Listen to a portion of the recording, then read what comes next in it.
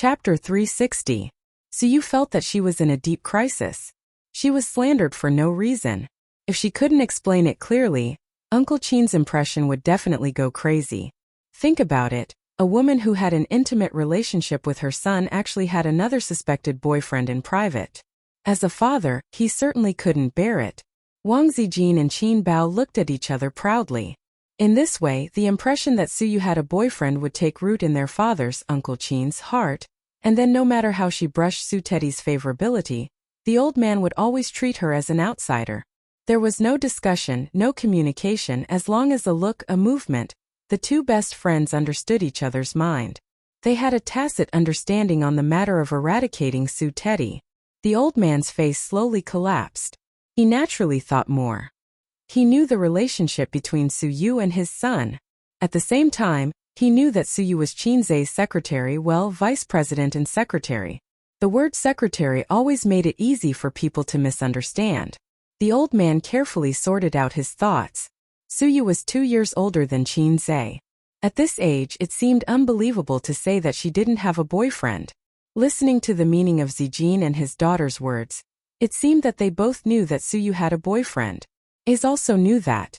Knowing that she had a boyfriend, he still had a relationship with the secretary? Damn it. When did my son become so playful? No, when did my son become such a scumbag? The smile on the old man's face gradually disappeared. Suyu looked at the old man nervously and found that Uncle Qin's face was even darker. Suyu was in a panic?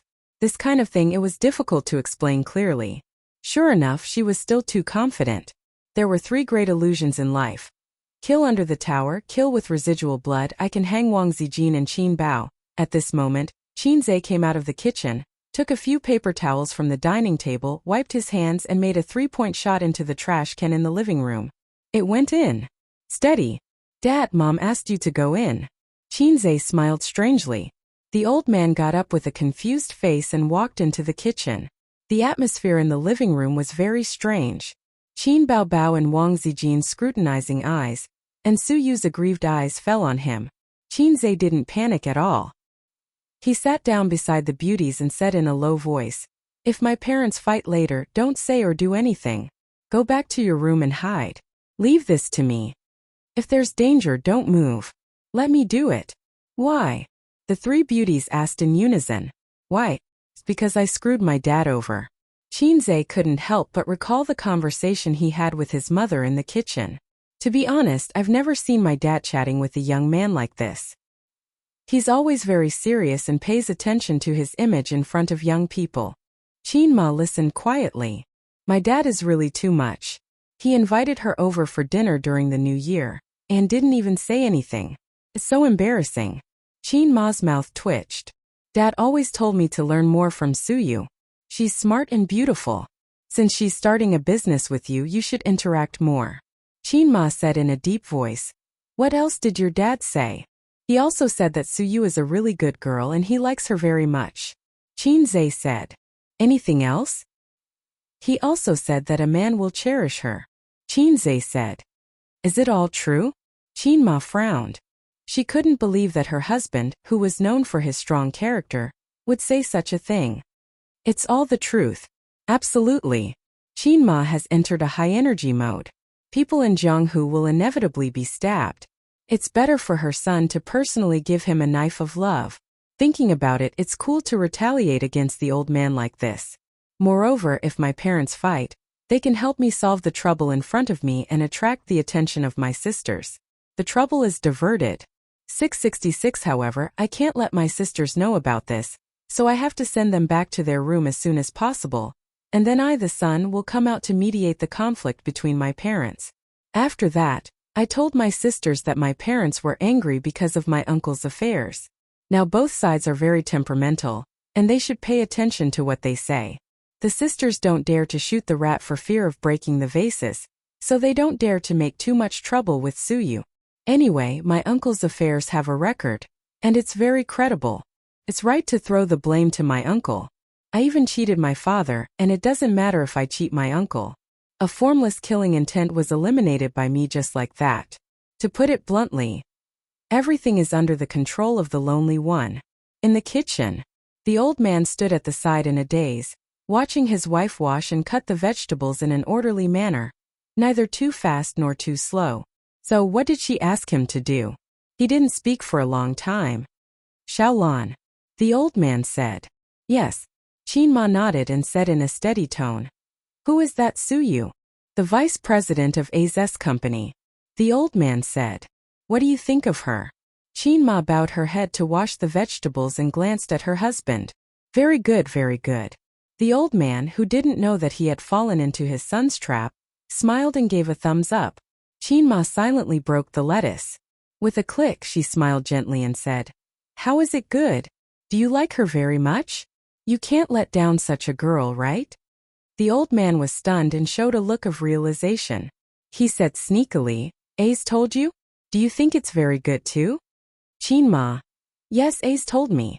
Qin thought he was already so old, and he still couldn't hold back his restless heart? Maybe he had lived for too long and wanted to know what it was like to die. This stinky little character has finally matured. The old man said with relief. I thought he couldn't forget Zijin and didn't want to disclose his relationship with Suyu. The old man paused and frowned. If Suyu really had a boyfriend, it was really not good to disclose their relationship. After all, it was disgraceful to play with a secretary. Wait, old Qin, what did you mean just now? What do you mean by couldn't forget Zijin and disclose his relationship with Suyu? Qin frowned and found that things were not simple. Suyu is his girlfriend. I thought so before. After all, it's already like that. The old man said gloomily. Nonsense, isn't his girlfriend Zijin? Who said that? Don't guess, the old man said.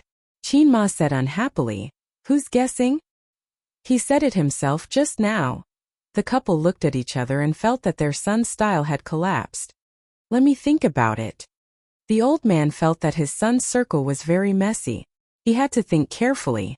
You said that Zijin is A's girlfriend. Ace said it himself? Qin nodded. Then, I know that Suyu is A's girlfriend. Anyway, we have done what a boyfriend and girlfriend should do. The old man said. But just now Zijin and Bao said that Suyu has a boyfriend. Qin's face changed. Things were complicated. From her son's foot in two boats, it became Suyu and her son at the same time.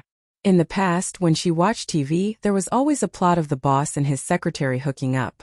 They were a pair of dogs. Qin looked at it and felt sad. If she didn't pay attention, her son would also become that kind of person. This matter needs to be clarified. Qin's tone was serious.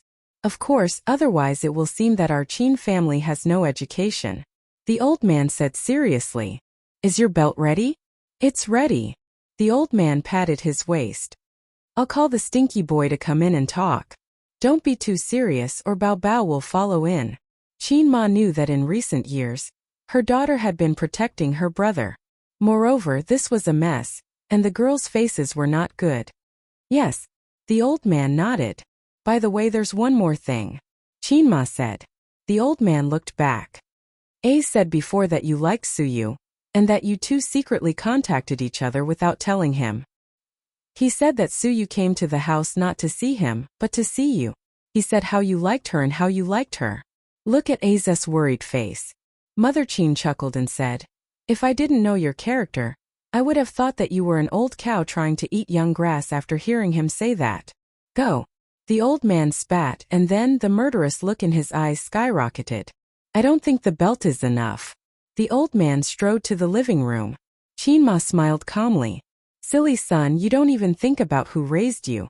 You even dared to lie to your mother. Look at how your father will beat you. Moreover, it was the husband who beat him.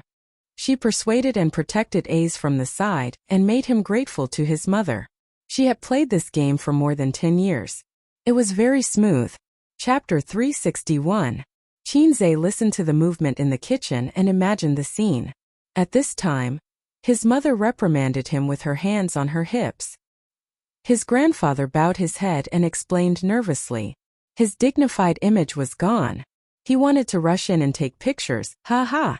Other children would want their parents to treat each other with respect and love for the rest of their lives. However, Qinze knew that when parents quarreled, no, parents would never quarrel. Usually, it was the father who would be scolded unilaterally. Back then, when it came to his uncle, Grandpa Qin was against it at first. He felt that he should not indulge his uncle. However, Qin Zai's mother loved her younger brother dearly. She was afraid that he would really be drowned in the Huangpu River by the debt collectors. Although the current society was ruled by law, if it was more than a decade ago, loan sharks were as cruel as the underworld. Qin Ma cried and scolded at the same time. For the whole night, his grandfather was annoyed and went to his son's room to occupy his small bed. Little Qin Zai did not dare to complain and happily threw himself into his sister's arms. He slept on his sister's fragrant bed for the whole night. Not long after, the house was sold. Hey, why didn't they quarrel for a long time? His mother's temper was good, but as a wife she could not bear it, right? She must question loudly. Could it be that his grandfather's ventriloquism was as good as his, and he could comfort his mother with a glib tongue? Liar, how could they quarrel? Qin Baobao stretched her neck and nervously paid attention to the movement in the kitchen. It was calm and quiet. Wang Zijin and Suyu did not express their opinions on this matter, but looked at Qin Zai with questioning eyes. No, they will quarrel. I'll count to 3, 2, 1. Ba, you want them to quarrel so much? As they were talking, his grandfather came out of the kitchen and waved his hand. Ace, come here and help your mother cut some vegetables. She can't spare her hands. Qin Zai looked at his father's face and felt something was wrong. His 18 years of professional experience made him have a woman's sixth sense. Qin Baobao nudged him with her big butt. Go away, I'm starving. Qin Zai was puzzled. When he stood up, he was kicked in the butt by his sister. Needless to say, Suyu came to the house on New Year's Eve, and the elder sister felt that her territory was invaded by the coquettish goods outside. So she vented her anger on him. Qin Zai went into the kitchen. Qin Ma's graceful figure could still be seen. She stood by the chopping board and cut vegetables. Mom, let me help you. He walked over. Qin Ma smiled. No need. Bang. With a soft sound, the kitchen door closed. Qin Zai turned his head and saw the old man staring at him with a gloomy face. His heart skipped a beat. I might be in trouble. Or maybe the way I entered the kitchen was wrong, but the old man definitely wouldn't give him a chance. In the spacious kitchen, Qin Zai made sandwich biscuits for his parents. Dad, I was joking with Mom just now, please forgive me. The witty Qin Zai directly admitted his mistake. It was useless to be stubborn. It was impossible to be reasonable. He would not be reasonable in this life. If it was useful to be reasonable, why would he need his father's big weapon? Pa! The old man didn't say anything and cut his scalp. Dad, why did you hit me during the new year? Qin Zai subconsciously stood at attention. He hated this damn instinct. Spicy old radish, it was really heavy. The old man didn't speak and the second slap came. Qin Zai blocked it. Mom, you see, Dad hit me again. Qin Zai asked his good mother for help. Qin Ma waited for the old man to finish the third slap and whispered, Don't hit the child, hitting can't solve the problem. Qin Zai complained, Maybe I'll get married in a few years. Dad, you can't always be so touchy. Marry a wife. The old man sneered.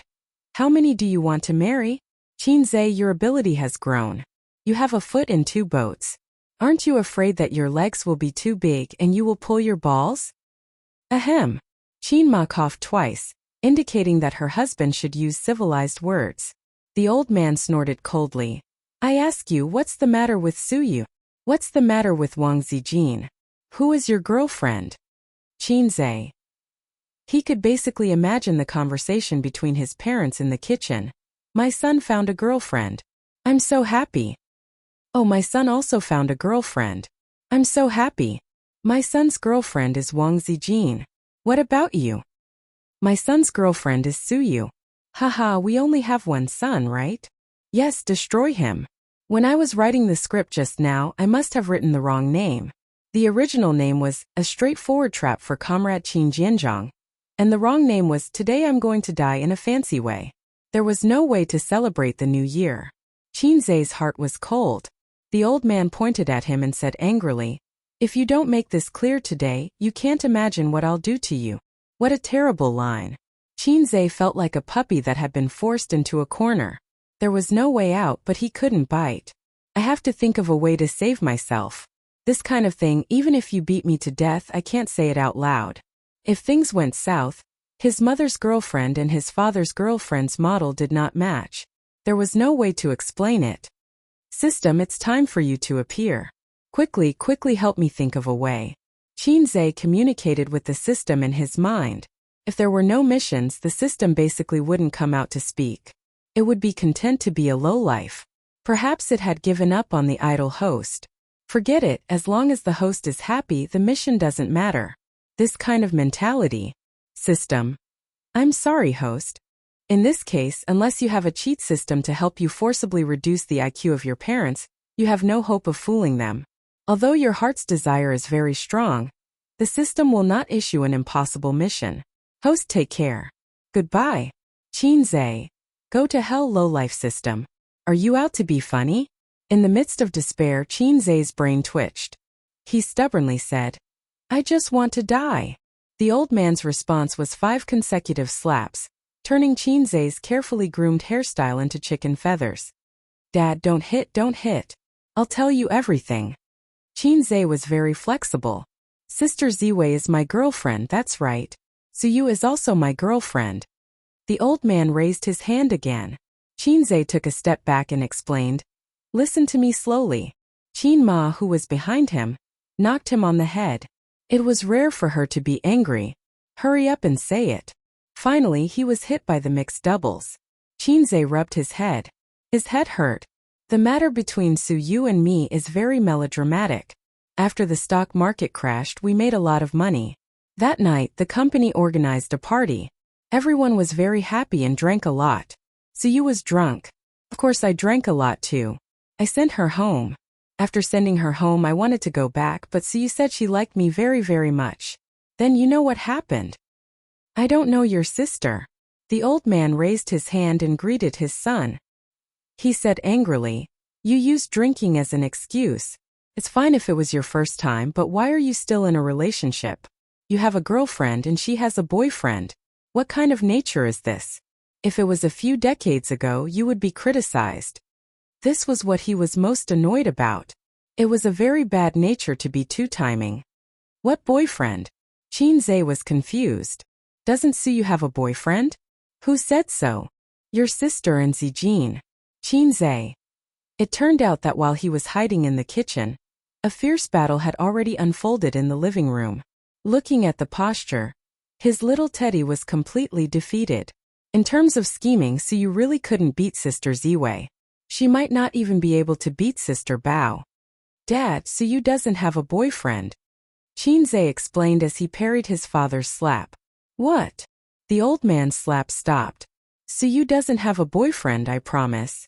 Then what did Zijin and your sister say that she has one? Maybe. It's a misunderstanding. What could he say? They were both flesh and blood. He couldn't say. Sister Ziwei and your daughter teamed up to slander others. Really? The old man looked surprised. Qinze nodded hard. I swear. Qin Ma narrowed her eyes and made things clear. If her son was telling the truth, then Zijin and Bao Bao's hostility was very obvious. Zijin, this girl, was quite a dignified and well-behaved girl. Tsk. What Qin Ma could think of, the old man certainly could. He was shocked. He always thought that Zijin was very dignified and gentle. He didn't expect that she would secretly make trouble. The old man remembered Wang Zijin's impeccable performance just now. This girl was amazing. Chapter 362. Let's not talk about whether she has a boyfriend or not. The old man waved his hand, scaring Qinze into thinking that he was going to be beaten again. What about Zijin?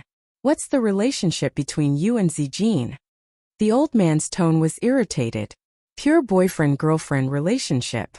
Qinze used implicit language to summarize his relationship with Sister Ziwei. No. The old man was stunned. Qinze nodded. The kitchen was quiet for a while. The old man frowned and pondered. Qin Ma was also pondering. Qinze was trembling. I don't know when the scalp will be cut. Steady, I will be able to get through it. What are you going to do? The old man couldn't figure it out and threw the question back to his son.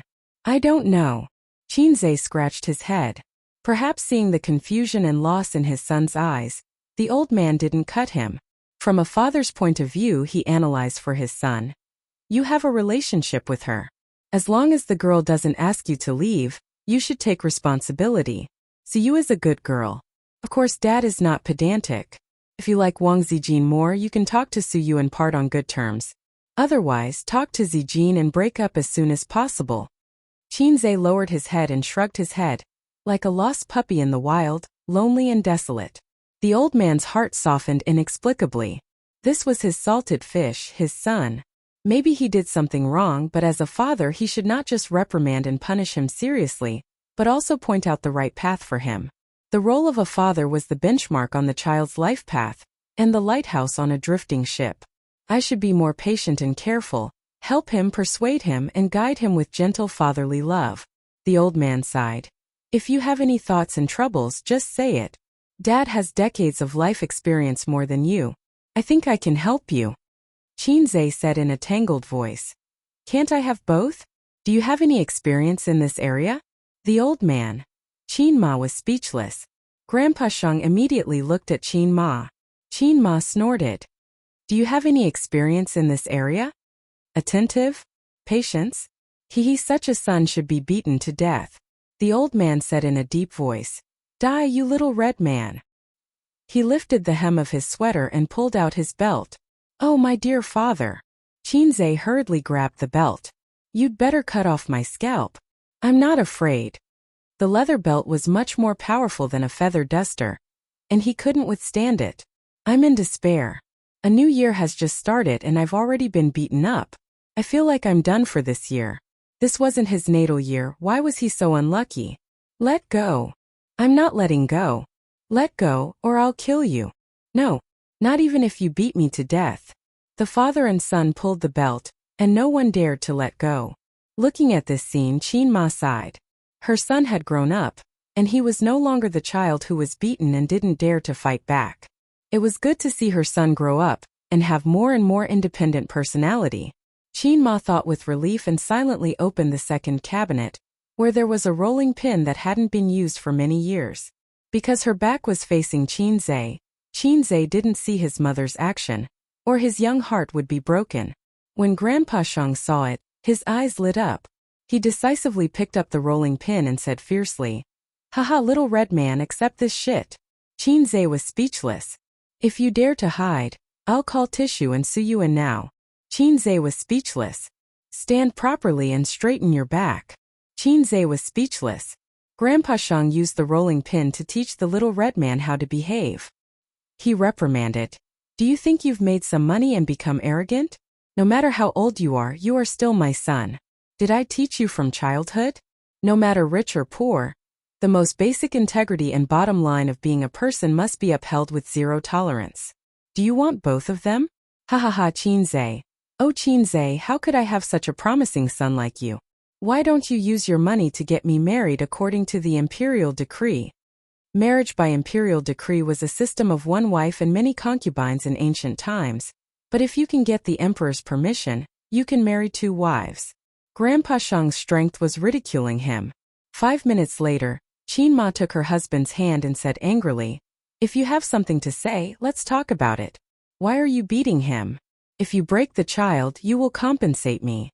Tears streamed down Qinzhe's cheeks as he thought, Dear mother, could you have said this earlier? You are not a policeman, but you have learned the bad habit of being late. At 7:30 in the evening, Qinzhe helped Qin Ma make a sumptuous New Year's Eve dinner, and a large basin of dumplings. The aroma spread from the kitchen to the living room, and the sisters were drooling. Qinzhe took out the last dish. Suyu, Qin Baobao, and Wang Zijin sat in a row. 3 pairs of eyes were shining. Let's eat. Grandpa Shang waved his hand. He sat at the head of the table. The 3 sisters were on his left, and Qinzhe and Qin Ma were on his right. Help me fill the bowl with rice.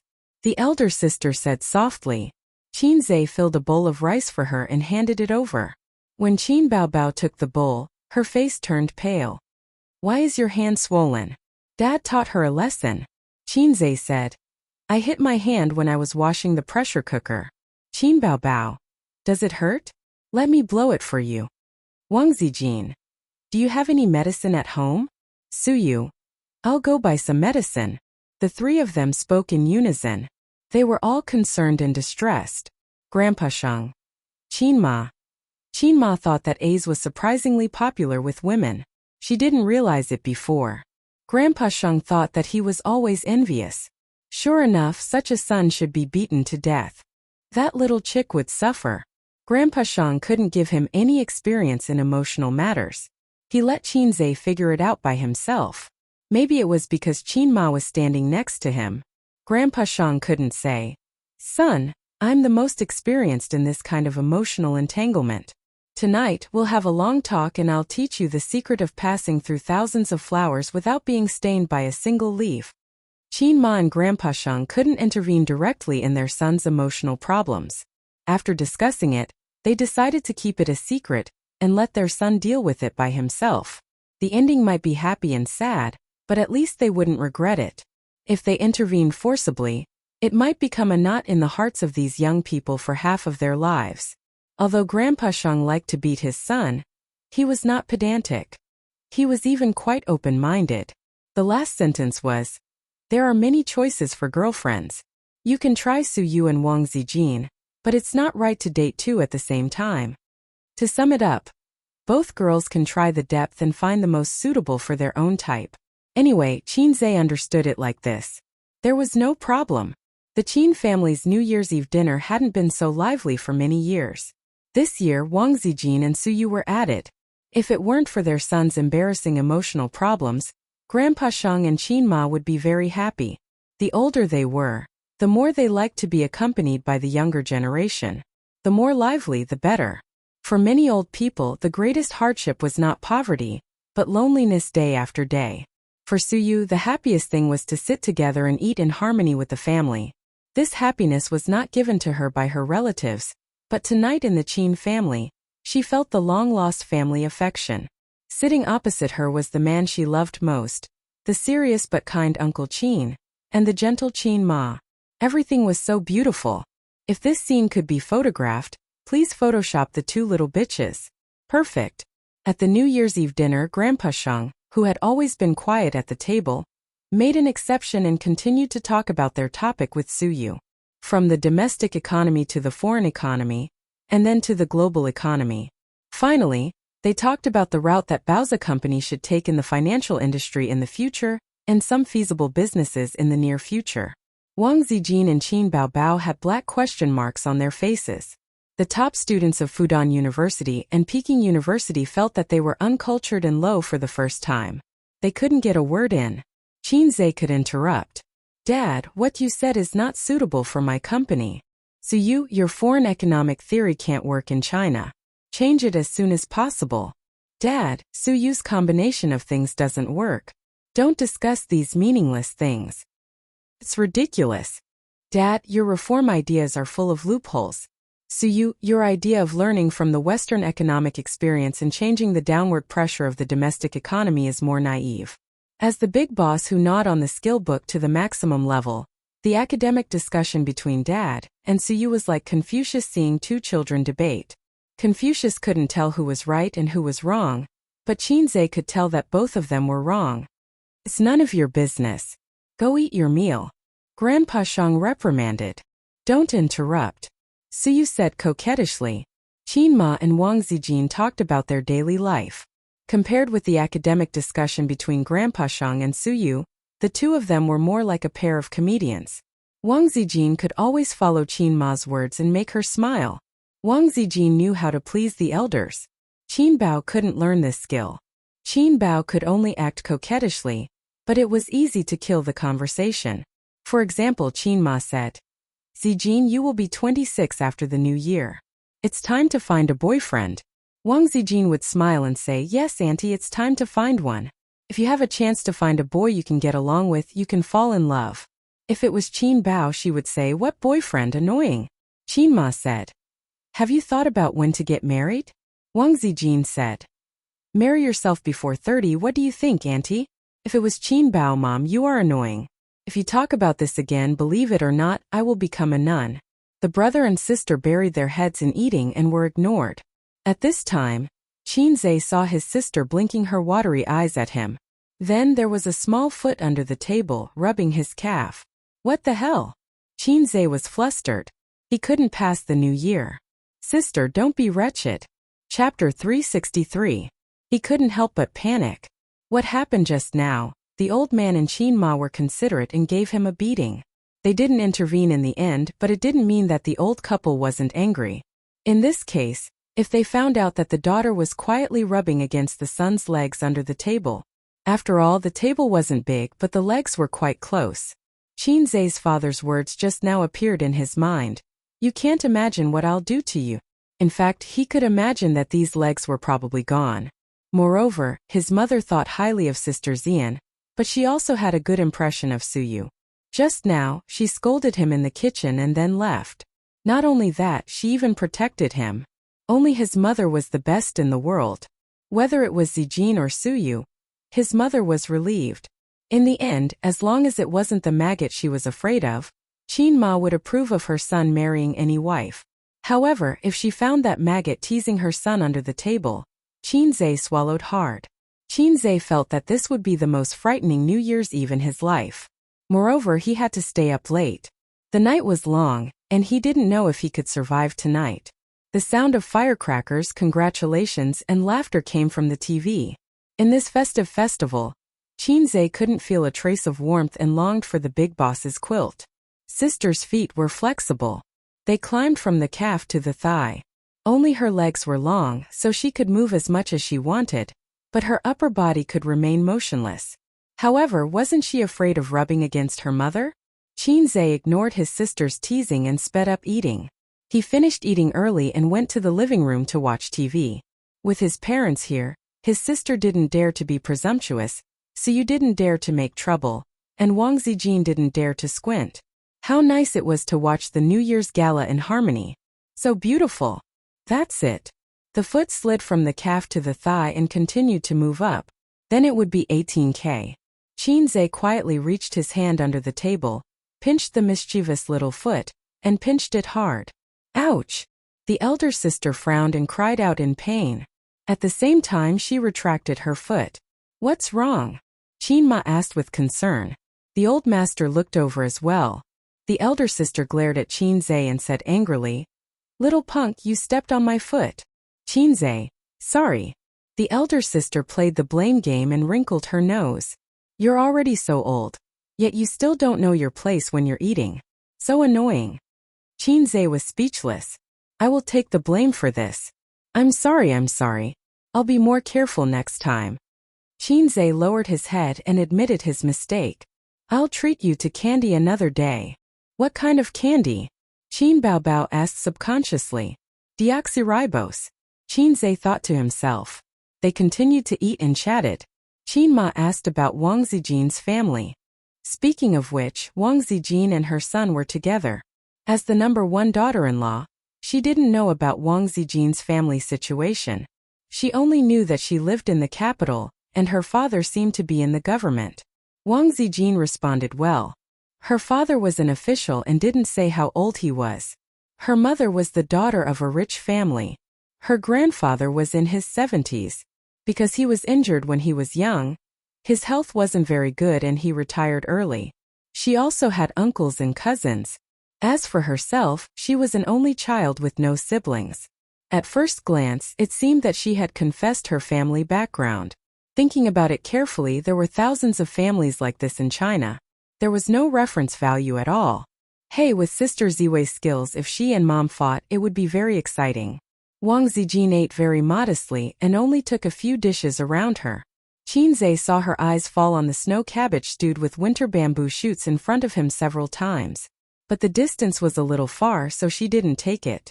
In front of her uncles and aunts, she was impeccable in all aspects. But Qinze felt sorry for her. Sister Ziwei, eat this. I cooked it. I didn't cook for you and sister at home before. Qinze picked up her chopsticks and said, Try it. Wang Zijin squinted happily and smiled brightly. Aze was so considerate. Suddenly, Qinze felt a gaze fall on him. He turned his head and saw Suyu. Suyu didn't speak and fixed her soft eyes on him. She was clearly saying, I want it too.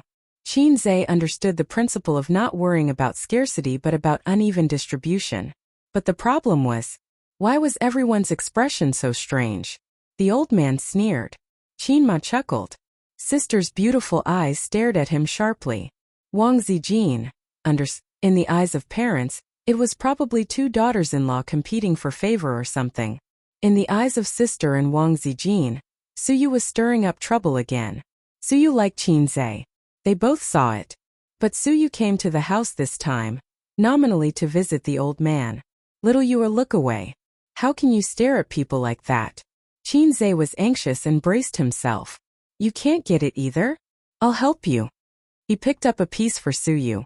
Suyu smiled sweetly and said, "Thank you." His knee was kicked hard and it hurt. It was sister. Sister glanced at her bowl. Okay, I'll finish the sins I've committed even if I have to kneel.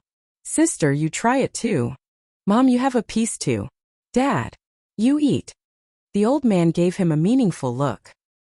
He always felt that his father's gaze was very complicated.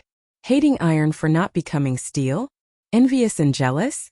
Qinze sat down, picked up the bowl and ate 2 mouthfuls of rice.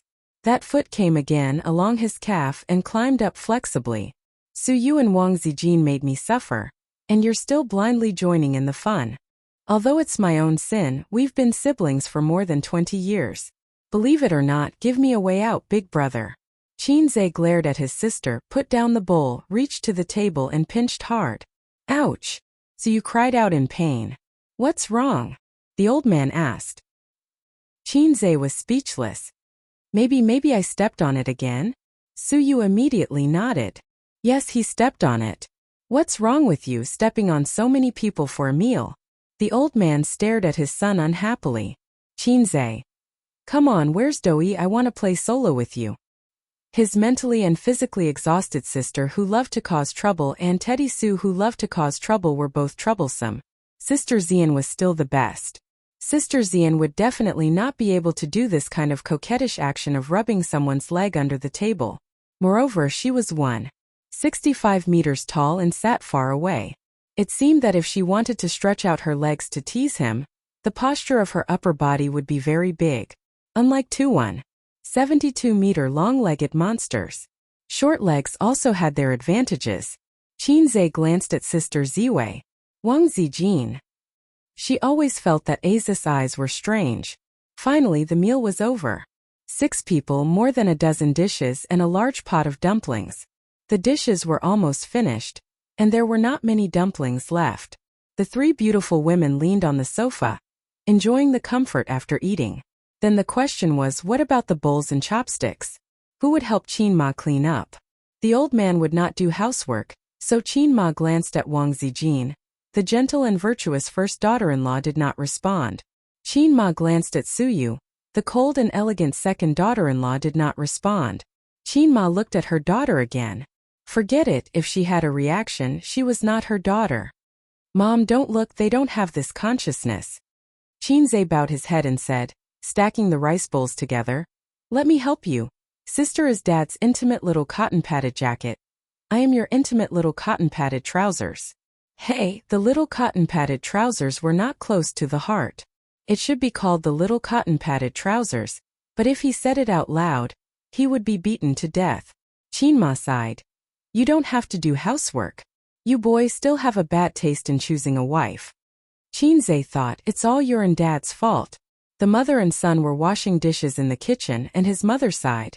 In the past, I was always worried about Bao Bao's marriage. She may be used to being single and heartless. She didn't pay much attention to you, but she didn't pay attention and you found too. Speaking of this topic, Qinze felt very guilty. He knew that his mother knew that his sister was a brother complex. Qinze anxiously told Qinma that Sister Ziwei was his girlfriend in order to dispel his mother's doubts. I said that I am Mom's little cotton-padded trousers, Mom. You don't have to worry about me. Mom doesn't worry about you. There are many girls in my hometown who want to marry to a big city, Qinma said with a smile. If you can't find a wife in the future, I will go to my hometown to find a girl for you to go on a blind date. Just find a few as long as they are passable. After all, you are ordinary and not handsome, so I can't ask too much. Qinze. "Mom, you will lose your son like this."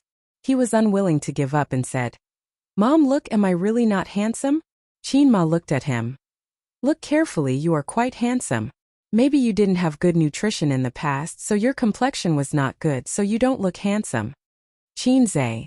Chin-zae's facial features were very regular, but they were not delicate enough.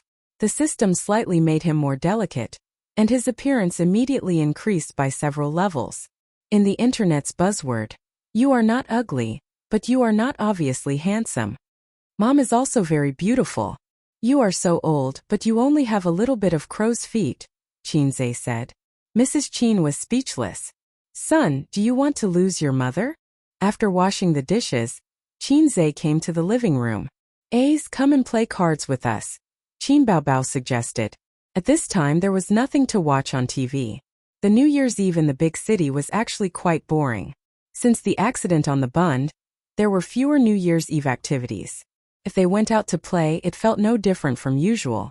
On New Year's Eve, the 4 members of the Chin family would play cards, and Chin-zae and Chin Bao would join hands to cheat some pocket money from their parents.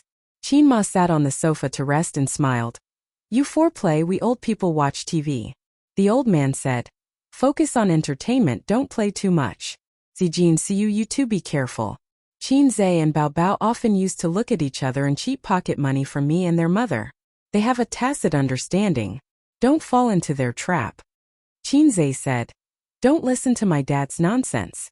It's as if we can use our eyelids to crack Morse code." So you said that she didn't like to play cards, then moved to Chin-zae's side, next to him and watched him play cards. Chin Bao sneered. "Afraid of losing money," Wang Zijin added. "I'll lend it to you, you don't have to pay it back." So you whispered. 2 illiterate idiots. Chin-zae was the only one who heard it and understood it. Hopefully, they could spend New Year's Eve in harmony. Chapter 364. Now Suyu, who is proficient in 18 kinds of martial arts and proficient in 108 kinds of postures, indeed has enough confidence to despise Wang Zijin and Chin Bao in this respect. And Wang Zijin and Chin Bao are really illiterate.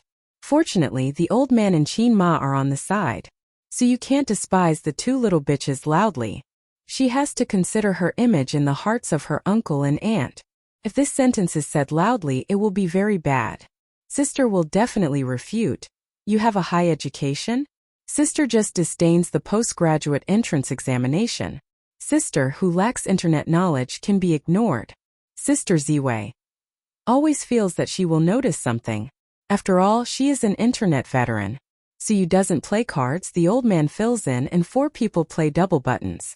The old man put on his glasses, sitting next to Chin Ma, opposite to Chin-zae, and sitting next to Suyu.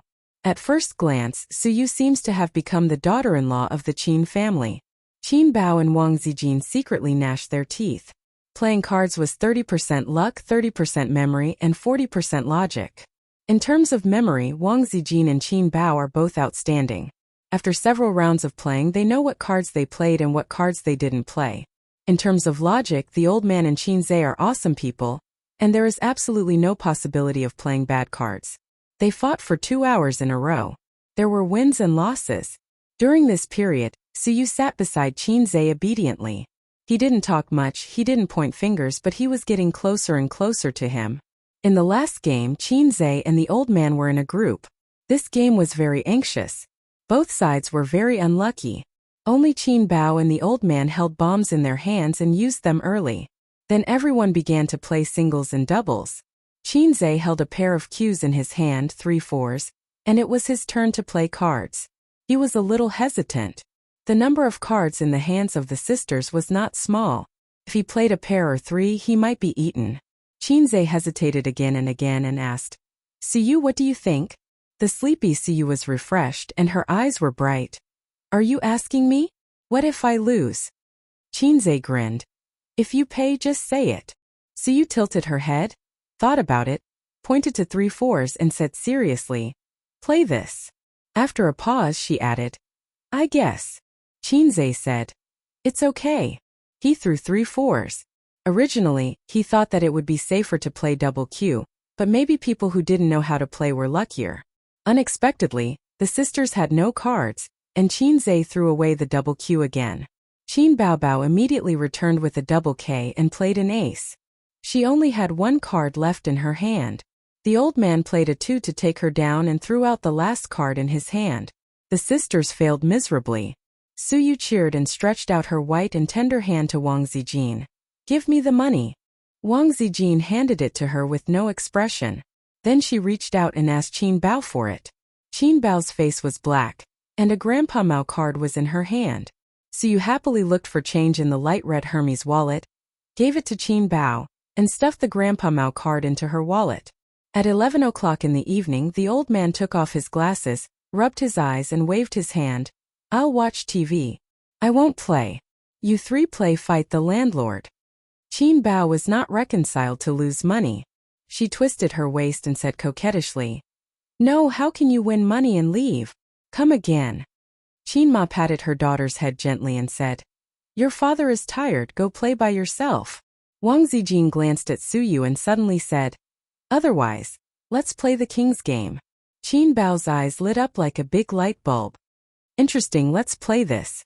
Suyu, do you want to play?" Suyu's face glowed and she was eager to try. "This is okay, let's play." The three women looked at Qin Zhe. "Oh, Qin Zhe. I suddenly feel so tired I quit." "No," they said in unison. "You are deliberately making things difficult for me, Qin Zhe." If he remembered correctly, the king's game was very exciting. The king had the absolute right to order others to do anything. This anything needed to be agreed upon in advance. Otherwise, the game could not be played. Think about it, if Qin Zhe drew the king's game, he could do anything. "Zijin, take off your pants. Suyu, come up by yourself. Sister, please eat sweets." Well, this kind of story would probably only appear in pornographic manga. Normal people would not play like this, but the king's game could play all kinds of tricks like barking like a dog, letting two men kiss, etc. It was very interesting. Such an interesting game, but it made Qin Zhe's chrysanthemum tighten and his balls go cold. You can't guarantee what the sisters will ask for. "What game? Tell me about it," Qin Ma asked with a smile. Qin Zhe drew the king, a 2 and 3 cards and explained. The person who draws the king can order the people in a 2 and 3 to do anything. It's quite interesting. Qin Ma laughed. Qin Zhe's heart moved, and a sharp light flashed in his eyes. He said in a deep voice, "Mom, Dad, why don't you play too?" With his parents present, the sisters would not play without restrictions. Most importantly, he had some questions to ask his parents. He could use this opportunity. Life is full of tricks. I don't only want to trick Dad, I also want to trick Mom. If I die on New Year's Eve, I will drag everyone down with me. Qin Zhe thought to himself in despair. Old Master Lin did not have to use his brain and mind. There was still an hour to the Spring Festival Gala. Qin Ma felt that it was not a bad idea to play with the children. She did not know that she had fallen into the trap that her son had dug. Qin Zhe drew the cards, shuffled them, and spread them out on the coffee table. Everyone drew their own cards. Qin Ma was very lucky. She was the first to draw the king. "So I'm the king, right?" She showed the cards to everyone. "Mom, you can order anyone here to do anything."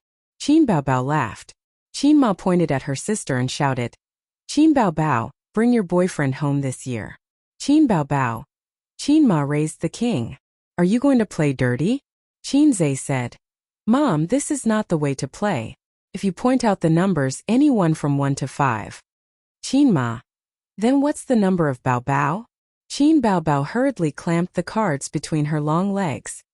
"I'm not going to tell you," Qin Zhe said. "Just say 1, it's more interesting." Qin Ma pondered for a moment. "Then we can only guess? I guess Baobao is number 1. Number 1, bring your boyfriend home this year." Old Master Lin's mouth twitched and threw the number 1 card on the table. "Can you change the request?" "I can't do it." Qin Zhe. Suyu. Wang Zijin. Qin Baobao laughed and collapsed on the sofa. "Dad, you must bring your boyfriend home next year." Qin Ma wanted to kill her daughter. She glared at her and laughed dryly. "Then let's change the request. Hubby, pour me a glass of water." Old Master Lin poured the water. In the second round, Qin Baobao drew the king. She rolled her eyes and quietly exchanged glances with Wang Zijin. Her sister coughed. "Number 3 and number 5. Who's your boyfriend or girlfriend? Qinze glanced at his card. Very good, number 1. But at this time Suyu silently showed the number 5. Qinze.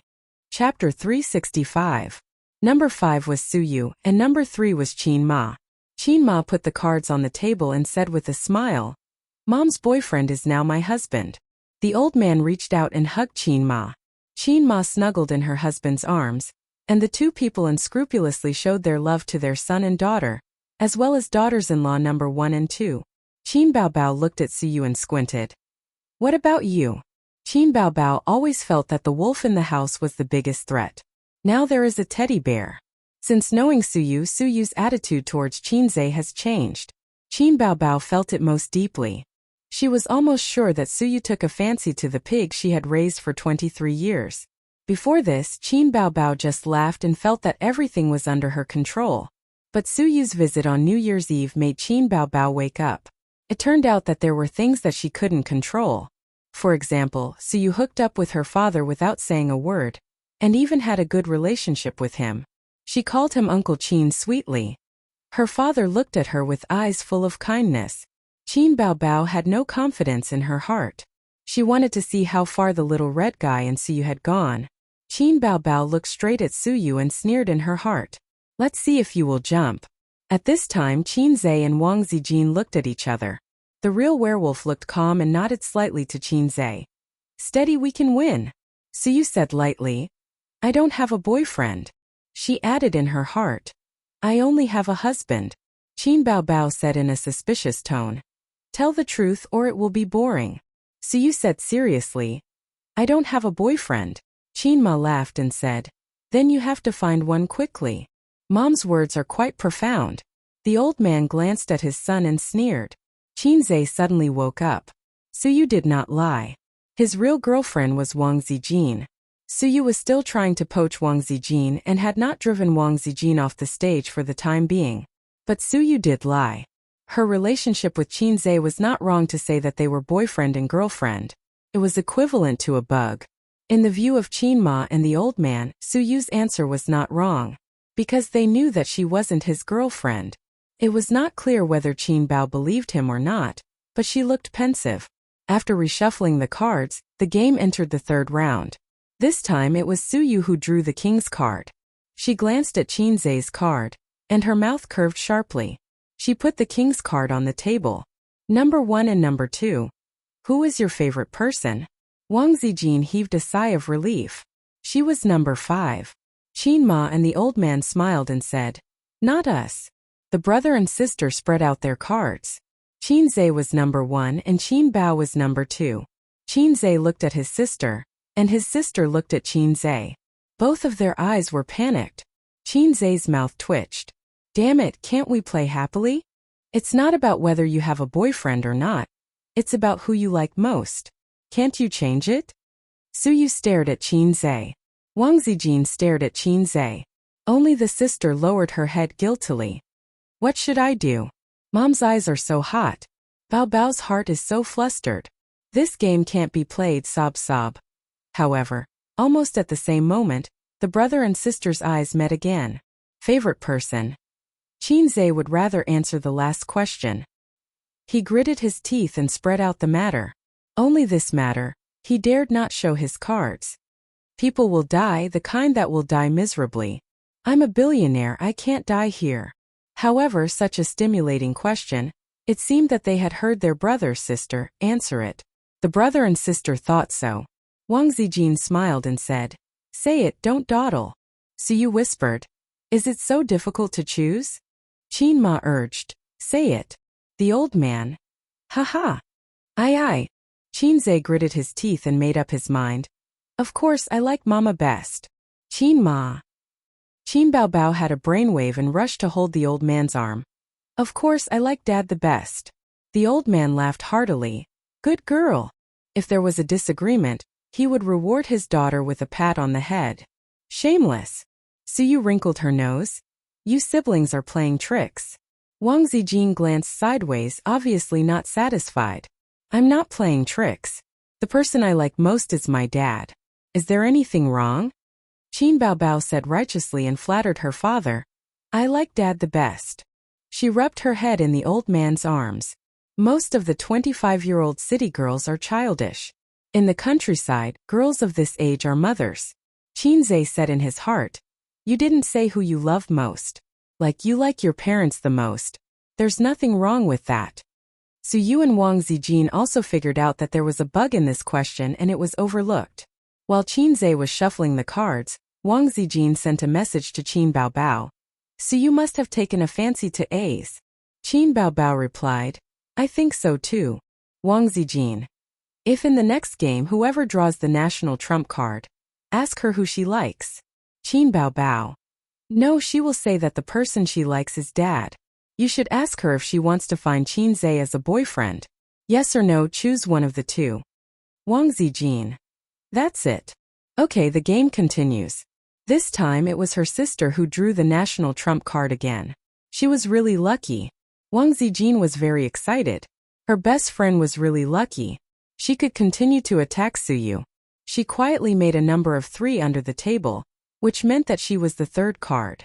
In the game of 6 people, she could command up to 2 people, so the probability of catching Su Yu was 2 in 4. Qin Baobao nodded slightly. She and Wang Zijin were good friends, good classmates, and deskmates for 3 years in college. They ate and did homework together. Occasionally, they would go to the playground to watch boys play basketball. When Qin Baobao and Wang Zijin went to the court, the boys were like roosters on drugs and were very excited. Such a good bestie. I'm going to stab her in the back. Number 3, do you have a boyfriend? Qin Baobao said loudly. Wang Zijin looked at her incredulously, feeling as if something had left her in her heart. Yes, it was the trust between people. Obviously, we said that we would attack Su Yu together. Why did you backhand me? I treat you as my best friend. What do you treat me as? Little lover? Wang Zijin was completely disheartened as she spread out the number 3 card. Qinze. It's over. Qinma. Pfft. Mom, don't be like this. Qinze looked at his mother with aggrieved eyes. Do you have a boyfriend or not? Qin Baobao looked straight at Wang Zijin. Therefore, his elder sister must have felt something. Wang Zijin hadn't spoken yet, so you interrupted. It's strange, what's the meaning of your question? Whether she has a boyfriend or not, you don't know. So you couldn't understand. In her understanding, Qinze and Wang Zijin were boyfriend and girlfriend. Qin Baobao must know. After all, one is a brother and the other is a best friend. Ahem. Qinze coughed. Don't say it again. Didn't you see Sister Ziwei's face was black? Su Yu stopped, looked at Qinze, and then looked at Qin Baobao thoughtfully. Yes. Wang Zijin said seriously. Qin Baobao asked, who is it? Wang Zijin smiled and said, then wait until you get the next king. Qin Baobao looked at her suspiciously and smiled. Then I'll ask you next time.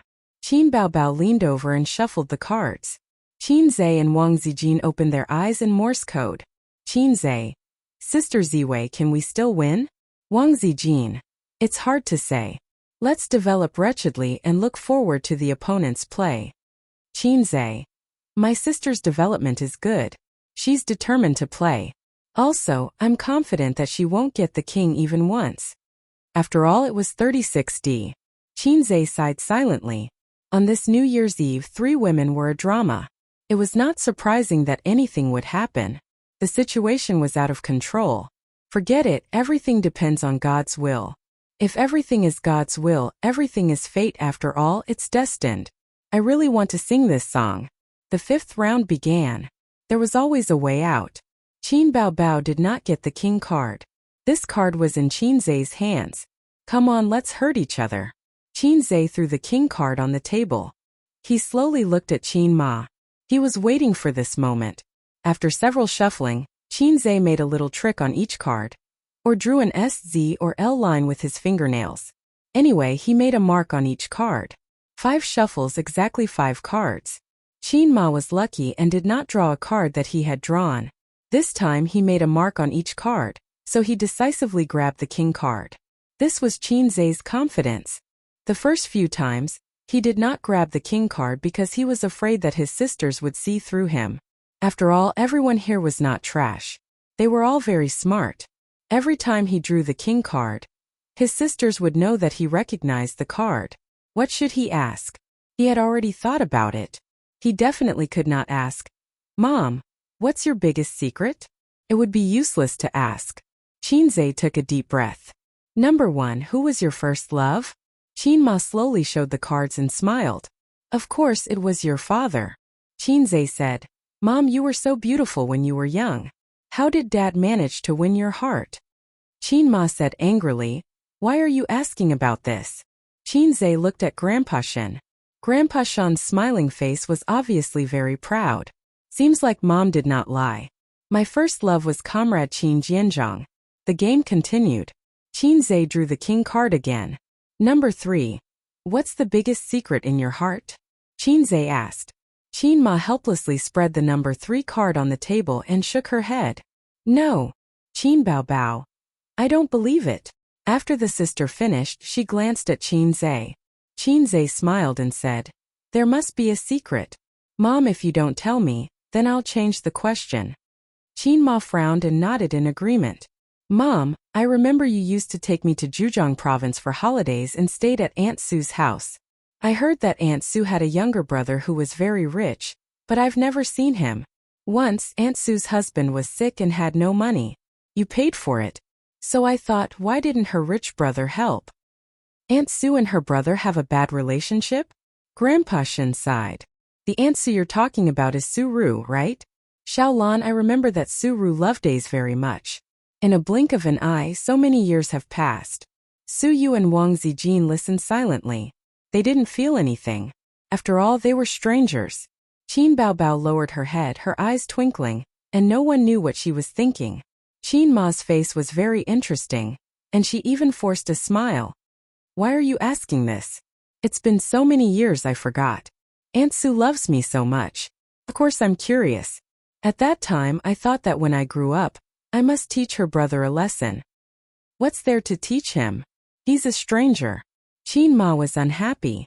How can he be a stranger? You and Aunt Sue are so close. You shouldn't know her brother. We haven't contacted each other for more than 10 years. How can we be friends? Why haven't you contacted each other? Don't ask. Qin Ma's face was ugly. Oh, forget it. Let's continue. Chinze was ready to shuffle the cards. I'm not playing anymore. I'm tired. Qin Ma got up and walked to the kitchen. I'll wash some fruit for you. After the game ended, everyone felt mentally and physically exhausted. Chapter 366. At 12 o'clock, Qin Ma and the old man gave red packets to Chinze and the others, which was considered as New Year's money. The elder sister opened the red packet, and there was a red 100 yuan bill. She smiled sweetly and said, "Thank you, Mom and Dad." Then she reached out and grabbed the red packet from Chinze's pocket, took out the money inside and said righteously, "This year's New Year's bag, elder sister will help you keep it. Well, just treat it as your wife's money." Qin Ma said helplessly, "Why do you care about Aza's wife's money? You as a mother don't care. As an elder sister, I'll have to work hard." Qin Bao Bao said. Wang Zijin glanced at her. Suyu carefully stuffed the red packet into the inner pocket of the down jacket and was sincerely happy. "Thank you, Uncle and Auntie." Qin Bao Bao yawned. "I'm going to sleep." Wang Zijin asked, "Aren't you staying up for the new year?" Qin Bao Bao shrugged. "Women who stay up late grow old quickly. In the past, it was Ace who stayed up for the new year for me. Good brother, please continue this year." Wang Zijin. Chinze sneered. "Mom and Dad, this is your good daughter." Qin Ma. "I'm used to it. Anyway, for so many years you've stayed up for the new year." The old man.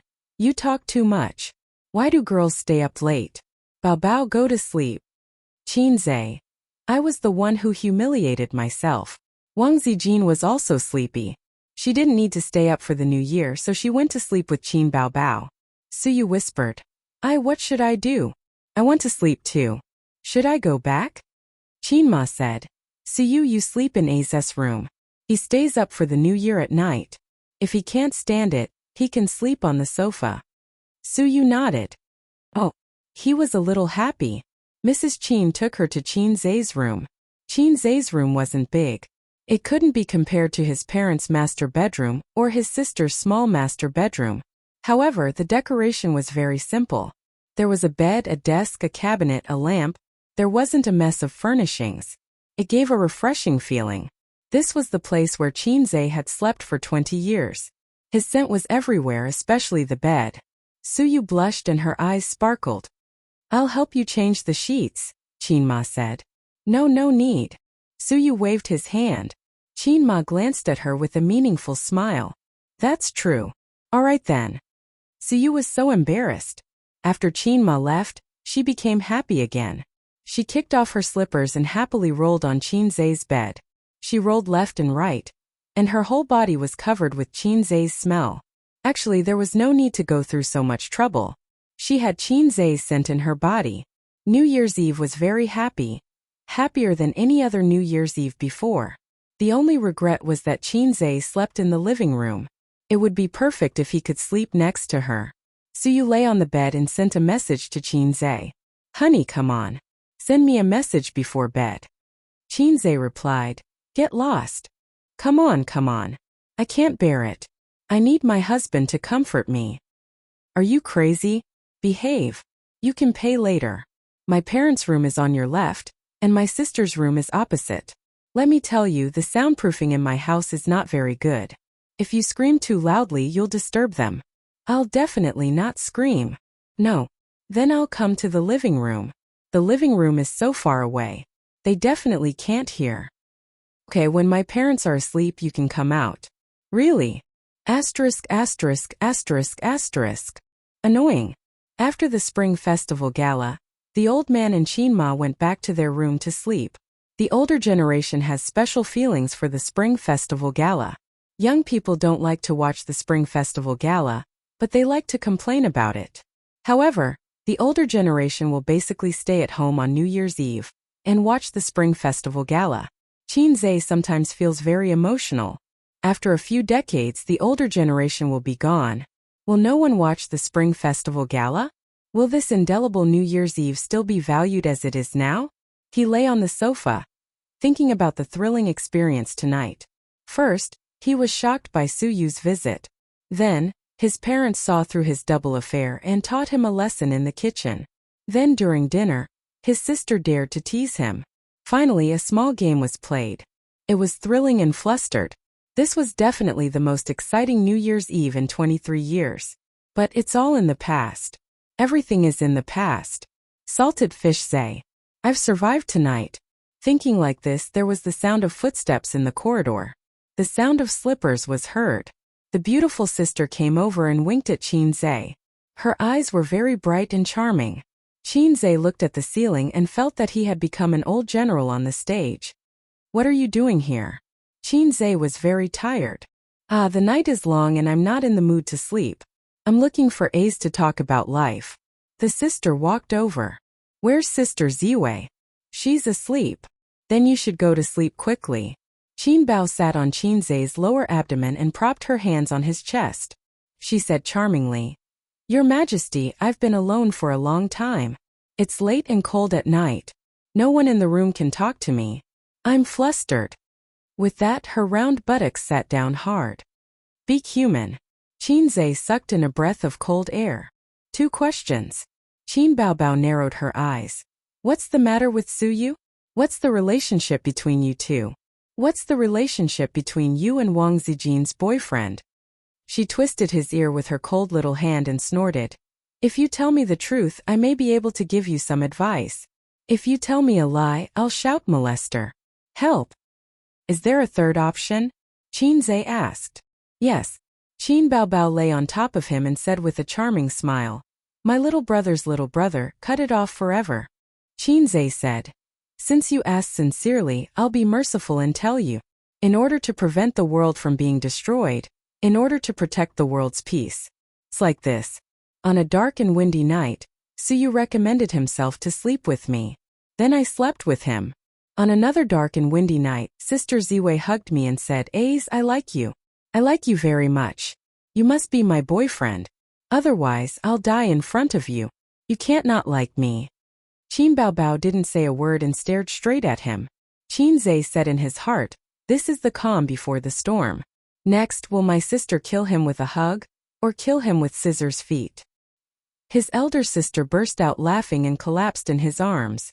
Her body trembled and her delicate fragrance assailed his nostrils. You don't believe me? I don't believe your big head. Sister charmingly rolled her eyes. Haha, if Wang Zijin would say such things, she would not be Wang Zijin. In the 3 years of high school, she didn't even wear a short skirt. Moreover, I don't believe that Suyu would say such things. She even recommended herself to sleep with you.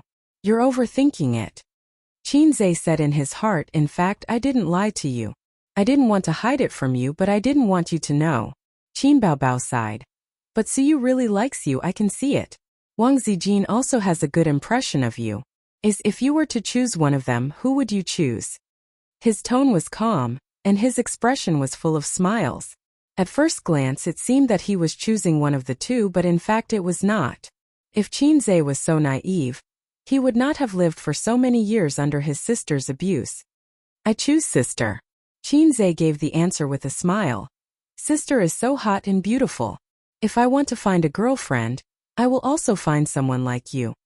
Qin Baobao smiled. Good. Qinzhe breathed a sigh of relief. Right. Qin Baobao took out 2 red Grandpa Mao bills from the small pocket of her pajamas and went to the cabinet under the TV to look for the red envelope. Her long hair was scattered, and when she squatted down, her buttocks were just like a full moon. She stuffed Grandpa Mao into the red envelope, put it on Qinzhe's chest, and patted it with her small hand. Happy New Year. 2 big bills, one was Qinzhe's and the other was her own, and now they were all given to Qinzhe. Qinzhe was moved. Happy New Year, Grandpa's the best. Sister tilted her head. So, it's your turn to give the red envelope. So, this should be another trick. Qinzhe looked at her sly smile and said angrily, I didn't bring cash, or I'll give you back these 2 bills? No sincerity, hum. Qin Baobao wrinkled her nose. Help me get my clothes. Qinzhe pushed his sister's buttocks. Sister went to the hanger in the hallway and brought his clothes. Qinzhe pulled out his black Hermes wallet. The wallet was filled with colorful credit cards. Each one of them was enough to drive a gold digger crazy. He pulled out a card and gave it to his sister. Happy New Year. Here, this is your red envelope. Not your wife's money. Qin Baobao blinked. So I can spend as much as I want, right? Is it different? Have you ever been soft-hearted when you spend my wife's money? Qinzhe rolled his eyes. Qin Baobao was speechless, so she chopped his head with her hand. Qinzhe said, Isn't your own little treasury enough? Why do you cheat me of my money all day? It's none of your business. Qin Baobao chopped again and said in a low voice, It's different. She held the credit cards and ran back to her room. Soon after, Suyu's message. Waiting for good news, waiting for good news, waiting for good news. Qinzhe. No, today I want to enter meditation. No, I want to enter meditation. Suyu. Liar, big liar. Qinzhe. My sister just came out. I have a hunch that Sister Ziwei will come out later. In short, it's very dangerous tonight. The sound of slippers came. Who are you texting? Wang Zijin's gentle voice. Qinzhe. Don't raise flags randomly. Sister Ziwei, why are you not sleeping so late? Come out? Qinzhe. I'm browsing Tieba, scolding people, not chatting with anyone. Wang Zijin sat beside him. Baobao just came out?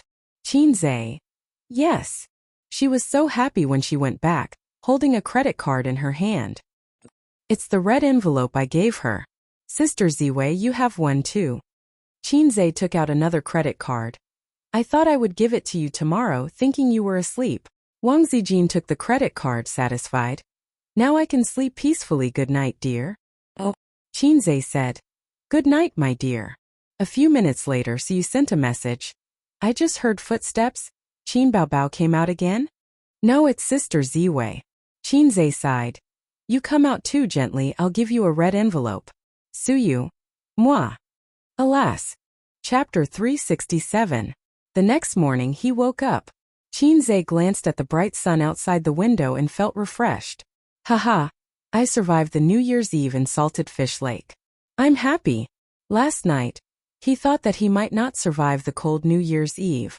Although the air conditioner was on, his heart was cold.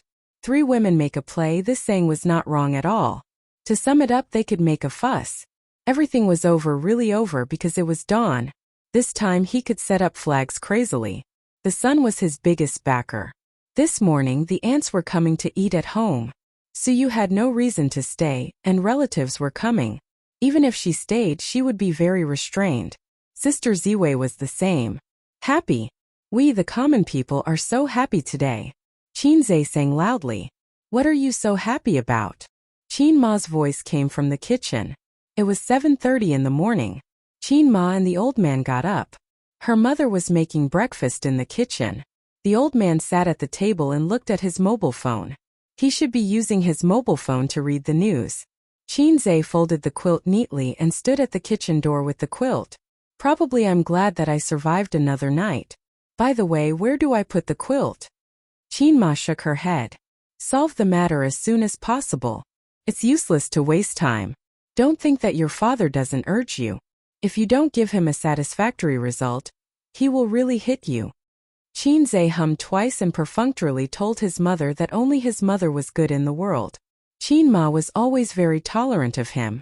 Put it in your room. Suyu has already got up. Zijin has also got up. They are all washing up. Wake up your lazy sister. Qin Ma turned and smiled.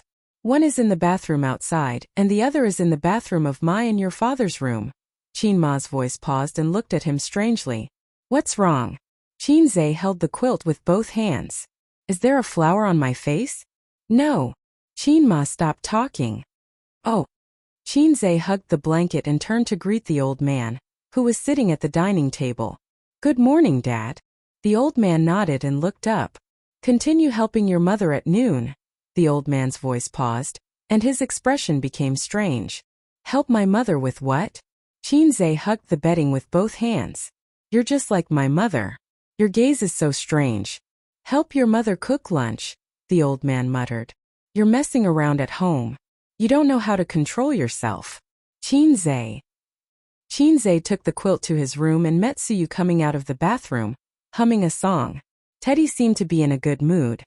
Hey, good morning, Qinze greeted. Suyu raised a smile on her cold face. It was as if the ice river melted, particularly bright and beautiful. Morning, you. Gif of Suyu's smile gradually disappearing.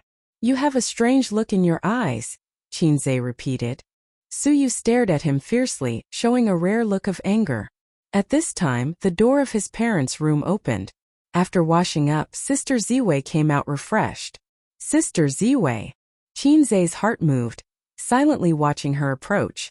Gif of Suyu's smile gradually disappearing. It appeared again. Originally, Wang Zijin saw him and subconsciously showed a gentle smile. She came a few steps and looked at his face. Her small face changed and the smile disappeared. Qinze was shocked at that time. Did my appearance plummet when I woke up? Or was my complexion so bad that I was disfigured? You don't have to say anything. I'll look at myself in the mirror. He hugged the blanket into the bathroom. Qinze stood in the bathroom and stared at himself in the mirror. His mind was full of, what the f***ck? The little brother in the mirror was handsome, with sword-like eyebrows, starry eyes, and a clear face. If this face walked on the street, countless good girls would scream, "Look, fast shooter." This was not the point. The point was that there were two bright red lipstick marks on this face, on the left cheek and the corner of the mouth.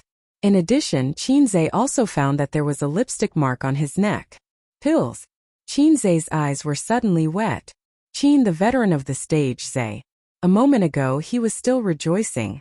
It was dawn and the bitterness was over. It was all right and he survived smoothly. As soon as he turned his head, God gave him a slap and said, "Dream on." Who did it? Qinze's heart was full of anger. This New Year's Eve was not happy at all. The sun came out, and it was still haunting him. At the same time, Qinze imagined everyone's psychological activities. Qinma. Yes, you're my son. You must have had a good time last night. The old man. Little red man, you played at home, how did you operate it? He couldn't predict the psychological activities of Suyu and Wang Zijin for the time being, because he didn't know who did it between the two. Did you have a good time last night? Wang Zijin sneered. Oh, I should ask you this. Suyu gritted her teeth. Not you. No, I swear to my integrity, and then was it you? No, I swear to my integrity. Wang Zijin and Suyu looked at each other and stared at Qin Zhe. Who did it? Not you two. Qin Zhe's mouth twitched. Damn, who did it? Wang Zijin glanced at Suyu suspiciously and said lightly, It's simple, just ask. She pulled Qin Zhe and pushed open the door of Qin Bao's room directly. Her sister was lying on the bed and sleeping soundly. Wang Zijin half knelt on the bed and raised her small hand to spank her butt. Get up, your brother was molested. Wang Zijin shouted. Qin Bao turned over, frowned and muttered, I didn't molest him. Wang Zijin. She woke up her best friend and pointed to Qin Zhe's face. Look, did you do it? Qin Bao looked at Qin Zhe with dilated pupils and slowly her eyes became sharper and sharper, staring. Which little bitch did it? Suyu said. Well said, which little bitch? Qin Bao glared at him. Wasn't it you? Because you have always liked Qin Zhe, you secretly kissed him in the middle of the night. I have already guessed this kind of plot. Suyu sneered and said. Do I need to do that?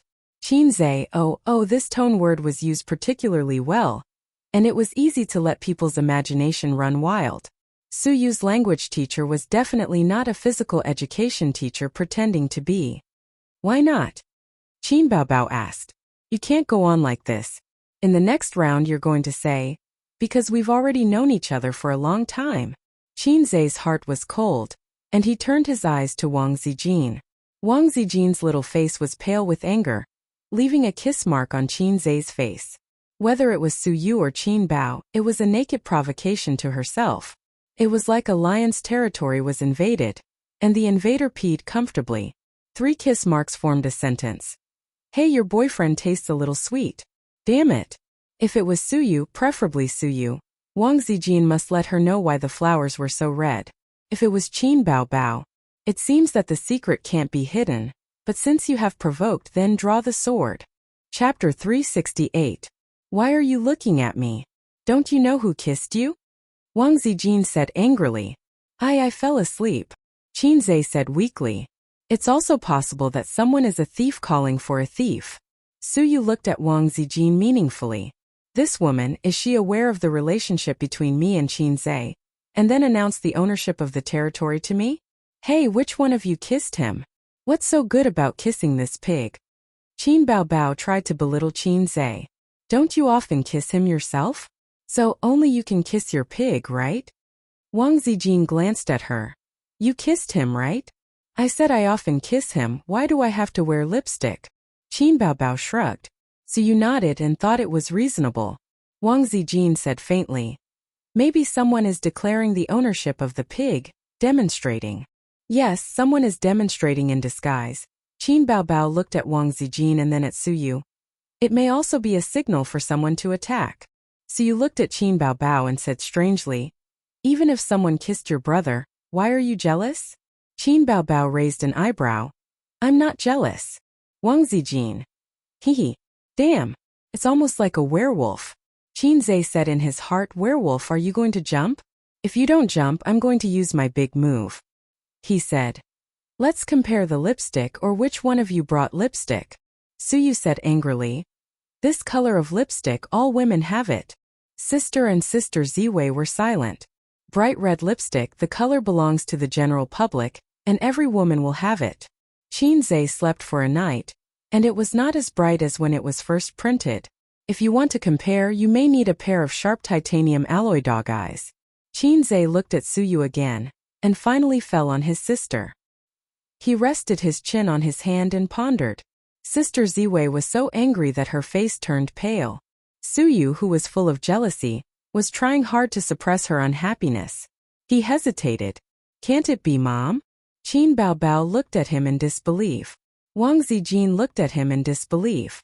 Suyu looked at him incredulously. Qin Zhe. Just pretend I didn't say anything. Time to eat. Qin Ma knocked on the door. Seeing that they were all together, she glanced at the lipstick mark on Qin Zhe's face and walked away meaningfully. I'm going to wash my face. Qin Zhe was embarrassed. In her heart, she wondered if she was a scumbag. However, the way she looked at her mother was full of gossip. Qin Zhe washed up and came out. The sisters were eating breakfast quietly. There was millet porridge, a few dishes cooked by Qin Ma, 2 steamed buns and fried dough sticks. The latter 2 were specially bought by Qin Ma early in the morning. Qin Ma's habit was very strange. Obviously, everything was available outside, but she liked to buy half of it and cook the other half herself. Until Suyu left, the case was not investigated clearly. Wang Zijin was staying at their house. Qin Ma and the old man knew the identity of Qin Zai's girlfriend. Only the silly girl Qin Bao didn't know. It was completely normal for a girlfriend to spend the new year at her boyfriend's house. Moreover, it was good to take the opportunity to get familiar with Qin Zai's relatives. At noon, his father's relatives came, the eldest aunt's family, the youngest aunt's family, a total of 6 people. Qin Zai introduced his relatives to Wang Zijin. The eldest aunt and the eldest uncle were civil servants working in state-owned enterprises. The eldest uncle was doing well and was a small section chief. Both husband and wife had a golden rice bowl and had 2 houses in Shanghai. The beautiful cousin was called Zhang Yunxi. The youngest aunt was a middle school teacher. As a teacher she was qualified, but as a mother she was undoubtedly a failure. At least in the eyes of the youngest uncle. His wife was a failure of a mother. The youngest aunt doted on her son very much, resulting in the rebellious character of the cousin Jiang Cheng. The youngest uncle was a businessman and earned about 2 or 3 million a year. Zhang Yunqi smiled and shouted, "Sister Ziwei, sister." Jiang Cheng was much more mischievous. He winked and said, "Is this my cousin-in-law? What a beautiful cousin-in-law. Congratulations, cousin." Wang Zijin half-joked and half-seriously said, "I'll give you a red packet later." "Thank you, cousin-in-law." Jiang Cheng shouted, "Ouch, cousin, why did you cut off my head?" Qin Bao didn't give him a good face and said, "Go away, you're blocking my way." Jiang Cheng felt wronged and said, But there's no way behind me." Qin Bao raised her hand and said angrily, "Try talking back again." Jiang Cheng was speechless. He looked at Qin Zai pitifully. Jiang Cheng was a shameless person who judged people by their appearance. He loved to stick to Qin Bao since he was young, but he was teased and bullied by his cousin. He was like a rubber ball kicked away and then rolled back. "My cousin abused me thousands of times, but I treated her like my first love." During the first year of high school, he rushed home and said that he wanted Qin Bao to pretend to be his girlfriend and go to school. He was beaten up by Qin Bao. Jiang Cheng pointed at Qin Zai and said angrily, "Why did my cousin pretend to be my cousin's girlfriend and not me? Boys with girlfriends will have a lot of face in school. My cousin is so hot and beautiful." He was beaten up by Qin Zai. Qin Zai and Qin Bao both liked to beat him up. He was stubborn and wasn't afraid. His way of thinking was different from those born in the 80s and 90s. "My cousin abused me thousands of times, but I treated him like my first love." After lunch, Qin Zai snuck to the balcony to smoke. The cold wind was howling. Jiang Cheng snuck over and smiled slyly. "Cousin, give me one." Qin Zai handed him one. He snuck to the corner of the window and lit the cigarette. He took a deep puff and coughed violently. "Don't smoke if you don't know how to." Qin Zai teased him. "Damn, I always thought that smoking was cool, but it's too suffocating." Jiang Cheng wiped his tears. "I have to learn this skill. It's very effective to show off in front of girls. In fact, 90% of women hate the smell of smoke. Cousin hates it too." "Yeah, then I won't smoke." Jiang Cheng stamped out the cigarette and threw it out of the window. "I heard from your mom that you ran away from home again and hid at your aunt's house?" Jiang Cheng grinned. "That's because my dad always beats me. Aren't you just asking for it?" Jiang Cheng felt wronged. "Brother, you can't be like this. What era are we in now? It's not popular to teach people that beating is affection and scolding is love." "I'm not you." Qin Zai skinned him. "Why don't you try exposing my scars again?" Jiang Cheng sighed. "Recently, my dad often said something to my mom. Big brother beat Ace since he was young. Look, he's so promising now. It's because you spoiled him too much when he was young that your son became useless." Qin Zai was speechless. "My poor cousin, my uncle was led astray by my dad." Qin Zai thought for a moment and said, "What you're pursuing now, in 5 or 10 years, you'll look back and realize how childish and laughable you are. Of course, you might not understand if I tell you this. When we were young, our parents always taught us to study hard or we'll regret it in the future. They never took it seriously. When we grew up and started working, we would know what regret was. But it's too late. It's hard for others to teach you things you haven't experienced. So, I can't be bothered to educate you. Do you want to be as promising as I am? If you want, try to read more books and play less games. It'll be good for you in the future. When I was in school, there were always trash spreading poisonous chicken soup. You can be a boss without studying. And you can make a lot of money without studying. Then you can drink, smoke, fight, and skip classes. I don't know if you still say such things now. Jiang Cheng. Yes, I hear it often. In the future, if someone says that, you can give them a slap and mislead them. The era of lousy people is over. In the future, society will only pay more attention to accumulation and foundation. If you don't work hard when you're young, you'll just be a delivery man when you grow up, Qinzhe said. Cousin, delivery men are rich. On Singles Day they earn tens of thousands a month, Jiang Cheng said. Qinzhe. He really couldn't understand this society. Delivery men earn tens of thousands a month, and delivery men earn tens of thousands a month. Forget about the two above. After all, it was hard-earned money. Even the subway beggars earn $1 million a year. I'm just asking if you're frustrated. You have to think about it differently. Qinzhe said. Look, I have 2 companies under my name now.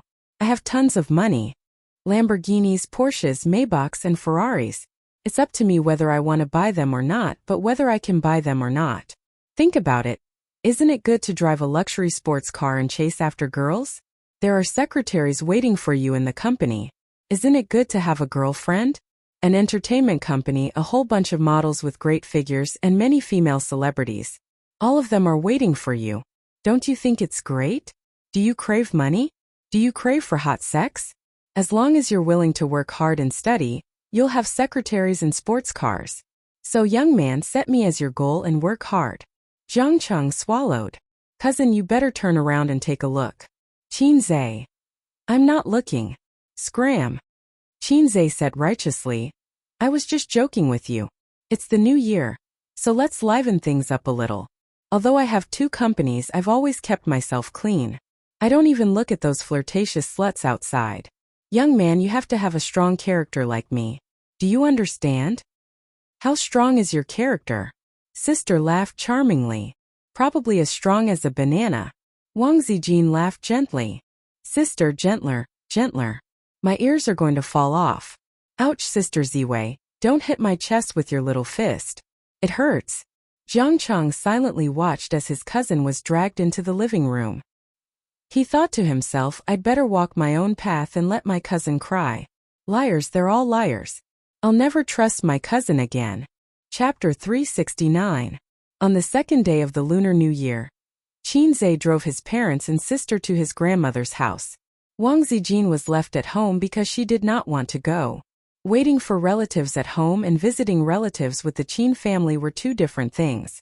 The former could be a girlfriend, but the latter must be a wife.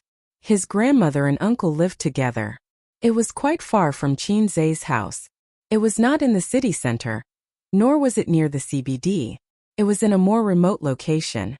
It was about 40 to 50 minutes away, and there would be traffic jams if it was not serious. There were many people visiting relatives today, and the traffic was very crowded. They left at 8 a.m. and arrived at their destination at 9:30 a.m. Uncle's house. Uncle's house was in a very old neighborhood. The surrounding houses were very old and were very old. Along the way, some places were even being demolished. Half of the old houses were demolished. The construction workers were on holiday for the Lunar New Year, leaving behind dilapidated walls. The car drove into the neighborhood and parked. Qinzhe and Qinbao carried many bags and followed behind their parents. I heard that Guang is back? Grandpa Qin said. He just came back a few days ago. This kid finally knows to come home for the Lunar New Year. Qinma said helplessly. Mom talks about him all day long. He has no conscience. It's good that he's back. He should be more careful. Grandpa Qin said. Will you persuade him later? Qinma said. Forget it. It's not like you don't know my relationship with him. Grandpa Qin snorted. Why do you have such a big grudge? Nonsense. If he didn't snitch on me back then, How would your father know about us? The old man sneered and said, Your father has never even seen me before. He doesn't know anything about my character, so he vetoed me.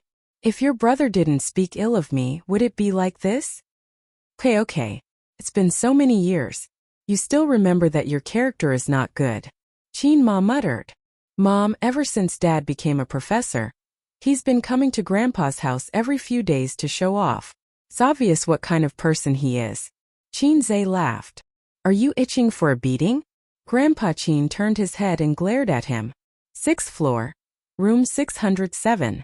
After knocking on the door a few times, the security door was pushed open. A 13 or 14-year-old boy poked his head out. When he saw Qin Ma, he was overjoyed.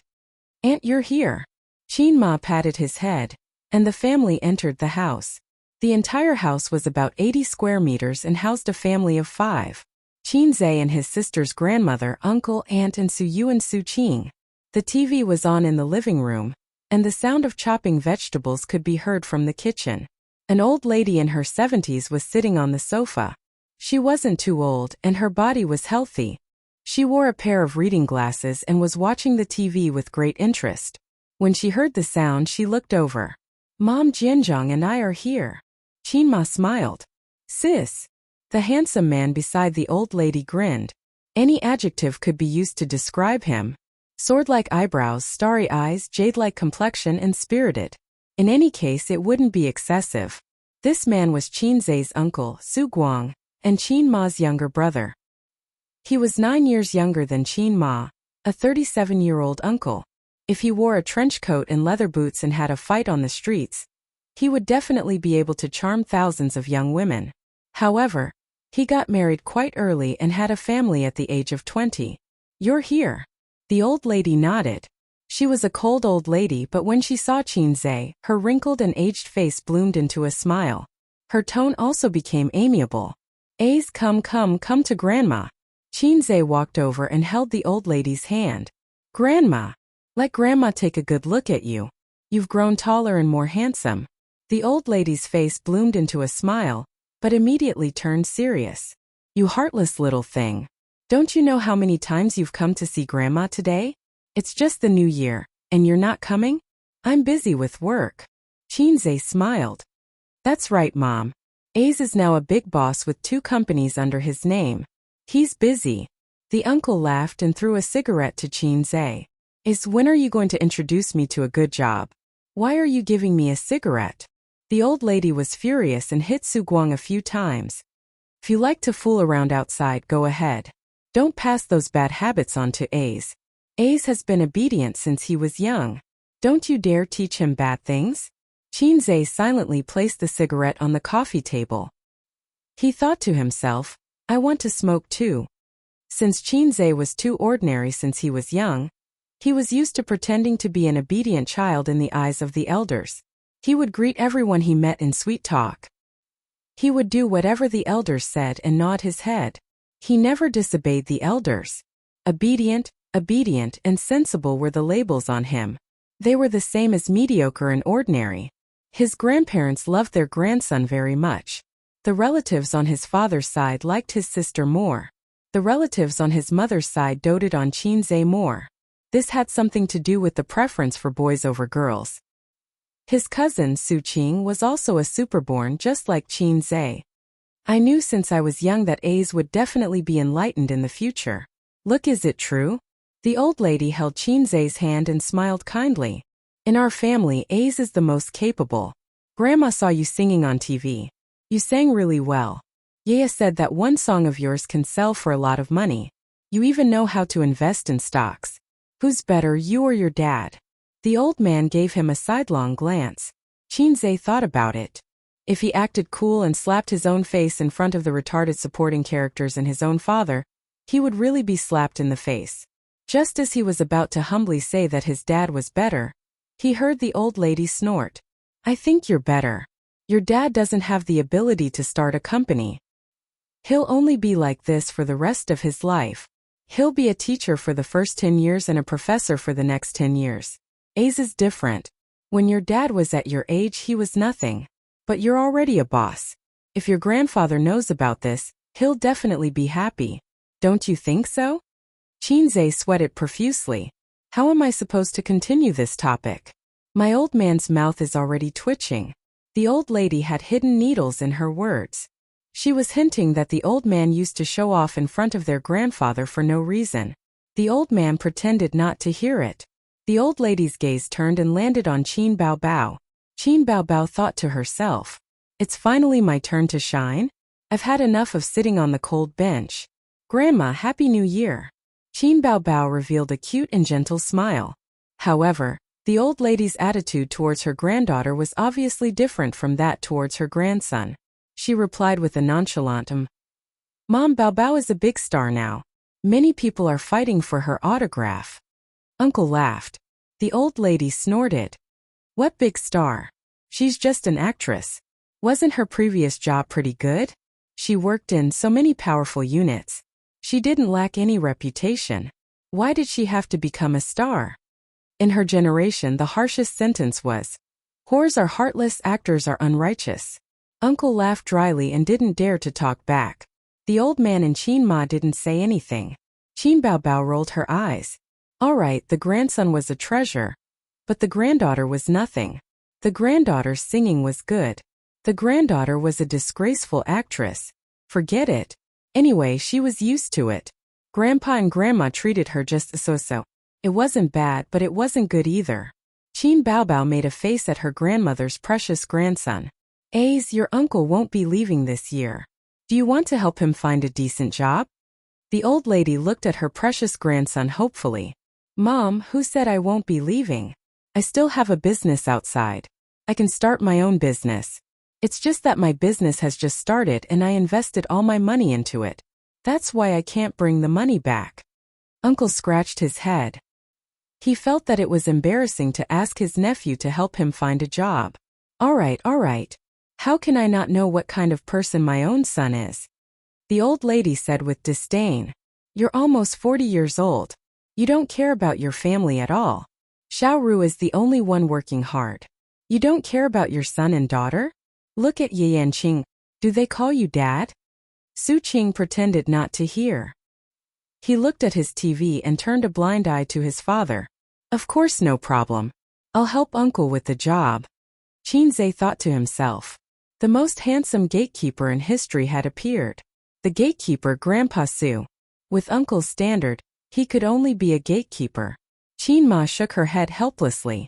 "Mom, you go in and help Xiaoru cook." "Mom, let me do it. You sit down and rest." Qinzhe said. "Grandma, I'll help you cook."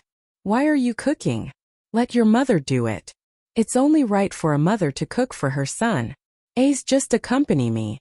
The old lady said. "Grandma, I'm good at cooking. I've specially cooked for you today. You can try my cooking." Qinzhe said. The old lady was pleased. "Okay, then I'll wait here." Qinzhe could always coax his grandmother with a few words. He was well-behaved, obedient, and filial. He was the perfect child in the eyes of the elders. Grandpa Su also felt that this was impeccable. He was smug and felt that it was all because of his education. As for beating his son, it was not because he was disobedient. It was because he wanted him to be successful. Qinzhe walked into the kitchen. His aunt was cutting vegetables, and his cousin was washing the vegetables. The 17-year-old girl's figure was as graceful as a newly sprouted willow branch.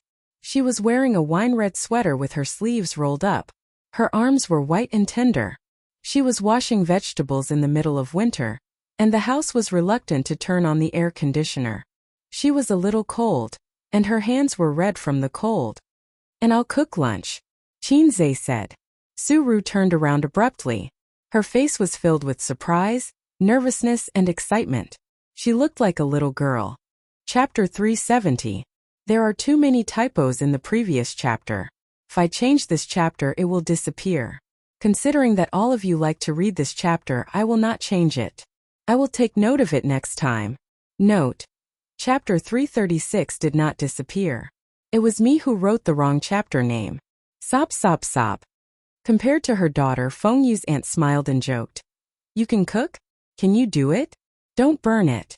It's not easy to order takeout during Chinese New Year." Chinze laughed. Let me do it. I will cook something nice for Grandma. Fengyu's aunt hesitated for a while and nodded. Okay. You help me look after the kitchen. Suyu pecked his head. Fengyu's aunt passed the apron to Dong Shuebing and left the kitchen. Suyu blinked her bright eyes and looked at Dong Shuebing. Her gaze was the same as when she was young. She liked him, but now there were other emotions like worship. Chinze looked around the kitchen and noticed that there were a lot of ingredients. All of them were good dishes. With Fengyu's aunt's frugal lifestyle, Dong Shuebing knew that this was definitely bought by his prodigal uncle. His uncle's flaws and strengths were obvious. As a husband and father, he was undoubtedly a failure. But he still had his good points. For example, when he was at his lowest, he lowered his head and borrowed money from his relatives to send his children to school. He also refused to let his grandma stay at Chinze's house. Back then, Chinma wanted to bring her grandma home. On one hand, it was out of filial piety, and on the other hand, it was to help her brother share the burden. Dong Shuebing still remembered that year when he was at his lowest. His uncle insisted that he did not care which mother-in-law would stay at her son-in-law's house. If not, why would she give birth to a son? Chinze looked at his uncle as if he was an idiot. Many years later, when he thought about it, he was impressed. Dong Shuebing and Suyu looked at each other in the kitchen. In the end, Suyu whispered, "Cousin, let me cook. Help me wash the vegetables." Chinze shook his head. "No need. I know how to cook." Suyu tilted her head. "You never entered the kitchen when you were young."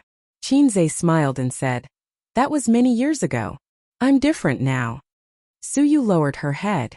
"Yes, 10 years. It was almost 10 years. Don't just stand there, help me wash the vegetables. I'll show you what I can do." Chinze patted her head. It was a habit from when they were young. Suyu wrinkled her nose and surprisingly didn't resist. Chinze took a glance at the girl who had just finished washing and cutting the vegetables. Her knife skills were very nimble. She must have cooked a lot. For a girl of her age and living in a big city, it was very good that she knew how to cook. "You didn't buy any new clothes for the new year?" Chinze asked. "Yes." Suyu pursed her lips and pretended not to care. "I'm an adult, not a child. It's not fashionable to buy new clothes for the new year. You don't have money, right?" Chinze exposed. Suyu was speechless. She suddenly felt wronged. Cousin was so bad. Actually, it wasn't that she didn't have money. She had money to buy clothes. It wasn't the 1980s anymore. However, her family was in debt. She had an unreliable father. She and her younger brother had to go to school, and it was quite hard to rely on her mother to support them. She chose not to buy new clothes. He cooked a few dishes one after another. The aroma was very fragrant. Suyu swallowed her saliva. When Chinze wasn't paying attention, she secretly took a bite.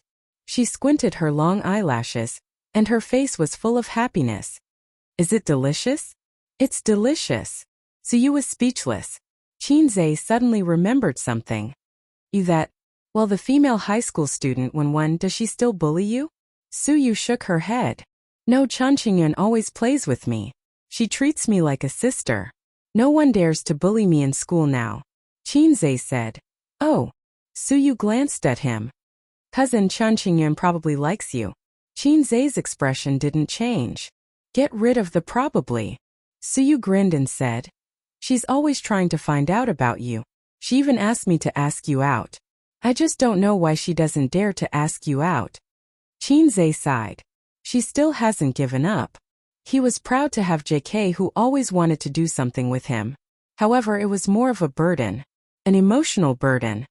"Your dad isn't going out this year?" Chinze asked. "Who knows?" Suyu pursed her lips. "I know he's hiding at home to avoid debt. I overheard him talking on the phone outside the other day. He said that he would return the money after the new year. I don't know how much he owes outside." As she spoke, her eyes filled with tears. She choked and said, "He's always like this. He used to tell Mom that the poorest he could be was begging for food. If he didn't die, he would always make a name for himself." Chinze was stunned. He thought, Uncle must have watched too much chicken soup on the internet. This sentence is full of déjà vu. He also said that he would let the family live a prosperous life when he earned money. He said that he had accumulated a lot of experience and was only one step away from success. Chinze couldn't help but say, "That's just an illusion. The first of the three things in life is that I will always make a name for myself." Suyu was speechless. She choked on her words. Suyu said, "Then at least he's back home. As long as he can find a stable job sooner or later, the hard times will end and the good times will come. When I graduate from university and find a job, I can share Mom's burden. With Mom and him working together with me, our lives will get better and better." Chinze waved his hand. "That's not going to happen. I knew what your dad was like when I was 10 years old. You're already 17 and you still don't know? A leopard can change its spots, but a leopard can't." Suyu stared at him blankly. The mist in her eyes became thicker and thicker. She tried to hold it in, but she couldn't. She burst into tears. She wiped her tears with the back of her hand. She was sad. Why are you crying all of a sudden?" Chinze was confused. "Because I can't live anymore." Suyu cried. "Despair. Hope is right in front of you. Don't despair." Chinze patted her head and wondered. "It's been more than 10 years, and you're only feeling despair now? Why are you so slow to react?" "Well, I'm not washing the vegetables for you anymore. I'm going to look for Big Ant." Suyu slapped his hand away and walked to the living room while crying. As soon as she reached the door, she was blocked by Qin Bao. Qin Bao asked blankly, "Why are you crying?"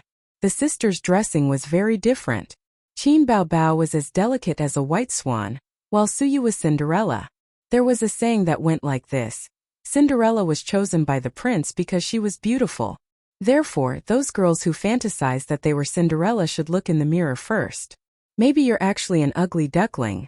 Oh, not even an ugly duckling. At least you have the genes of a swan. Life was full of despair. Cousin bullied me. Suyu cried. Chinze was confused. He didn't know why, but he was blamed. What are you doing? You bullied you. Do you believe that I won't beat you up? Qin Bao Bao patted her cousin's head. I didn't bully her. She must have remembered something sad. Chinze said. Why did you come in? I'm a little hungry, so I came in to find something to eat. Qin Bao Bao saw the delicious food on the table and threw her teary cousin aside. She took out her chopsticks and took a few bites. She said happily, delicious. Don't eat too much. Leave some for everyone. Chinze had his back to the door and didn't know that Suyu hadn't left. He said while cooking, You just said that uncle came home and wouldn't leave in the future.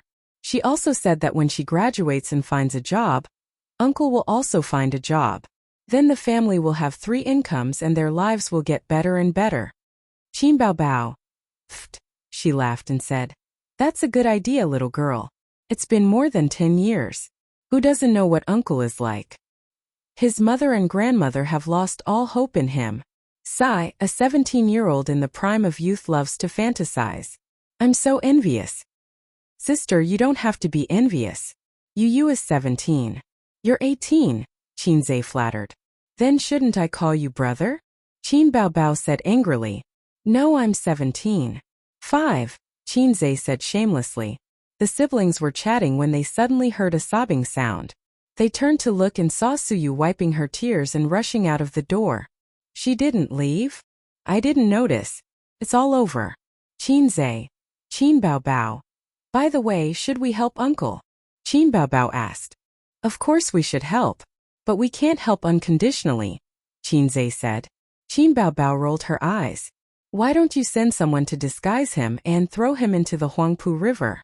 You can fish him out when he's about to suffocate. He'll be honest next time. Chinze thought for a moment and said softly, Sister, that's our uncle. Isn't that too much?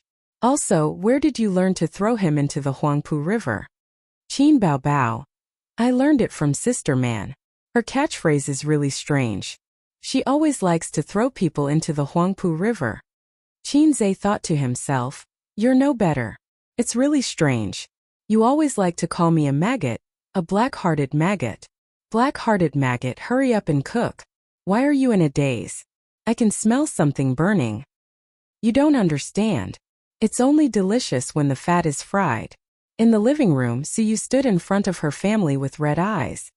Her father looked at her and said nothing.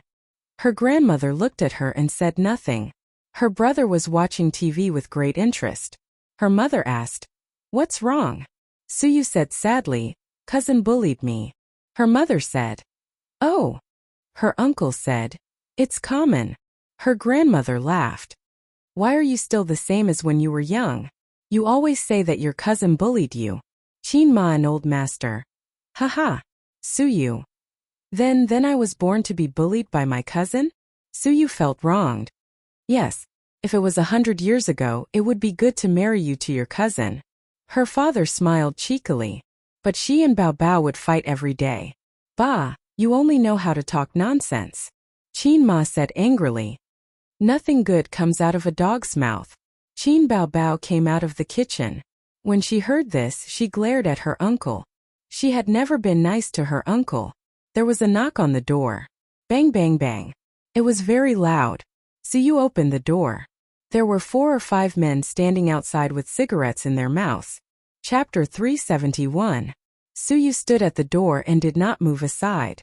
She looked at the unfamiliar men and asked timidly, "Who are you looking for?" The leader took out his cigarette and threw it on the ground. "Su Guang lives here." Suyu was used to girls who came to collect debts. In the past few years, it was the most annoying at the end of the year. There would always be groups of debtors coming to collect debts. Suyu, who had been through all kinds of debt collection methods, was a little scared, but she did not panic. She said calmly, "You've got the wrong person." Then she was about to close the door. "Yes, this is the address on your ID card." The leader pushed the door open and said in a foreign accent. Suyu was a little girl, so she was definitely not as strong as an adult man. Moreover, she looked like a burly man. The group of people rushed into the house. The leader smiled. "Su Guang, it's time to pay back the money." In the house, everyone's heart sank. The uncle, who was sitting with his legs crossed, suddenly froze. He quickly got up and smiled like a grandson. He bowed slightly. "Brother Lu, why are you here? If I don't come, how can you pay back the money?" The leader sat down casually. "Didn't we agree to celebrate the new year together?"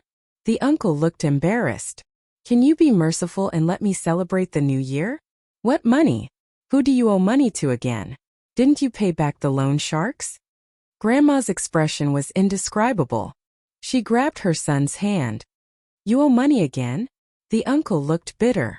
"Mom, I lost money in the stock market this year." "How much do you owe?" "Not much. I'm asking you how much you owe." Grandma yelled, her eyes red. 3 million. The leader stretched out 3 fingers and said slowly, "The interest has accumulated. It's now 5 million.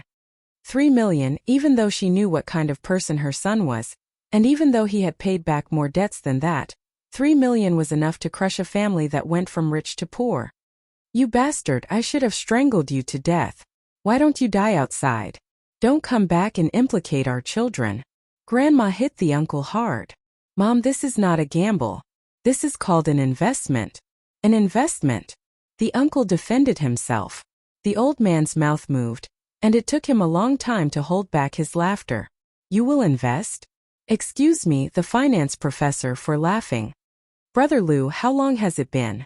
There's no need for you to come all the way here. I'll definitely pay you back after the new year." "We've already agreed on it," Uncle said in a low voice. "I know what kind of person you are. If this drags on, you really won't be able to pay it back. As lenders, we have to leave some leeway for others." Brother Lu laughed and said, "This house is not bad, but the location is not good. After all, it is in Shanghai.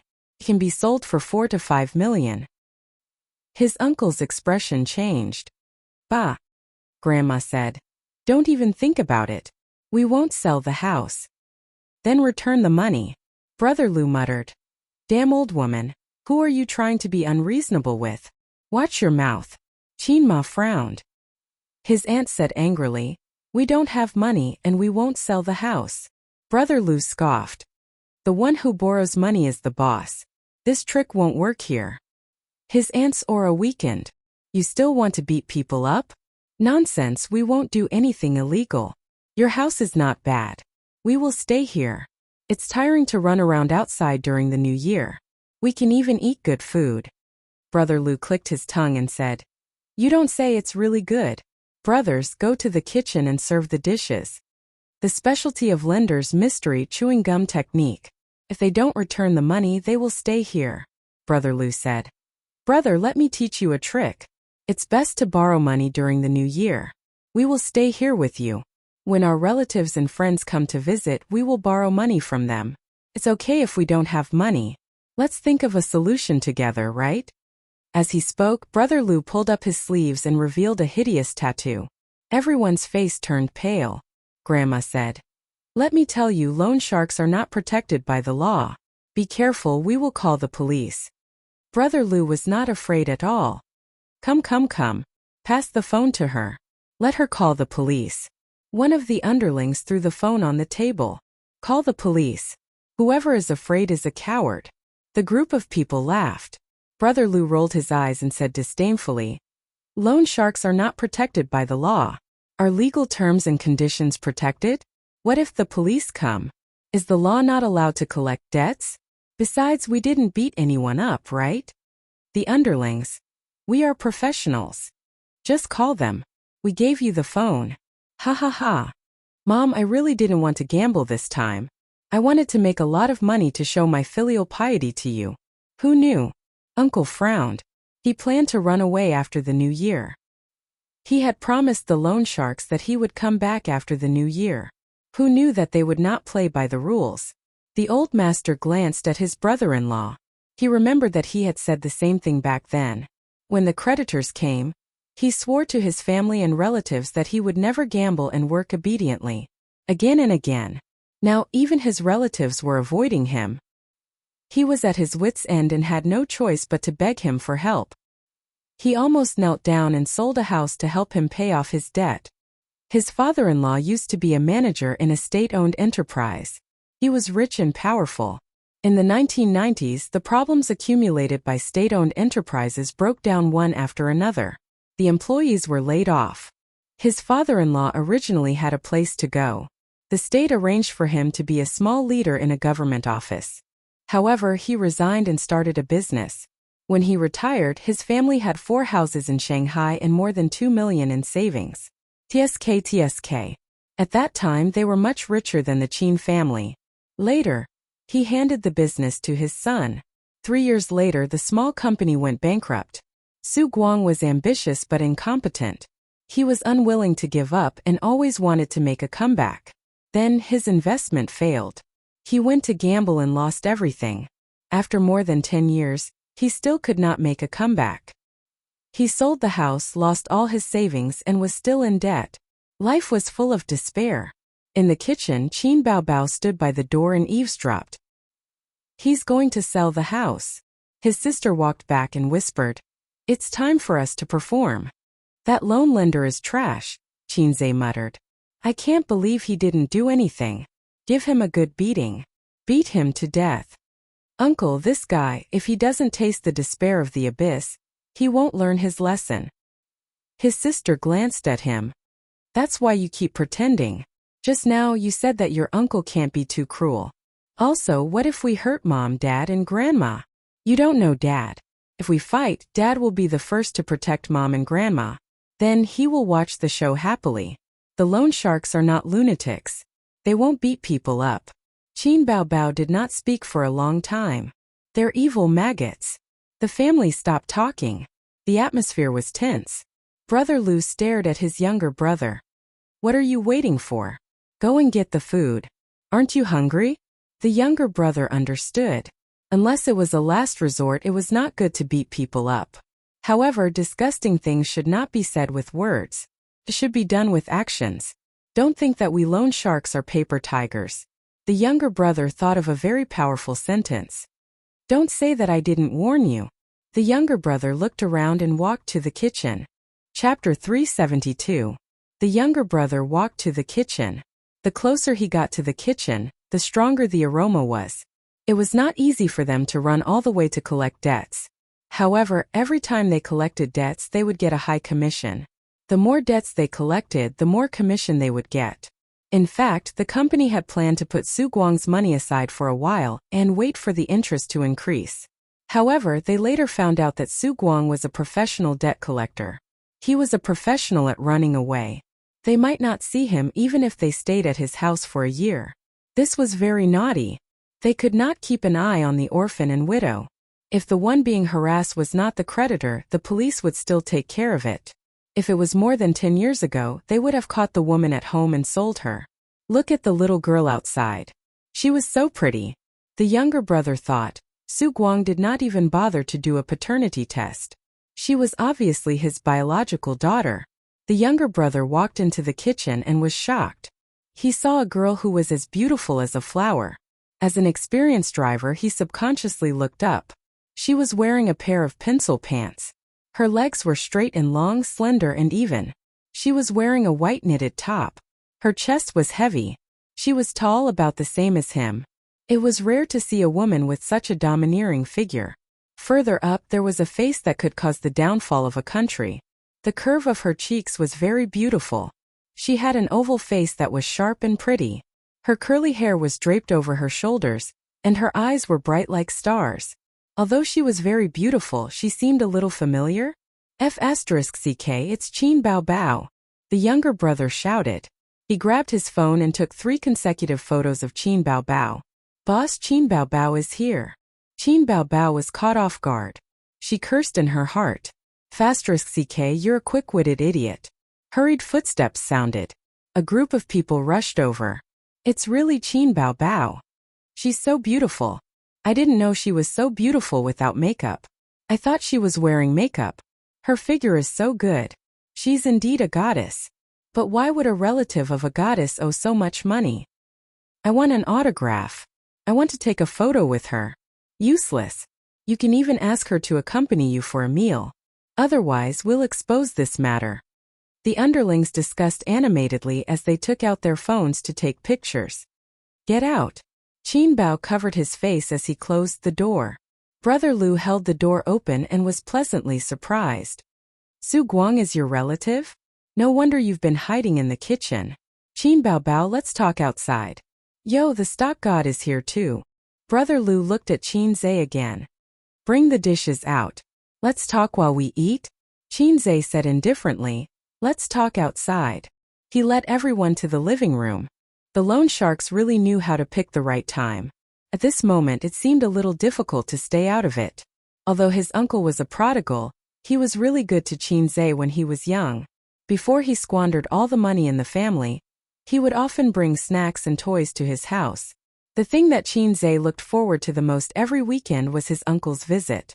His handsome uncle had the air of a big boss. The moment he came to visit, he gave him a hug and brought gifts and snacks. At that time, Qin Zhe was not rich and did not buy many snacks and toys. Otherwise, his sister would not have encouraged the little pervert to steal change to buy popsicles and lick them. Why don't you return your uncle's money? Brother Lu, who had learned about Qin Bao Bao's niece from Su Guang, sat on the sofa casually. The sofa was not big. The elders in the family were sitting, Qin Zhe and Qin Bao Bao were standing, and Brother Lu alone took up half of the sofa. I don't have money. Grandma was stubborn. She turned her head and insisted. How can you not have money? You're a big star. You can get millions or even tens of millions just by filming a movie. I heard that you can get even more if you drink with a big boss. Brother Lu laughed. Grandma suddenly looked at Qin Bao Bao with a sharp gaze. Grandma, my sister won't drink with people. She's in my company. I run an entertainment company. Qin Zhe explained. Grandma squeezed out a smile and said, Aze is so capable. I'll believe everything you say. Don't lie to me. If your sister drinks with men, I'll pretend that I don't have a granddaughter. Qin Zhe was the first male of the Qin and Su families in this generation. Grandma and Grandpa cherished him very much. Brother Lu sneered. Our rule here is that the dead person's debts are cleared. You can go to the rooftop. The elders' expressions changed. Aunt said, Then Bao Bao, why don't you help your uncle? Aunt's eyes flashed with shame and hope.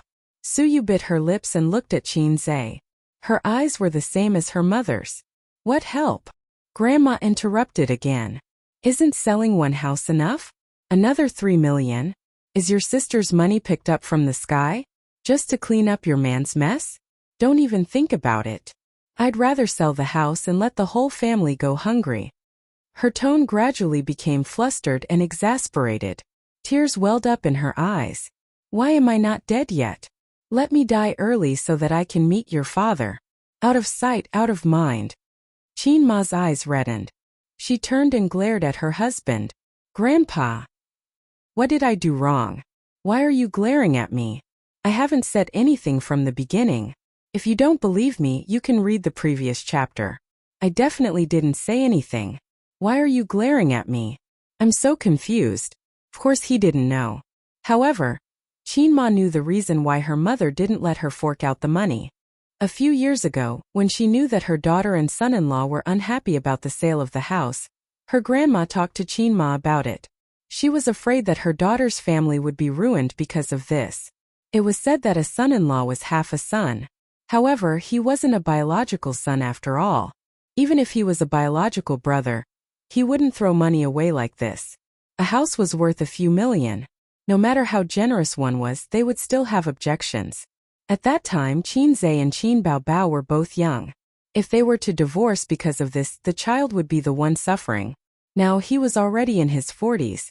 After so many years, there was another 3 million. Who said that people in their 40s and 50s wouldn't divorce? Aunt's already weak aura instantly disappeared. She silently wiped her tears. Su Yu lowered her head sadly. Su Qing glared at her father. I think you should pay it back. 3 million isn't a lot to you.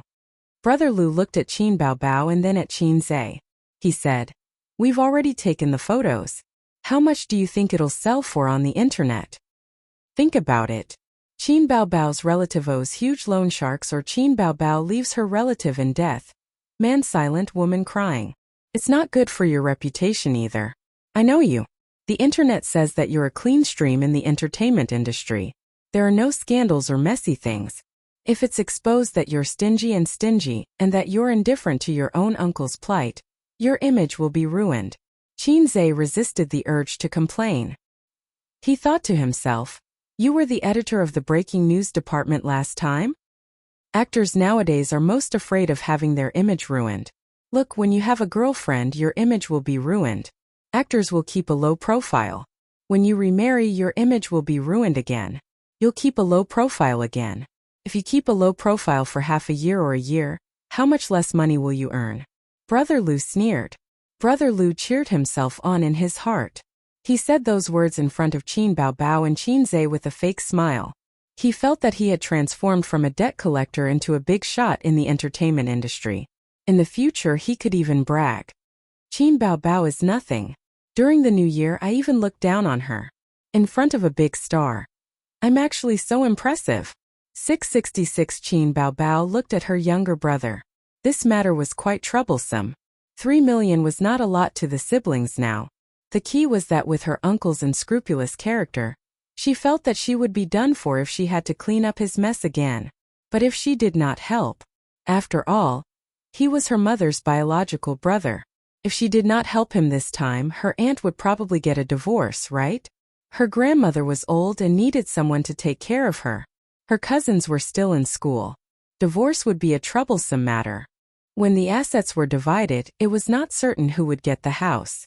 Because her uncle was always in the wilderness, and her aunt was working hard to look after the crystal alone, the legal judgment would definitely favor her. Ding! System notification. There is no mission. The system appeared and said in a shocked tone, Host, this is such a good opportunity, but you don't have the slightest desire to show off? Every time you appear, it feels like an old friend reuniting. I almost forgot about you. Qin Zhe said in his heart. There are many people who have forgotten about me. The system said bitterly. Why are you acting cool in front of your family? Everyone knows that I'm rich. Qin Zhe said. Fine, I admit defeat. The system went offline. I'll pay for this. Qin Zhe said. Since his sister threw the responsibility to him, of course he would accept it. As a man, his sister only needed to be responsible for crying. Why don't you come out with me? I'll bring you to the bank. Brother Lu was stunned. Can you withdraw money from the bank now? It should be the holidays now, right? If you can't withdraw money, why are you here to collect debts? Qin Zhe said in a huff. Actually, they did not plan to get the money. If they were so straightforward, the debt collectors would lose their jobs. At first, they planned to pester them so that they could not have a peaceful new year. When they got impatient and went crazy, they would return the money. You want to go to the bank with this small amount of money? I have a lot of money in my safe. Chinze was careless and showed off again. Then I'll go with you. They can stay. Brother Lu said. It's the new year. Are you trying to embarrass me here? Are you afraid that I'll stand you up? Do you know that? Do you think I won't smash you with a coin? Brother Lu was speechless. Chinze turned his head and said, Grandma, I'll bring them to withdraw money. Grandma was in tears. She wanted to say something but could not. After a moment of sobbing, she said, I really want him to die. Uncle looked embarrassed. He looked at Chinze and seemed to want to say something, but in the end he did not say anything. He felt guilty and grateful. Actually, if Su Yao had lent him the money, this would not have happened. But that grandson of his did not help him. The group left and followed Chinze out of the door, took the elevator, and left the neighborhood. After Chinze left the building, he turned a corner and brought them to the flower bed behind the building. Uncle's building was at the edge of the neighborhood. In front was the building and behind was the wall and green belt. Anyway, no one would see it. As for whether the people upstairs would see it or not, Chinze did not care. He took off his jacket and moved his neck like on TV. His bones cracked. Ding! Mission hint. Beat the loan shark until he starts to doubt his life. Success will reward 300 points. Failure will deduct the same amount of points. The system was in tears. Salted fish, you're finally hard for once. What, do you want to do it? Are you sure? Brother Lu glanced at him. Even if you're a celebrity, we can still do it. His lackeys surrounded him. Chapter 373. It was only right and proper to return the money owed. The money had to be returned, and the person had to be beaten. He simply couldn't stand their style. It was one thing for them to force the debt, but they shouldn't have taken photos, and they even threatened Qin Bao. They were simply too arrogant. Debt collectors were not good people. It was always right to remember this sentence, especially loan sharks. Debt collectors 10 or 20 years ago liked violence. Beating people was a light punishment. They would rush into people's homes and wreak havoc. They would splash paint on people's doors, and the entire corridor would be filled with a pungent smell. On the wall they would write things like "return the money owed" and so on. This was not made up on TV. It was real. Chinze had seen it when he was a child. A group of people rushed into his uncle's house and smashed everything they could get their hands on. They threatened to drown people in the Huangpu River if they didn't return the money. Then they quickly left before the police arrived. At that time, his sister and cousin huddled together in fear. Chinze watched the whole process expressionlessly. He felt that he was a little like Bu Jingyun. In fact, he was so scared that his legs went soft, and he didn't know what expression to make. He wanted to cry, but he couldn't. At that time, Chinze, who was in the 3rd grade of elementary school, comprehended a super cool sentence without a teacher. The river flows east for 30 years, and the river flows west for 30 years. Don't bully me just because I'm still young. Since then, he didn't like to go to his uncle's house. He had long wanted to beat up the debt collectors. Unfortunately, debt collectors were now advancing with the times. It was not popular to rush into people's houses to smash and rob. Chinze's many years of wish could not be fulfilled. At home he had to maintain the image of an obedient grandson, a good son, a good cousin, a capable brother, and so on. Brother Lu was right about one thing. He couldn't let his image collapse. Brother Lu strode over and slapped him. He was very disdainful. Did a stinky actor really think that he was the king of the city's soldiers? One against a group of them? He didn't hit people because it was more convenient to collect the debt more quickly. It didn't mean that he really didn't know how to hit people. Halfway through the slap, he was kicked in the stomach by Chinze. The man, who was more than 160 pounds, flew 2 meters away and lay on the ground vomiting acid. Well, he didn't have time for lunch. The group of people and the entire atmosphere suddenly froze. But Chinze didn't care. He was like a wolf in a flock of sheep. He sent one flying with a slap and one flying with a kick. He was fast and ruthless. There were almost no roundhouse kicks, high kicks, tombstone smashing hands, and all kinds of fancy dodging skills. A real fight relied on speed, accuracy, and ruthlessness. When Qinzhe first got beaten up at the entrance of the internet cafe, he already knew that the tricks in the martial arts novels and the tricks in the movies were all fabricated. It was only after the fight that he realized that it wasn't even a warm-up. He wasn't panting or sweating at all. Everyone was dumbfounded. They didn't even have time to react. How did they get wiped out so inexplicably? Qinzhe walked to Brother Lu and squatted down. Are you surprised? Are you surprised?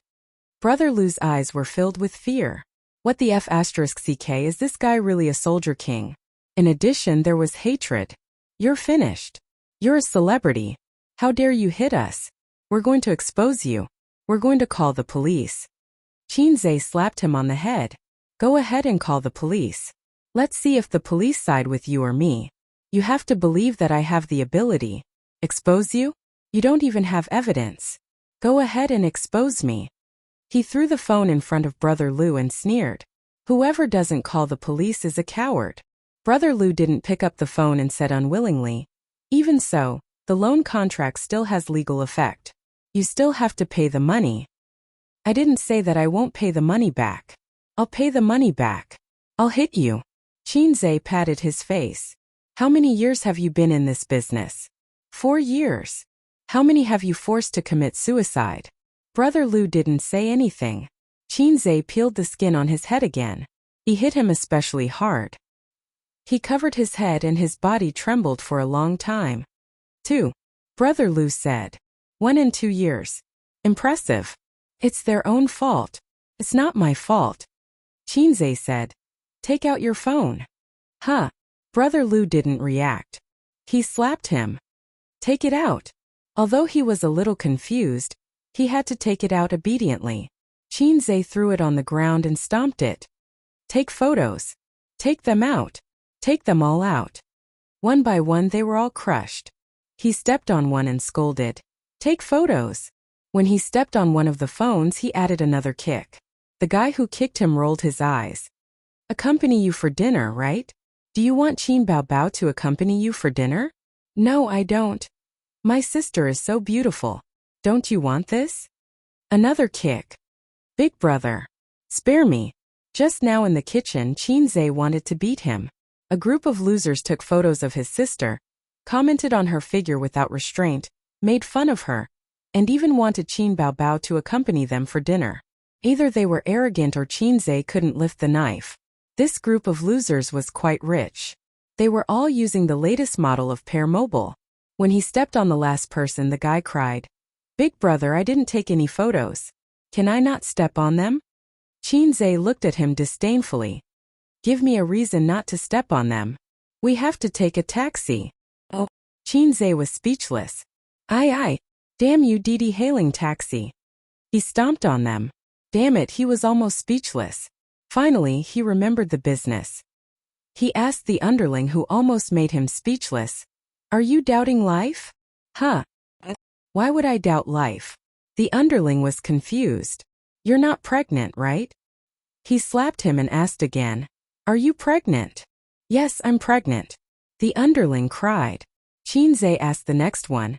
Are you pregnant? Yes. What about you? Yes, I'm pregnant. I'm pregnant too. I'm pregnant too. Ding, mission completed. Reward 300 points. The system's emotionless voice ended and then said, Congratulations, host. You've successfully made a group of men pregnant. Qinzhe. After beating them up and venting his anger, it was time to think about returning the money. Qinzhe said, Did you bring the loan contract?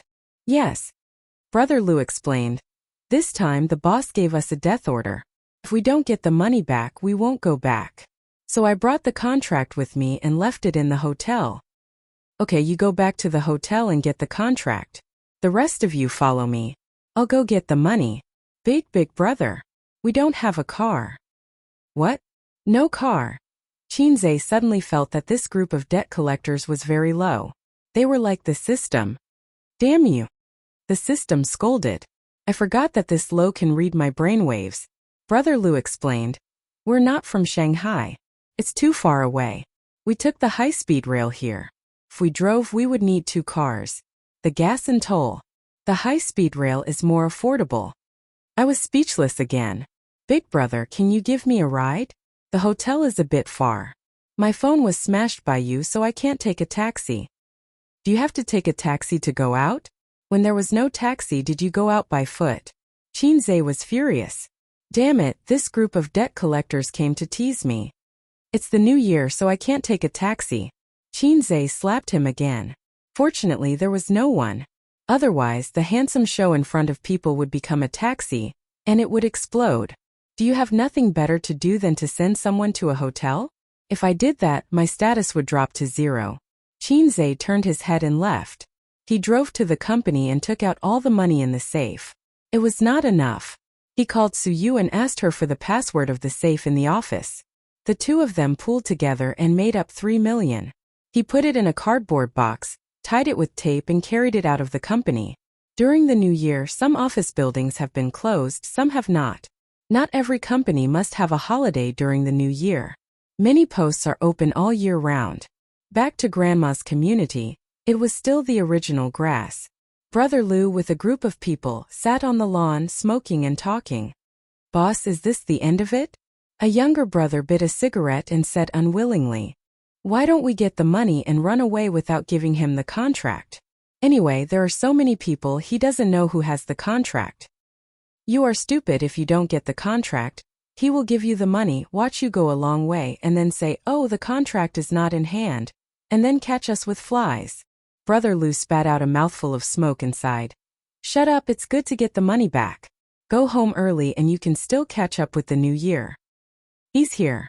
A younger brother whispered. Brother Lu threw away the cigarette butt, put a smile on his face and greeted him. So fast? Chinze saw him and was a little surprised.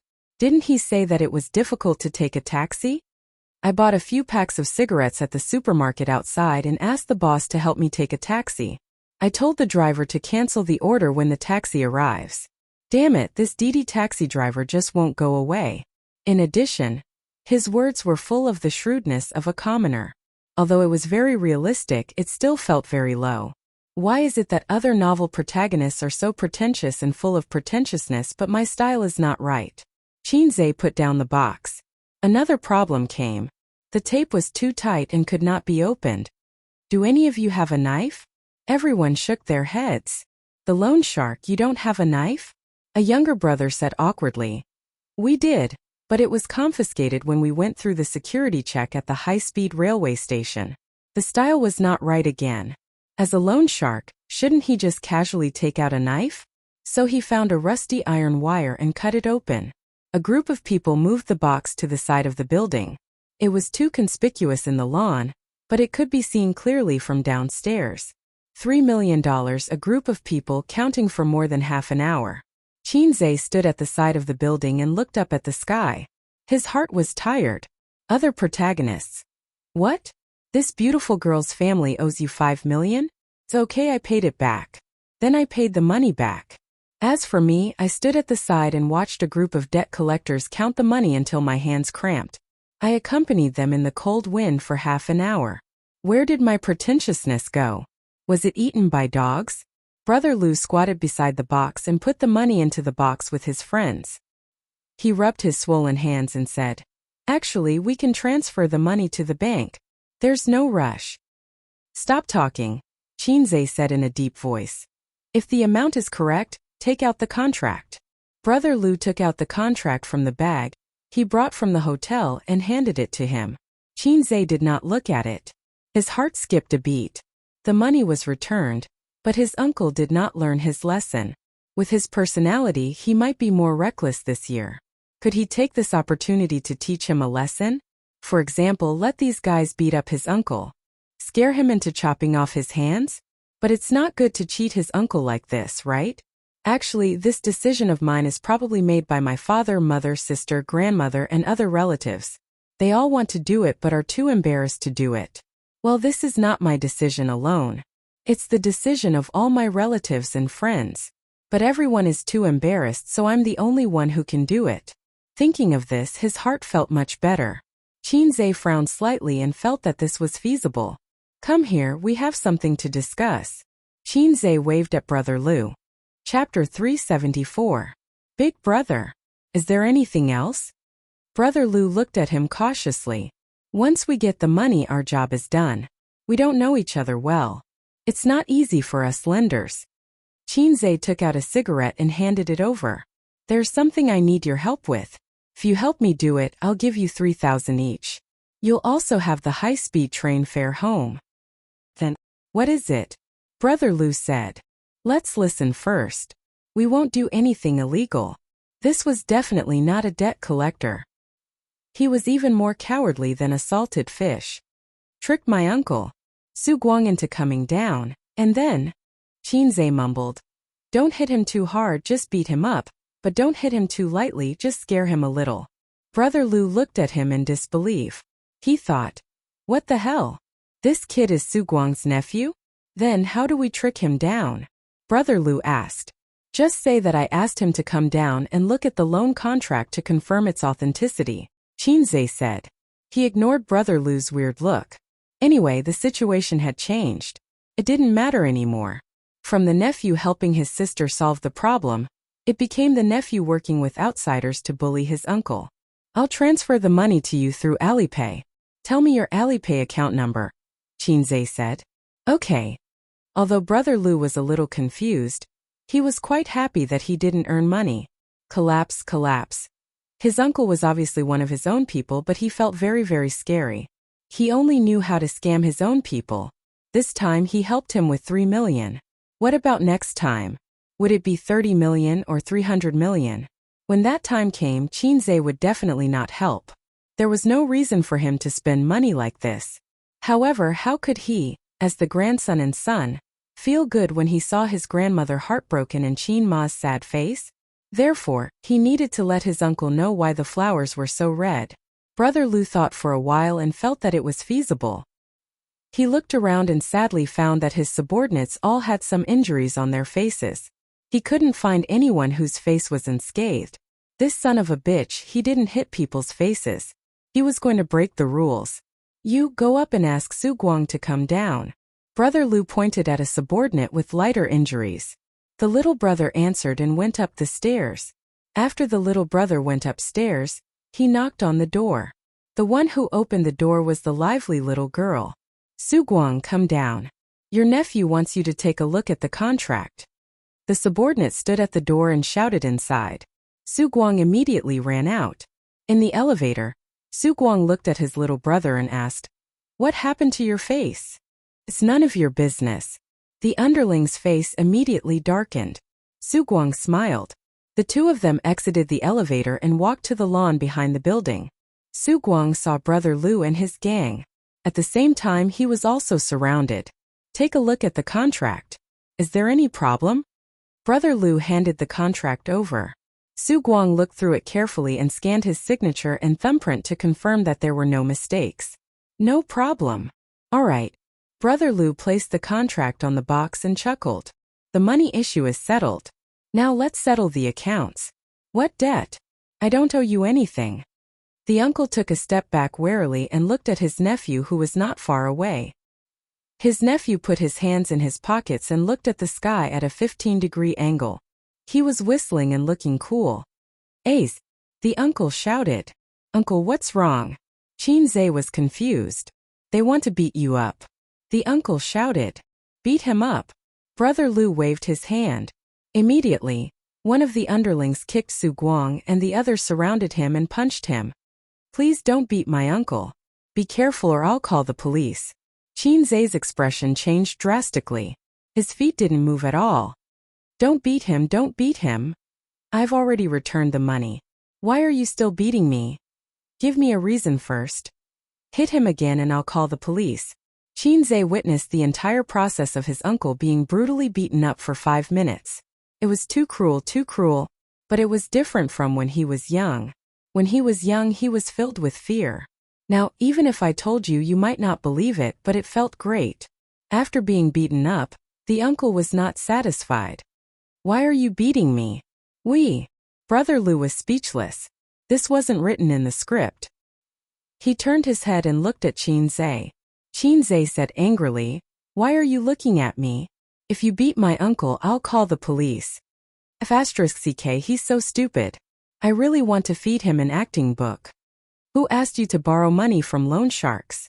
Who asked you to owe so much money? You're the scum of society and your family. Brother Lu thought of a reason. But you're the loan sharks. The uncle was not satisfied. Shouldn't people like me like you? Oh, Brother Lu said angrily. You talk too much. Beat him up. Another round of beating. Seeing that it was about time, Qinze slowly took out his phone. I'm calling the police. Brother Lu received the signal and immediately stopped. He waved his hand. Brothers, let's go. The underlings carried the box. When they passed by Su Guang, they threw the contract at him. The group of debt collectors left in a hurry, waving their hands and not taking away a single piece of cloud. In a supermarket not far from the neighborhood, Brother Lu handed the boss a cigarette. Boss, is there a place nearby that sells mobile phones? Go down this road.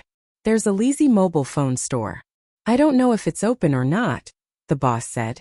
Thanks. The few of them carried the money through the market. The underlings were confused. Boss, this is the most confused day in my debt collection career. Brother Lu was silent for a long time. I feel like I met a lunatic. What should we do now?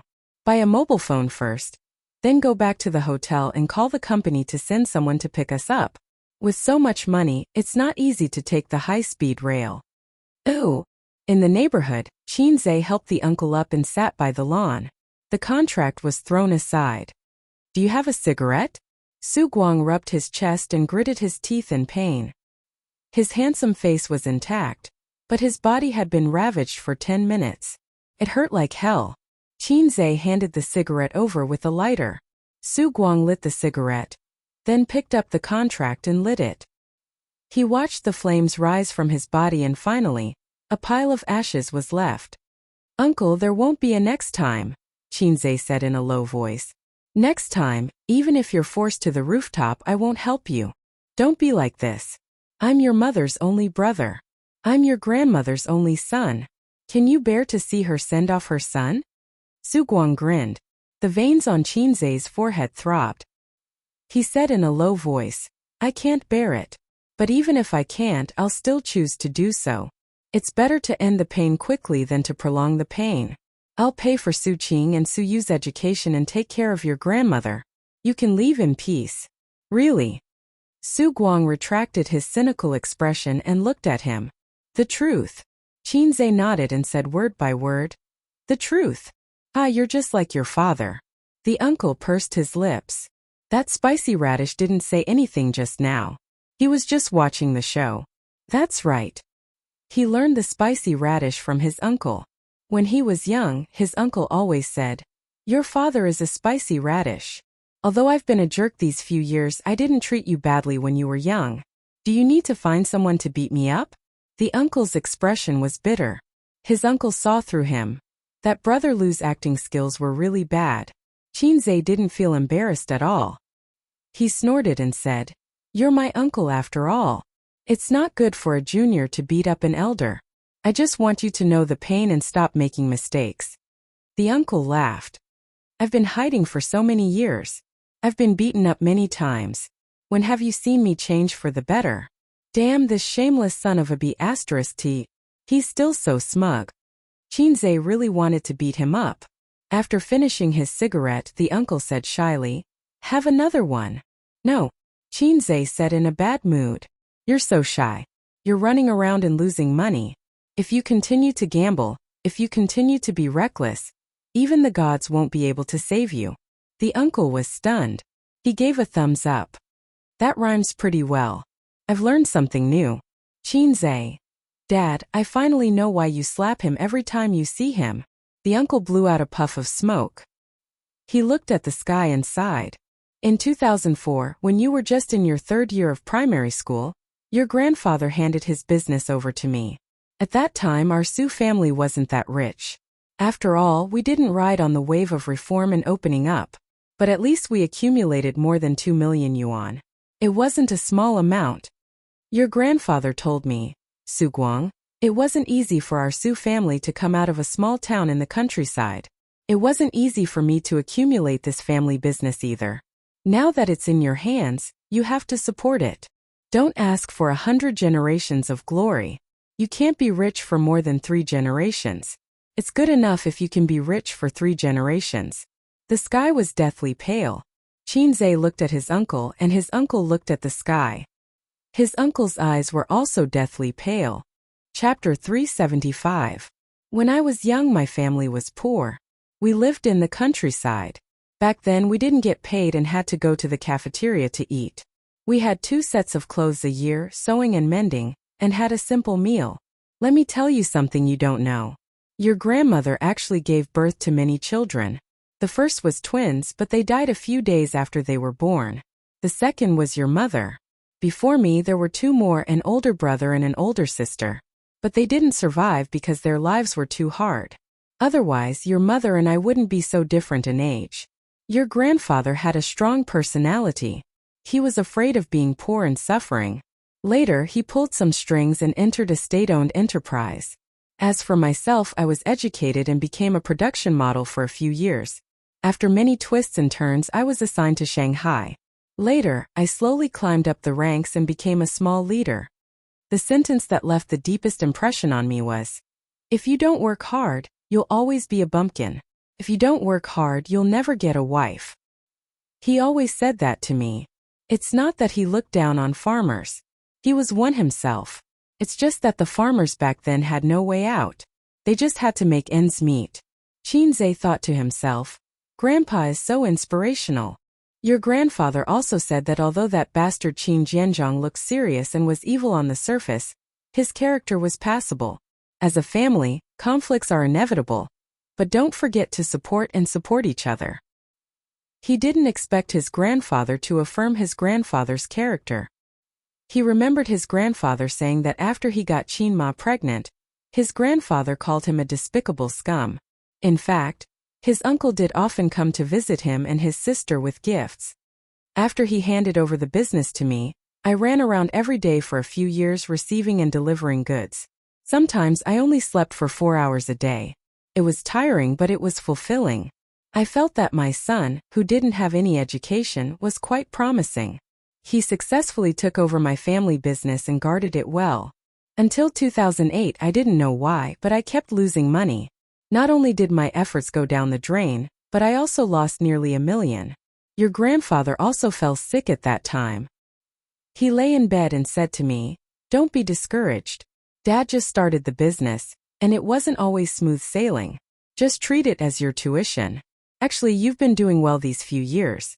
It's good that you can suffer a little." 2008, economic crisis. Chinze frowned. However, as an ordinary person, the economic crisis did not affect him much. Moreover, he was still young, so he did not feel much. Yes, at that time I was young and full of vigor. Even if the market was not doing well, I could still make a name for myself and prove my ability. That's what I was thinking, and then, I lost out again. How miserable. Later on, I gradually couldn't stop myself. I would enter whatever industry people said would sell well. I would invest in whatever industry was good. In the end, most of the goods went to waste, and the financial deficit made me almost desperate. In just over a year, I had squandered almost all of our savings. At that time, I was very haggard. My father was also haggard. His illness gradually worsened. He advised me to stabilize for a while and observe the situation. But I didn't listen. I was already crazy. A friend told me that he found a good project that would definitely make money. He just needed a partner. And then you were deceived by him, Chinze said. He knew about this incident. In fact, it left a deep impression on him. Qin cried at home for a long time. Not long after, Chinze saw his uncle in the hospital. He felt that his uncle had completely collapsed. He was no longer that handsome uncle. You still remember? His uncle smiled awkwardly. Yes, our last hope was gone. Not long after this incident, your grandfather passed away. Then, his uncle began a carefree and unrestrained life. He began to indulge in all kinds of debauchery. Chinze thought to himself, perhaps the blow was too great, and he gave up on himself. Before your grandfather passed away, he grabbed my hand and said a lot of things. He didn't blame me. Instead, he smiled and said that it was fine. Just treat it as starting over. As long as you were willing to work hard, Your life would get better and better. Don't be defeated by a single setback. His uncle chuckled. He was clearly smiling, but Chinze felt that he was crying. Even when I was such a good-for-nothing, he didn't scold me. I thought, there's no reason why I can't get up. If my business fails, I can make a comeback. If I don't have the funds, I'll gamble, I'll borrow. If I fail once or twice, I'll succeed. But there's no hope. There's really no hope at all. I lose more and more, and the debt I owe more and more. I can't accept this. A few million, such a high starting point. But I still owe more and more. It's been more than 10 years. It doesn't make sense. It really doesn't make sense. Chinze was silent. All these years I've been thinking, if it weren't for that, if it weren't for me, my dad might have lived a few more years. My mom doesn't blame me, neither does my sister, but I can't get over myself. Such a good family, such a rich family, my dad's life's work. 5 years I squandered it all. Every Qingming festival, I don't dare to visit the grave. I'm afraid. I thought, sooner or later, I'll live a glorious life. When that time comes, I'll go and see him again. I'll go and see him in glory.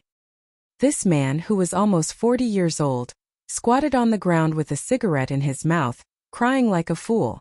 Chinze's heart skipped a beat. So that's how it is. Whether it's gambling, trading in stocks, or taking all kinds of risks in the eyes of others, they're all just trying to get back what they've lost. The death of his grandfather back then was a bigger blow to him than he had imagined. He felt that everything was because of him. He was the one who broke his father's heart, and he was the one who pushed the family from riches to poverty. His uncle was trapped in his own knot. He was too ashamed to face his father and elders in Jiangdong, so he had been wandering outside.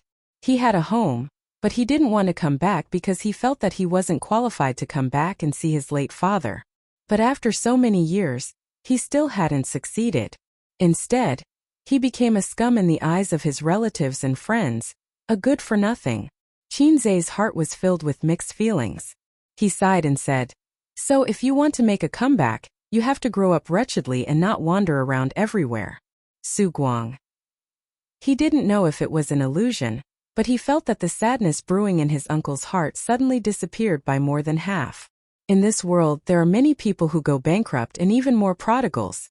Many people are unwilling to give up and want to make a comeback. But in reality, hard work isn't enough. If hard work is useful, what's the use of being a genius? Chinze poured poisonous chicken soup for him. Success can't be separated from opportunity, vision, and talent. Only a genius like me can have the last laugh. Uncle, if you want to believe me, just wait. Chinze said. Business opportunities aren't so easy to grasp. You've been out there for so many years, so you should understand this. I have an investment company under my name, and this year, I'll start to survey the industry. If possible, I can help you fly. His uncle didn't reply. He lit a cigarette for himself, but he didn't smoke. He sat there in a daze and calmed himself down. Chinze didn't say anything and just accompanied him. After being exposed to the cold wind for a long time, his uncle sighed and said, "I feel better after spitting out all the words in my heart. If you didn't find someone to beat me up today, I wouldn't have said all these to you. No matter what, I'm still your uncle. I can't show my weak side in front of my nephew. A man has to maintain a strong image." Chinze chuckled and said, "Don't talk about me. Your image is already gone in front of your own children." His uncle kicked him and scolded jokingly, "Get lost, I deserve to be beaten. I'm still your uncle after all. I doted on you when you were young. Don't you know how to be gentler when you hit people?" "Oh right, how did you know that I'm in cahoots with them?" Chinze thought for a long time and felt that something was wrong. Could it be just from a glance? If his uncle had such astuteness, he wouldn't have been so weak for so many years. "Isn't that obvious? I saw you hitting them upstairs. When I turned around, they hit me, and you stood there pretending to be a coward." "I'm not stupid," his uncle said angrily. "So that's how it is. Begging for a bean sack. What do you mean you saw me upstairs? Could it be that everything I did downstairs was seen by my uncle upstairs? Why are you standing by the window in the middle of winter? If you want to jump, please go to the rooftop. If my uncle saw it, then did my grandma, dad, mom, aunt, sister, and cousins all see it? F***ck. I'm really done for. Chinze sat in the cold wind, his body weathering inch by inch. Inexplicably, a song floated in his mind. Let the autumn wind take away my thoughts, take away my tears. Chapter 376. Chinze felt that this year must be his zodiac year. Otherwise, he wouldn't be so unlucky since New Year's Eve until now. Originally, he had stepped in and saved the day, appearing in front of his uncle's family as a savior. Imagining the thoughts of the various characters, Grandma. As expected of my grandson, the number one of the younger generation. Aunt. Without A's, I really don't know what to do this time. Cousin. Cousin is so capable.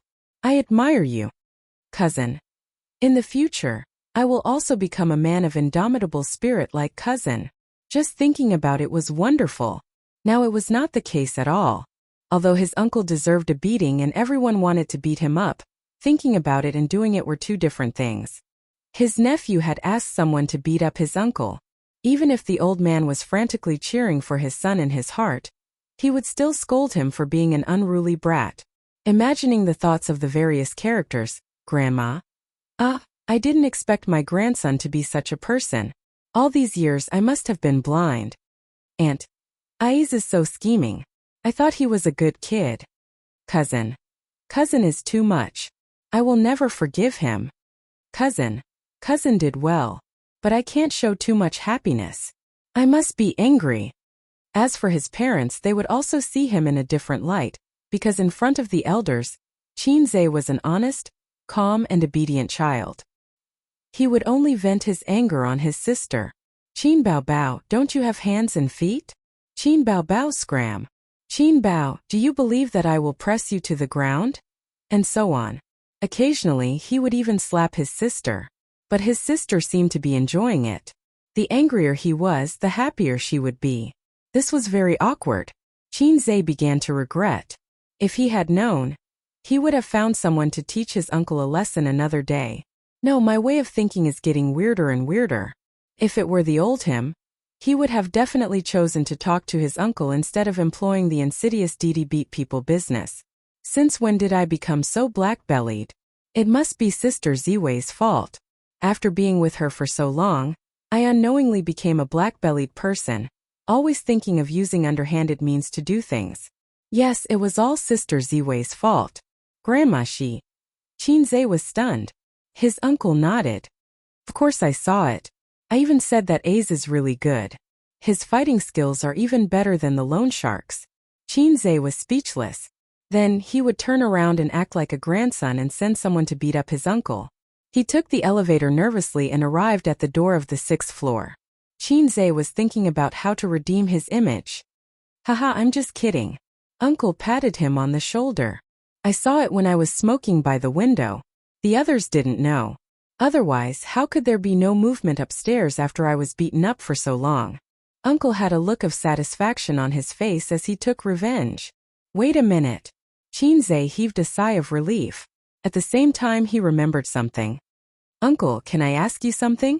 What is it? Uncle took out the key from his pocket. Do you know Su Yao? Uncle froze in the middle of taking out the key. Chinze caught a glimpse of shock and panic in his eyes, but it quickly disappeared. Yes, I do. He's my childhood playmate. Can you tell me about him? What's there to say? I haven't seen him for decades. I almost forgot about him. But how do you know him? Uncle shrugged, inserted the key into the keyhole, and opened the door without changing his expression. Chinze kept silent. Uncle was smart and took out the key to open the door, so he couldn't continue asking. Ace is back. Is everything settled? Aunt couldn't wait to ask. Chinze nodded and said that it was settled. She was relieved and looked conflicted, wanting to laugh and cry at the same time. Grandma called Chinze to her side and nagged for a long time. She scolded Uncle as she talked, but Uncle lowered his head and let his mother scold him. Chinze glanced at him. He didn't know if Uncle listened to him. He wanted to see if Uncle would stay at home after the new year or sneak out again. Also, he felt that his cousin's starry eyes were so hot that he was a little restless. That night, they stayed at Uncle's house for dinner. Chinze cooked again. Suyu quietly squeezed her mother away and helped him. While he was cooking, Chinze stuffed a bank card into her pocket. It's not much. Just treat it as pocket money. Change your phone. It's still early for a 17-year-old girl to come into contact with cosmetics, but you can dress up more exquisitely. You can keep this money and spend it slowly, or you can pay for your school fees. It's up to you. Suyu held the bank card and lowered her head. Her tears were falling. Her sister, who had sneaked in to eat, saw this scene and said angrily, "What's wrong? Are you bullying Yu again?" Suyu waved her hand. Her crying face was slightly red. She explained, "Cousin didn't bully me." "So you're touched?" Qin Baobao glanced at her and patted the dog's head with a smile. "Do you want to repay your cousin?" Suyu nodded vigorously. "If you want to repay me, the best way is to devote yourself to me. You don't have to think about that. I mean, it's not realistic. Then, when you have a job in the future, you'll have to return the money." Baby Qin smiled. Suyu nodded. "Just give the money to cousin when the time comes. You can pay him back slowly. There's no hurry." Qin Baobao said, "Cousin's wife money is all managed by cousin." Although Suyu didn't understand why cousin's wife money was managed by cousin, she still nodded obediently. "Help cousin make a cup of black tea." Qin Baobao sent Suyu out of the kitchen. She rolled her eyes coquettishly. "How much did you give her?" "Not much, just 20,000. "Are you unhappy?" Chinze said. 20,000, no more no less." Qin Baobao knocked on his head. Yu is very sensitive and has strong self-esteem. Don't give her money all the time. You'll make her feel pitiful. If you give her money in the future, just tell her to pay it back when she has a job in the future. Or, ask her to come to our company to take a few modeling photos as repayment. "Sister, you're so thoughtful." Chinze flattered. "I'll help you wash the vegetables." Qin Baobao rolled up her sleeves. No. Wait for you. "Why? Are you looking down on me?" His sister raised her eyebrows. He didn't have any self-awareness at all. "If you wash the vegetables, I have to wash them again myself." Chinze said. "No, I'm just afraid that you'll be tired." His sister snorted. "Then I'll go outside and watch TV." She felt that what he said just now was strange. For a moment, she couldn't figure out what was wrong. After dinner, they said goodbye to their grandmother and returned home. For the next 2 days, Chinze's family ran around and paid New Year's greetings everywhere. Chinze said tentatively, "I'm going back to Zhejiang province to pay New Year's greetings today." Qinma said, "Why are you going? You never went in the past years. You're not familiar with that place." Chinze said, "I'm returning home in glory. I'm so successful now. Of course I have to go." Qinma said, "Don't make trouble. Children should stay at home." She didn't agree no matter what. Chinze said in his heart, "If you don't agree, I'll use force." But on this day, he received a call from Suyu. "Hubby, I miss you so much." Same. Chinze asked about her recent situation. Suyu said, "It's okay. I'm following my dad around to pay New Year's greetings. Hubby, come and stay at home tonight." Chinze said, "After the new year, I'm running around every day. How can I have time?" "Master, come on. Call me Hey Ice King." "No." Suyu giggled and said, "Master Eel, I need an injection. I'm hanging up." "Don't. My mother is back. We've made an appointment to go to Grandma and Grandpa's house today. As the son-in-law, you should meet your mother-in-law." Chinze was speechless. Suyu laughed and said, "She's my mother anyway. You're in and out of my body, and I'm in and out of your body. I have to meet her, right? And Grandpa and Grandma occasionally remember that they have me, their granddaughter, and they'll urge me to find a partner, although they're just saying it." Chinze's nose twitched. "What time is it today? Come over now. I'll send you the address." Suyu's tone was joyful. After hanging up the phone, Chinze said, "Mom, I have something to do today. I'm going to a friend's house to pay New Year's greetings. I won't accompany you to Zhejiang province." "Ah, whose house are you going to?" Qin Baobao asked. "My college roommate. He was hit by a little Maolu during the new year. I'm going to see him." Chinze raised his phone and said, "He just called me. I have to go." The actor was proficient in acting. Whether it was his eyes or his tone, they were impeccable. as if he was really going to visit his roommate who was hit. Qin Baobao said, "Oh," and said to Qin Ma, "Mom, you cooked the rice. Zijin and I want to eat at noon." There was no shortage of food during the new year. She could just heat it up in the hot pot. She still knew how to use hot pot. Wang Zijin's mouth twitched, and she forced a smile and said, "Auntie, you can go. I'll cook the rice." "So embarrassing." Qinze laughed and said, 2.5 cups of rice are enough for 2 people. Don't put too much." Wang Zijin's pretty face turned red. "I don't know. You don't have to talk. Get lost, Bao Bao. Get the hell out of here. Qin Bao Bao. Get lost, Qinze. Qinze. Get lost, Qin Bao Bao." Chapter 377. After Suyu sent the address, Qinze estimated the time and found that he could stay at home for another half an hour. Qinze and his sisters were not playing for money. Qin Bao Bao sneaked into the old man's study and tore a few pieces of white paper from his diary. If this behavior was discovered, he would be beaten to death. His sister cut the paper into square pieces with scissors and wrote, "One day." Each person had 10 pieces of paper, and one day represented a day of housework. Mopping the floor, sweeping the floor, washing clothes, washing dishes, in addition to Qinze's exclusive cooking. After all, the 2 sisters couldn't cook. The time was half an hour, and they arranged the work according to the pieces of paper in their hands. Qinze's card luck was surprisingly good. Whether he was a landlord or a farmer, he had never tasted defeat. In 10 minutes he accumulated 21 cards from 10 cards. The one with the worst luck was Qin Bao Bao. She always lost, but her sister was a flirtatious little b****. At least that was what Wang Zijin thought. When she lost too much, she would shamelessly throw flirtatious glances at her brother, hugging his arm and acting coquettishly. Qinze immediately fell into his sister's beauty trap. He let her win several times and let her equalize the disadvantage. In this way, after half an hour, Wang Zijin's paper was empty. "Oh, I won." Her sister lay down on the sofa and slapped the sofa with her long legs. Wang Zijin faintly looked at Qinze, got up and left. Qinze was shocked and asked, "Sister Ziwei, where are you going?" Wang Zijin smiled. "To the bathroom." Qinze saw the shining word MMP from Wang Zijin's smile. After 0.01 seconds, Qinze made an accurate judgment and followed Sister Ziwei into the bathroom. "What are you doing?" Wang Zijin squinted and didn't give him a good face. "Are you angry?" "No. I'm just angry. You're so annoying. I need to go to the toilet. Get out."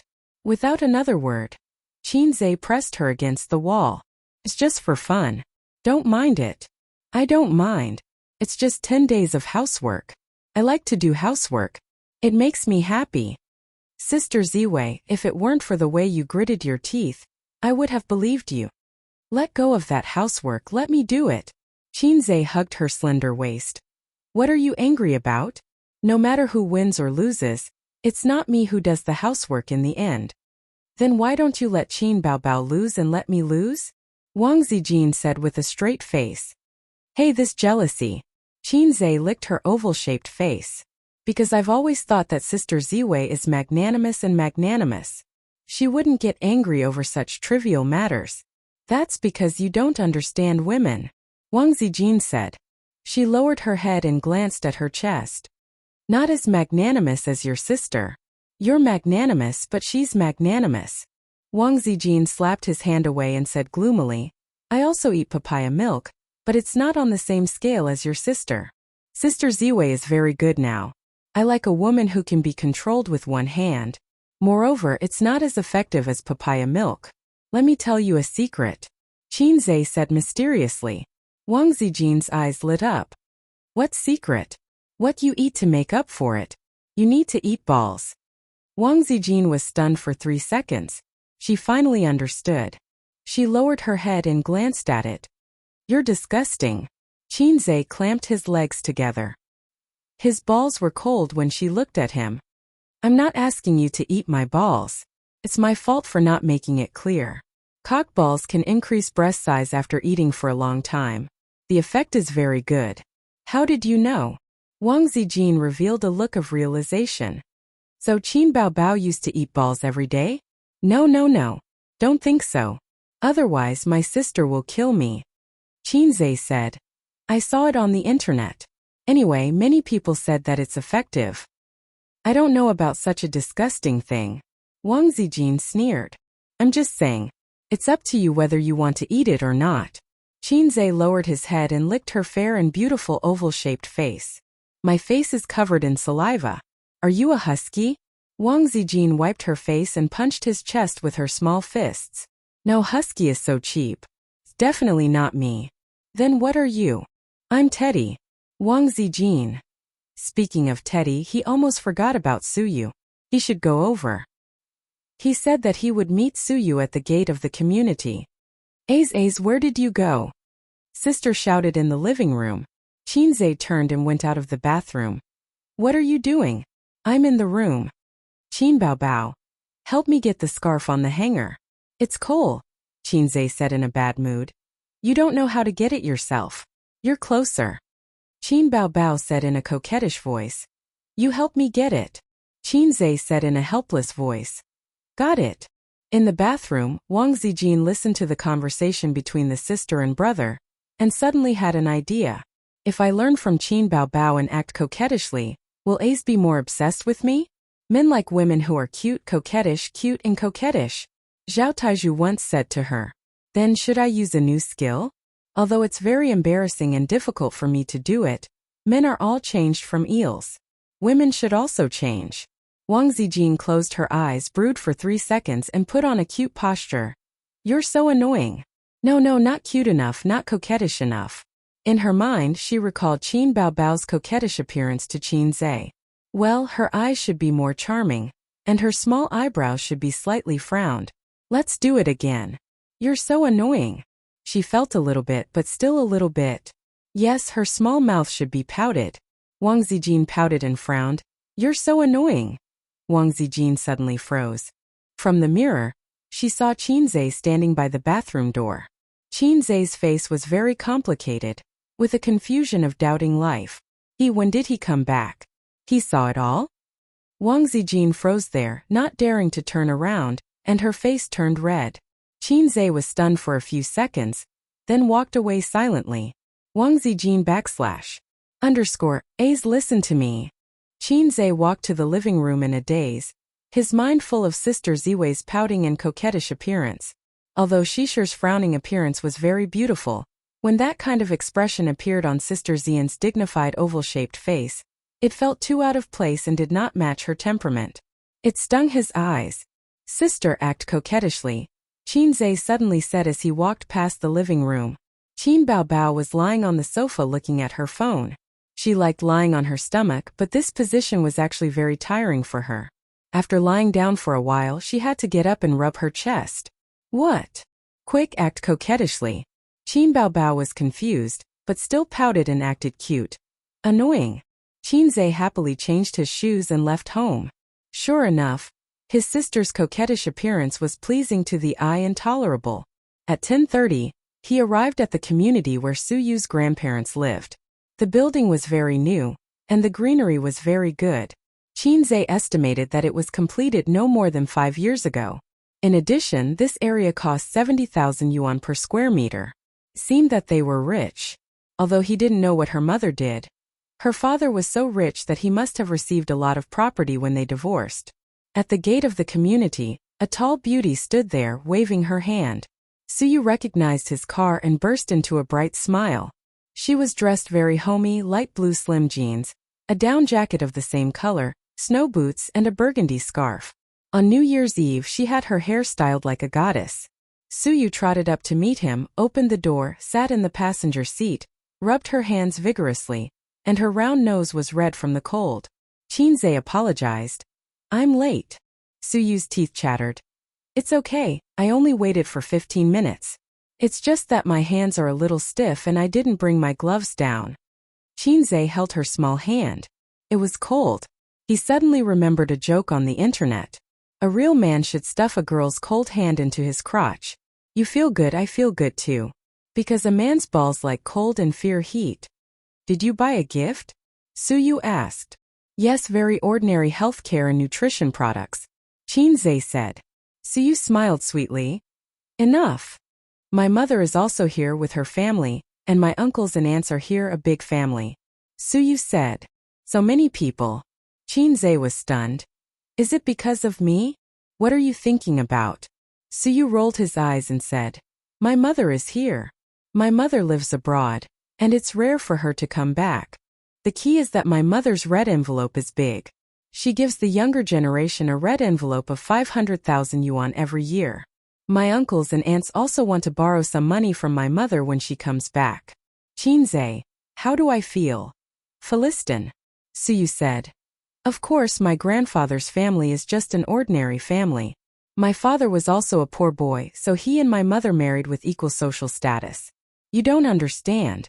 A barely well-off family has a rich man with assets of more than 100 million yuan. That kind of atmosphere of eating and taking.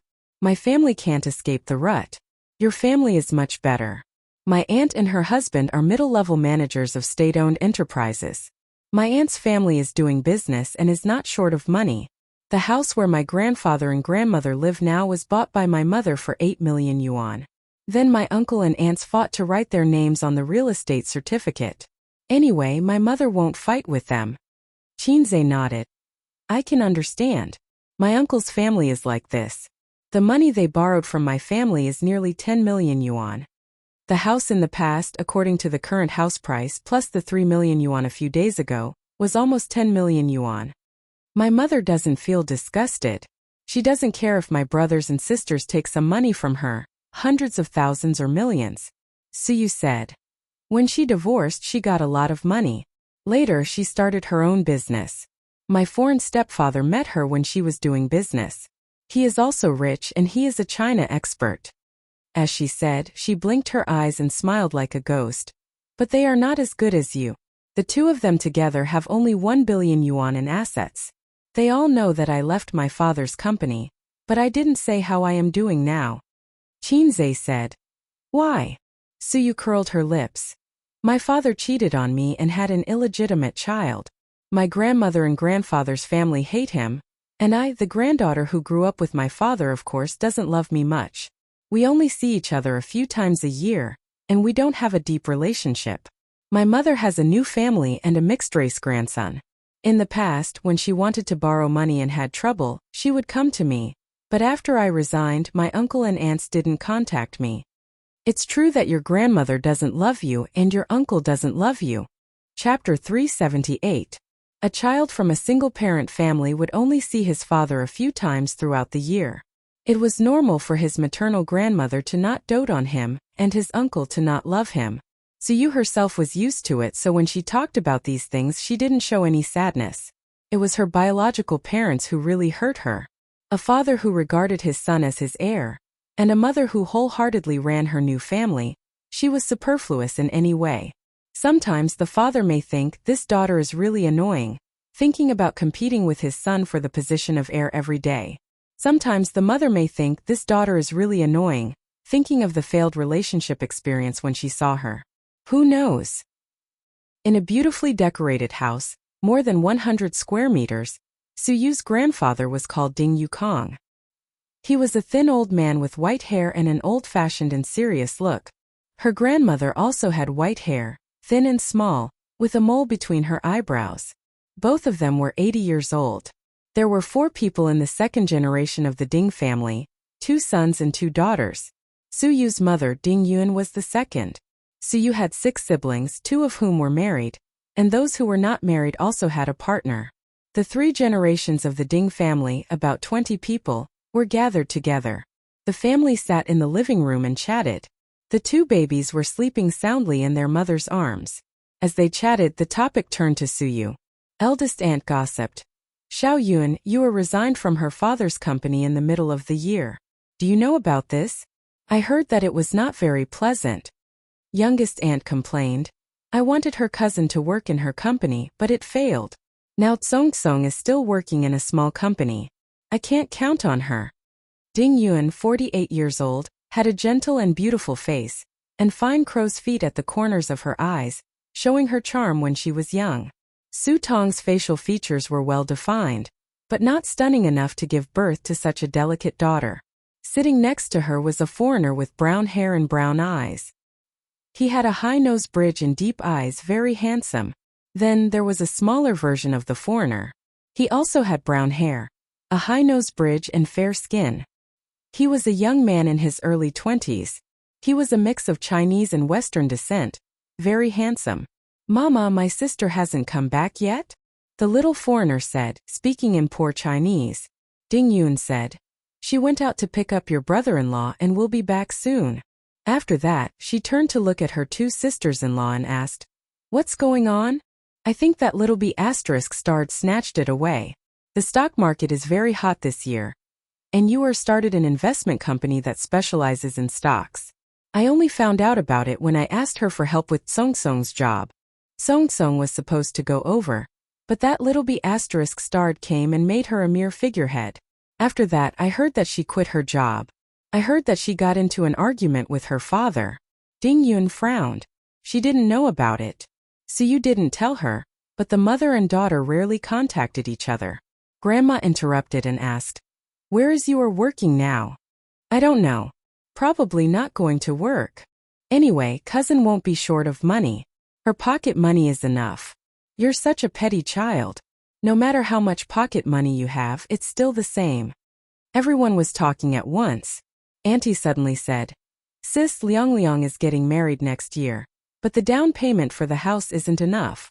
Ding Yun smiled. "How much do you owe?" "Uncle, 400,000. The policy was changed last year. The second house needs a down payment of 50%. I want to borrow some money from you." Ding Yun nodded and smiled gently. "Sure." Everyone laughed. Then the topic turned to Su Yu's boyfriend.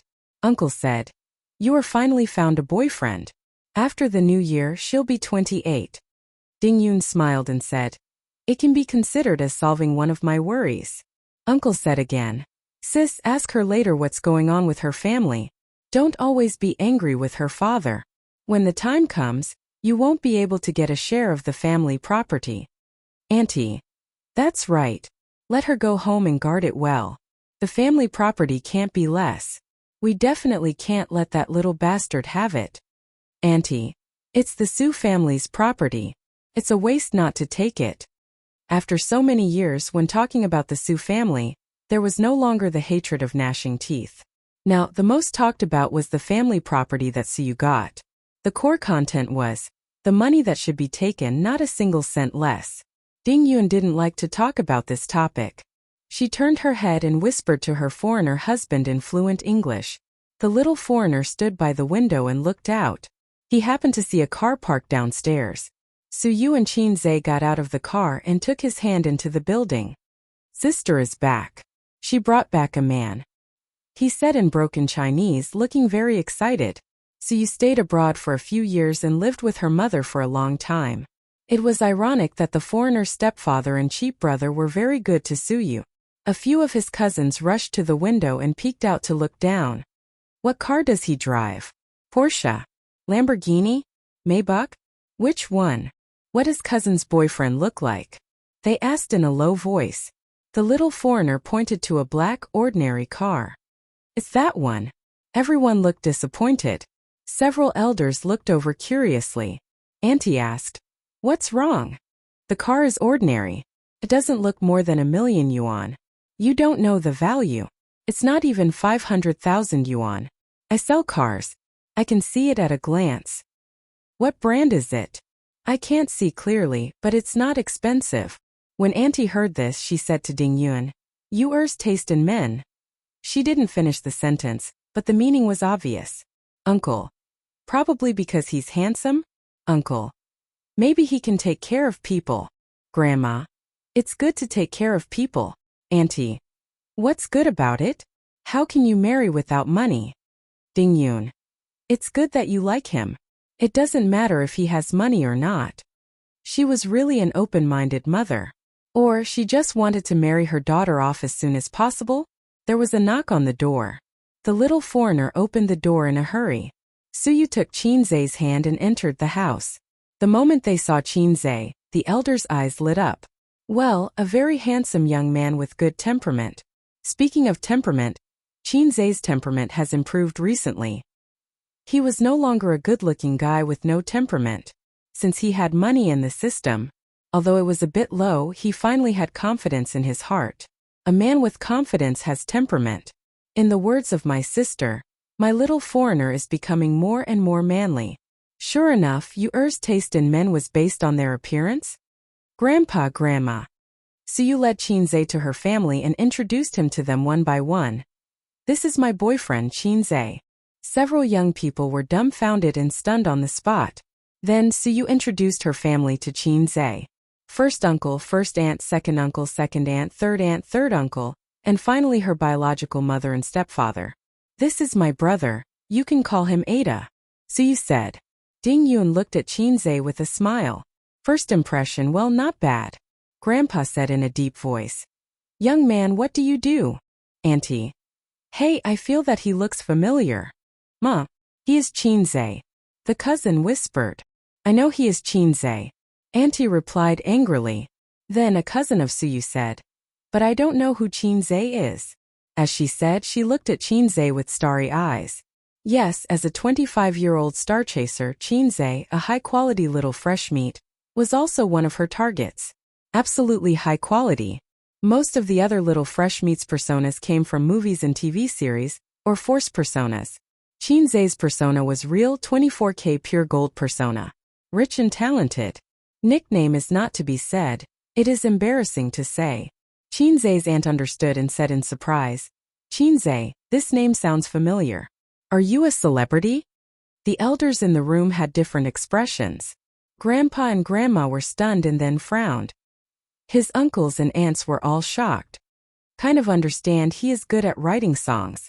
Singers in the entertainment industry dream of his songs. The cousin worshipped. He is also the god of stocks, very good at trading stocks. A cousin said.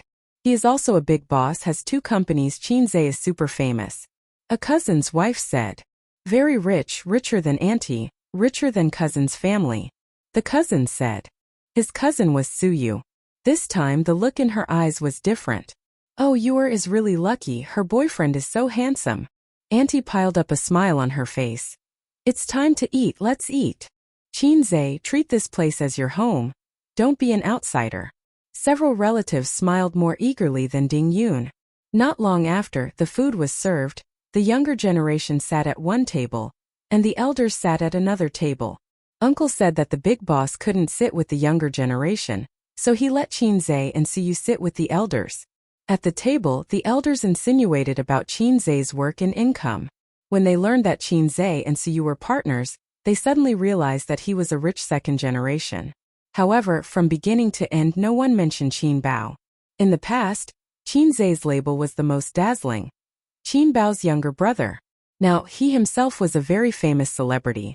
So the elders began to inquire about Qinze's family background, trying to estimate his family background. This was very normal. The younger generation in the family must inquire about the other party's family background. Qinze briefly said that his father was a university professor, and his mother was a stay-at-home mother. The elders were dumbfounded, listening to the young man's words. He was not a rich second generation? His family background was earned by himself? Qinze is amazing, he can sell a song for a lot of money. The cousin at the next table interrupted. Auntie secretly took out her mobile phone and searched for Qinze. At first, she didn't search correctly and wrote the name wrong. After thinking about it, she searched. Qinze is very good at writing songs. Search results. Fast shooter Qinze. Fast shooter?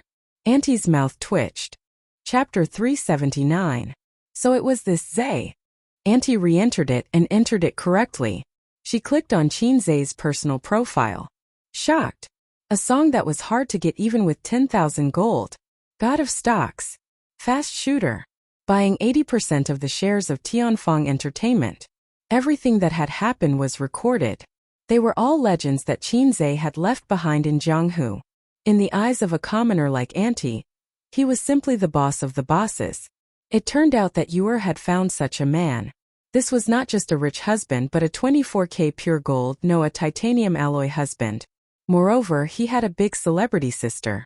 A big celebrity, in the eyes of ordinary people, was an existence that made money faster than printing money. They were paid tens of millions and bought mansions. Auntie's mouth cracked open. Look at this, look at this. She handed the phone to her husband. Little uncle took the phone and was shocked. He thought to himself, this nephew is amazing. What are you two whispering about? You're eating and you're whispering. Grandma glanced at her youngest son and daughter-in-law. Auntie's face was full of smiles. I just searched for Qinze. He's really amazing. Grandma was suddenly interested. What do you mean? Auntie glanced at Suyu. You are found such a good boyfriend. She didn't know to say earlier that she had to wait until the new year to bring him back. Mom, Qinze is very good at writing songs. He's the #1 in the domestic music industry. His sister is Qin Bao. That big celebrity Qin Bao. The internet said that she became famous because of the songs he wrote. Also, he's good at trading stocks. People say that he's the god of stocks. Many celebrities ask him to help them earn money. He also composes piano music and has acted in movies before. That Bloody Battle of Shanghai Beach was directed by him. The male lead I say looks familiar.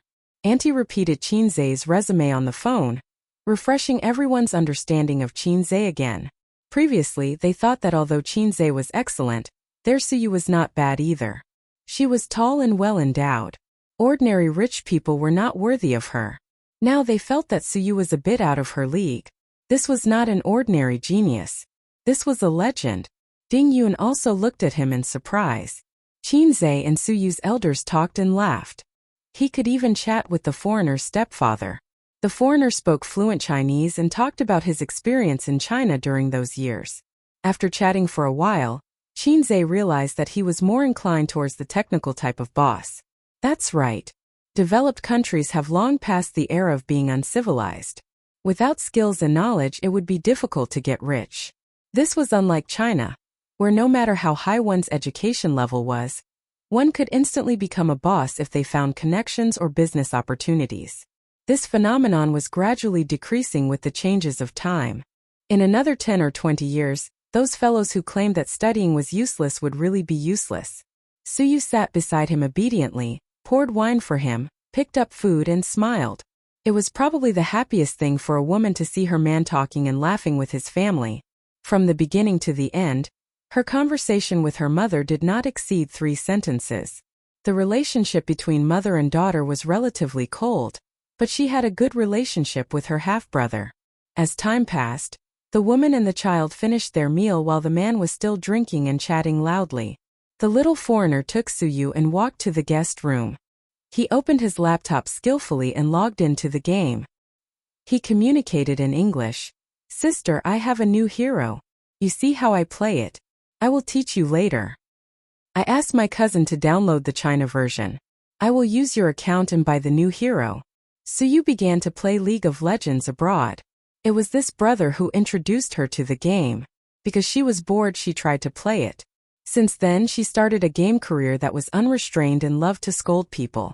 In the game, she could scold people as much as she wanted. Others would not ignore her. Instead, they would fight with her for 300 rounds, making Suyu feel full of sense of existence. The little foreigner brother was also very happy to have a beautiful sister to play games with him. Your brother-in-law also plays this game. We met in the game. Suyu laughed. So good in China. You can make a girlfriend by playing games. The little foreigner said enviously. Your brother-in-law is amazing. He often takes me to the next level. Sister, what is your rank now? Gold. Oh my God, I only take you to the gold rank. The little foreigner was shocked and despised. The game is just a medium for communication. I will not be the girlfriend of whoever takes me to the next level.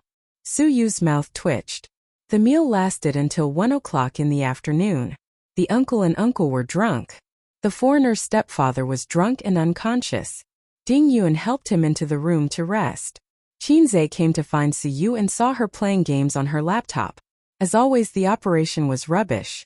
The little foreigner brother was beside her, chattering in English and guiding her. The little foreigner was full of achievement. Qinze, help me play. Suyu bit her lip and looked at her man with grievance. Well, the results were terrible. The little foreigner did not object and looked at Qinze. Suyu's character was a new hero recently. Qinze had not played games for a long time. Not only him, his sister had become a major shareholder of Tianfang. She was getting busier and had less time to play games. Suyu was focused on running Bowser and also rarely played games. They were like the game friends they had met on the internet. They gradually reduced their gaming time and then disappeared completely. They could not be contacted. Fate had ended. Fortunately, Shinzei did not need to worry about this kind of thing happening.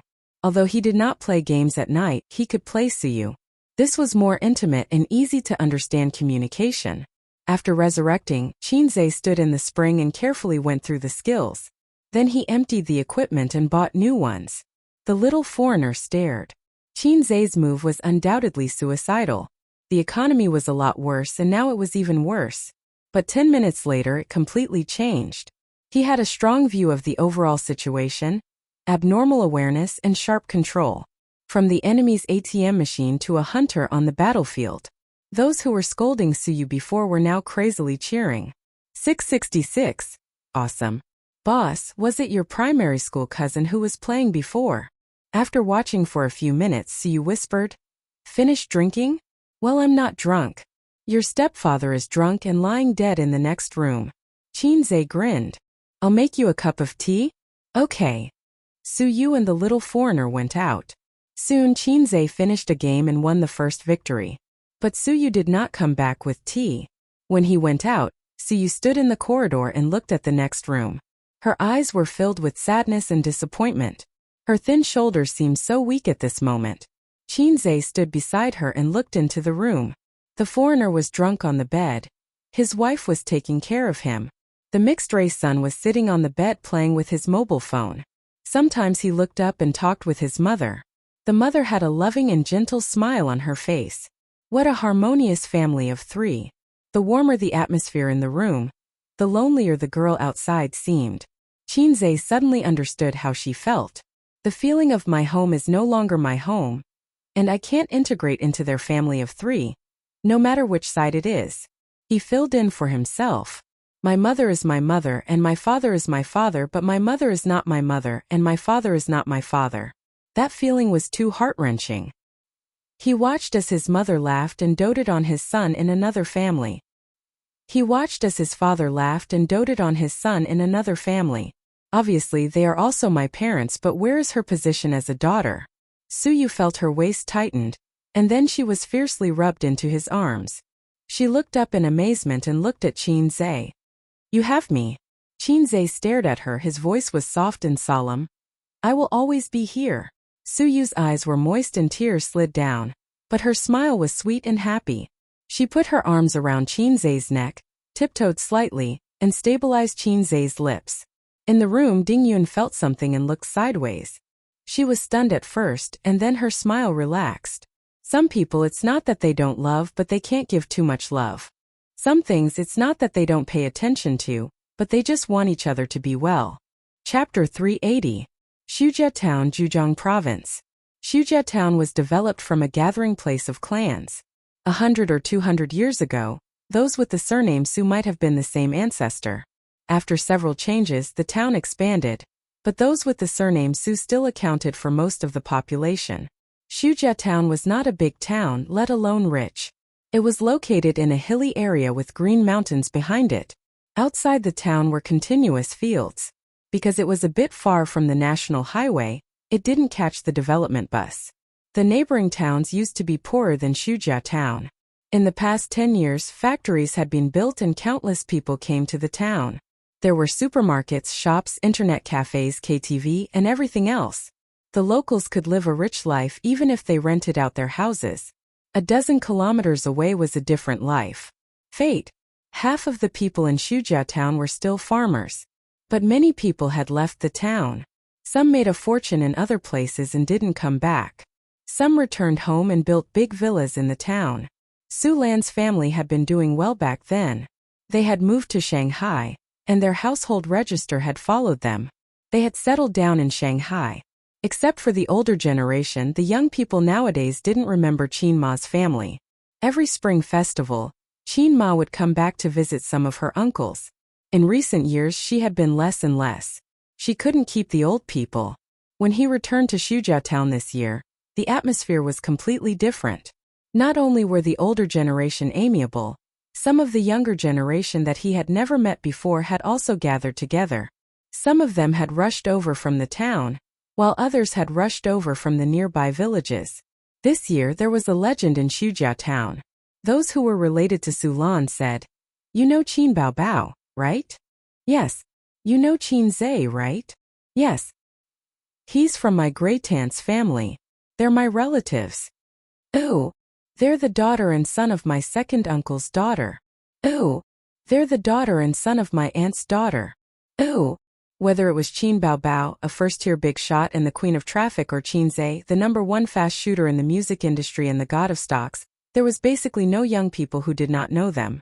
Qin Ma and Old Master Li bought gifts from the supermarket in the town and delivered them one by one. They were not in a hurry. Every time they visited a house, they would stay and chat with the elders. Then they would give red packets to the younger generation. The gifts were not heavy, but the red packets were heavy. Although it was said to be a small gift from Qin Zhe and Qin Bao, it was actually Qin Ma and the old man's own money. Qin Bao Bao and Qin Zhe often came back to pay New Year's greetings when they were young. After they grew up, they almost never came back. It didn't matter in previous years, but this year there were old people sighing and complaining, saying that no matter what, they had to come back and take a look. Although they had settled in other places, this was still their roots. In fact, Xujiao town was Qin Ma's roots. It had little to do with Qin Bao and Qin Zhe. However, Qin Ma smiled and said that she was busy this year and could not find time. They stayed for dinner at Qin Ma's second uncle's house. An old man in his 90s lived alone. His son had moved to the city and would only come back to visit him during the new year. This year, the old man's son went to his daughter-in-law's house for the new year, leaving him alone. Knocking on the door of the yellow mud house, the old man stood shakily at the threshold. His old face was full of wrinkles, but his eyes were still clear. He said in a trembling voice, "Little Lan." It was not because of joy or emotion, but because he was old and his voice was trembling. "Granduncle, I'm back to see you." Qin Ma helped him into the house. "It's about time you came." The old man slowly walked to the table and sat down. "You're the only one who still comes to see me. Because granduncle often picked fruits for me to eat when I was young," Qin Ma said with a smile. At noon, Qin Ma cooked. Grandpa and the old man sat by the threshold and chatted. The so-called chat was Grandpa's one-sided chatter. The old man could understand Mandarin, but he could not speak it. Besides, Grandpa did not understand dialects. The meal was relatively light. It was placed on the small black table. There were 2 vegetables, 1 meat and 1 soup. After eating, the old man asked in a muffled voice, "Why didn't your 2 children come?" "They're busy with work," Qin Ma said. "Your son's name is Ace, right?" The old man smiled. His face was full of wrinkles. "Su Guang has been very naughty since he was young. He looks handsome. Your son is more like the grandson of an old cow." Grandpa ate in silence. He did not understand. Qin Ma frowned slightly and gave a perfunctory yes. In the afternoon, the 2 of them left Xujiao town along the wide road. After walking for 100 meters, they turned into a rugged mountain road. There were black fields on both sides. In the distance, there was a white Xingwang temple. It was not big. After passing through the Xingwang temple, they walked for another 10 minutes and arrived at the cemetery of Xujiao town. The cemetery was surrounded by a tea forest. The waist-high tea trees stretched as far as the eye could see. In the distance there were undulating mountains. The real Shirley tea forest was a rare green in winter. The sun was warm and the air was cold. Qin Ma stood in front of a tombstone and did not speak for a long time. Grandpa lit candles, burned incense, and burned paper money. In the tomb lay a woman about the same age as Qin Ma. She was her childhood sister and best playmate. Xujiao town contained Qin Ma's childhood memories. It also buried her best friend who was like a sister. Time passed so quickly. In the blink of an eye, the 2 girls who ran barefoot in the black fields were now lying in the cemetery and middle-aged. In her memory, the bright sun, the blue sky, the mottled halo under the shadows of the trees, and the clear chirping of birds were as clear as yesterday. Qin Ma held the incense and talked to herself in front of the tomb. Her mouth moved but no sound could be heard. She talked for a long time, as if it was not a tomb in front of her, but her best friend Su Ru. Grandpa watched from the side. Every year when he returned to Shujia town, visiting the cemetery was a must. He was used to it. When Qinma finally finished, Grandpa set off a string of firecrackers and a bucket of fireworks. Only then did the two of them leave. On the way back, Qinma met a man in a suit. He was holding a bunch of yellow and white flowers that did not belong to Shujia town. He stood by the roadside with a complicated expression. Qinma paused for a moment, then walked away calmly and passed by him expressionlessly. They were like strangers. She and Grandpa gradually walked away. The man turned and stared at their backs. Blue sky, tea forest, picturesque scenery. Su Yao stood in the painting for a long time, lost in thought. Leaving Su Yu's grandmother's house in the afternoon, she didn't want to invite her mother to sit in her house, nor did she want to go out for dinner alone in the evening. She took Qinzai's arm, drove and left. Today, the lonely boat in his heart finally had a harbor to anchor in. So you can calmly give up some of the indispensable feelings of others and give up the tangled and sad past. Qinzai drank wine and leaned on the co-pilot seat with his eyes closed. So you concentrated on driving. The car sped on the highway. She smiled and said, "Husband, I'm hungry. Didn't you just finish eating?" Qinzai wondered. "But I'm still hungry." Su Yu blinked. She was already at the age of a young woman. Now she really became a young woman. Between her frown and smile, there was a coquettish charm that was not there in the past. "I see." Qinzai nodded. "It's my thoughtlessness. I didn't bother you. Good and evil will be rewarded in the end," Su Yu said. At the end of the day, the two played in Su Yu's nest. When it was dark, Qinzai left holding the wall. "System, you said I would become a teddy, you big liar." Qinzai burst into tears. You lied to me. His eyes were red and his heart was broken. "I didn't lie to you. Your fighting ability has surpassed 80% of men. If you practice diligently, you can challenge the big boss Teddy in a year and a half." The system explained methodically. "After all, you've been practicing the second set of broadcast gymnastics for primary school students. The times are calling, and it's only been 2 months. Qinzai." He found a phenomenon. When the body is hollowed out, people's reactions will become sluggish, and the brain will be tired. When looking at the mobile phone, the screen will be blurry. Tonight, the old man and Qinma won't come back. They usually go to Zhejiang province and stay for 2 or 3 days. The relatives in Shanghai have all left. Qinzai didn't have any teachers or close friends to give New Year's greetings, so he drove directly back to his sister's luxurious house. Qin Baobao and Wang Zijin were already at home. Sister was wearing home clothes, opening champagne, eating snacks and watching health programs. Sister Ziwei was dragging the floor bitterly. As soon as she saw Qinzai come back, Wang Zijin suddenly burst into tears, and sadness flowed like a river. These days, the nanny was on vacation, and the house hadn't been cleaned for several years. Needless to say, elder sister must have taken advantage of Qinzai's absence to bully elder sister Xian. Wang Zijin was too arrogant. She admitted defeat. If it were baby Qin, she would act coquettishly and drag things out until her baby brother came back. Then, she would hand over the work to her capable brother. When washing the mop, Wang Zijin stretched her waist and said with a bitter face, "Ouch, my waist is broken. I feel the same." Qinzai deeply understood. I mean working hard every day. I do the same." "Then work harder.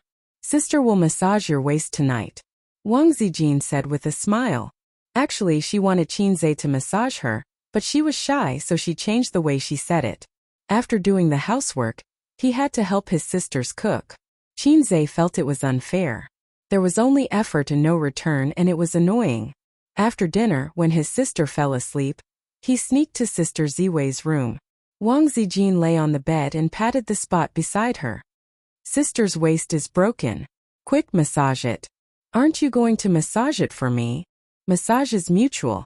You can help me first. I've been tricked by you." After half an hour, Wang Zijin closed her eyes comfortably. "It's your turn."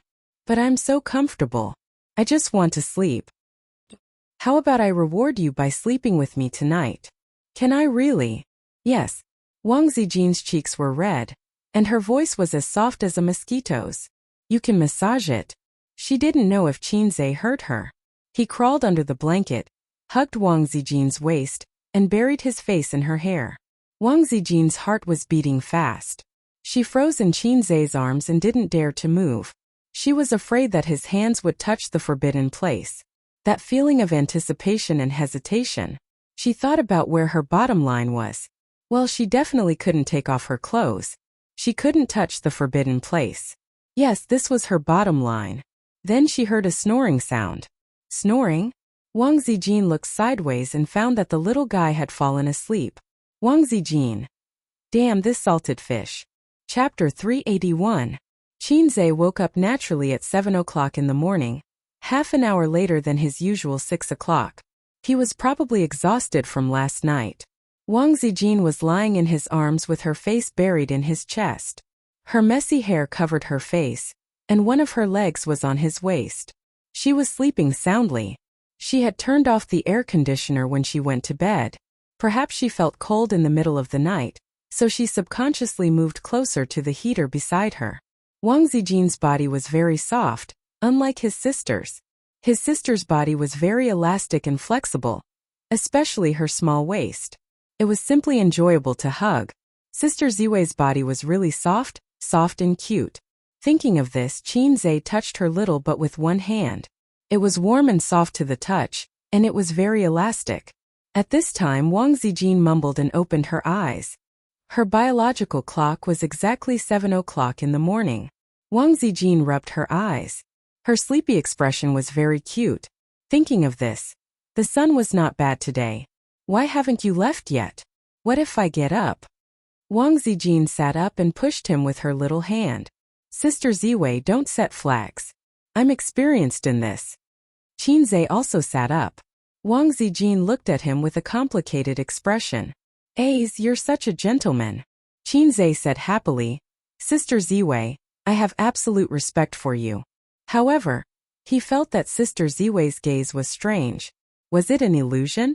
Gentlemen, hurry up and go back to your room. Wang Zijin curled her lips.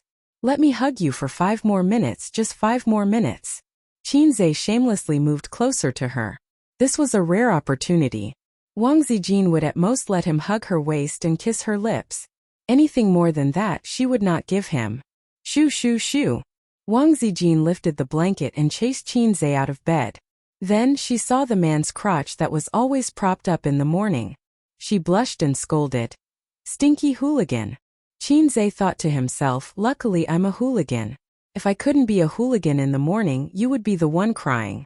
In addition, the radio calisthenics was still very useful. The recovery rate was very good. Then I'm leaving. Qin Zhe got out of bed and put on his cotton slippers. Wang Zijin was lying on the bed, yawning and playing with her phone. She crossed her feet that were wearing cotton socks, and her small butt was very curvy. After leaving Sister Ziwei's room and closing the door, she turned around and saw the door of the big bathroom open. Her sister walked out with messy hair and squinted eyes.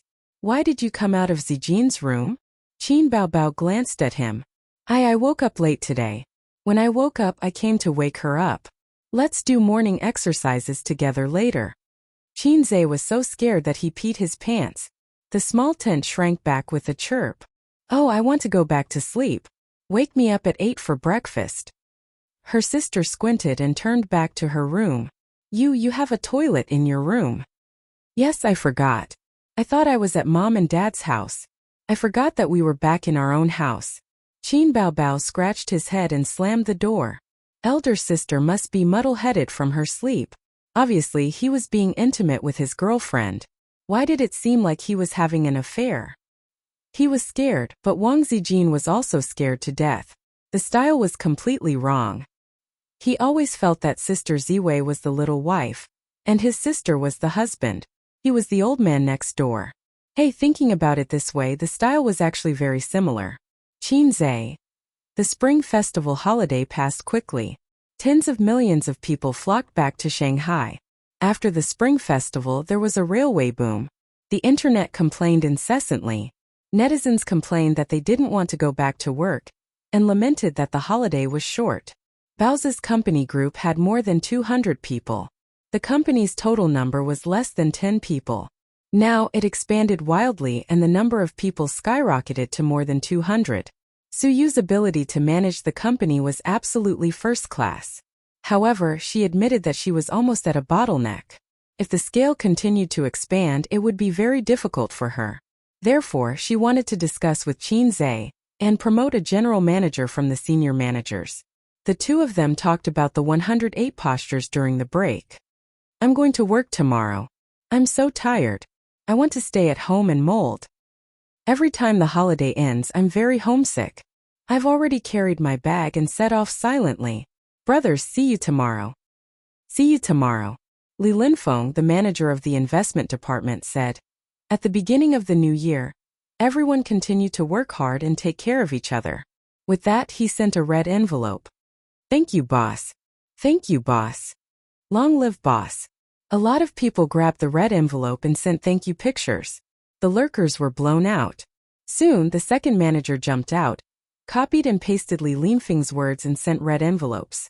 After the 6 managers sent red envelopes, more than a dozen team leaders took over and sent red envelopes. The group was raining red envelopes.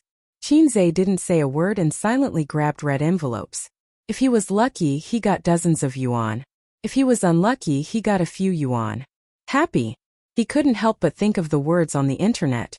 In the past, he didn't even look at 1 or 2 yuan. Now whoever sends more than 50 yuan will cry with joy and shout, "Thank you, boss." The times are regressing. After snatching for a long time, someone suddenly at him. Li Linfeng. Qin Zhe, boss, it's your turn to send red envelopes. Boss Qin, please send red envelopes. Boss Qin, please send red envelopes.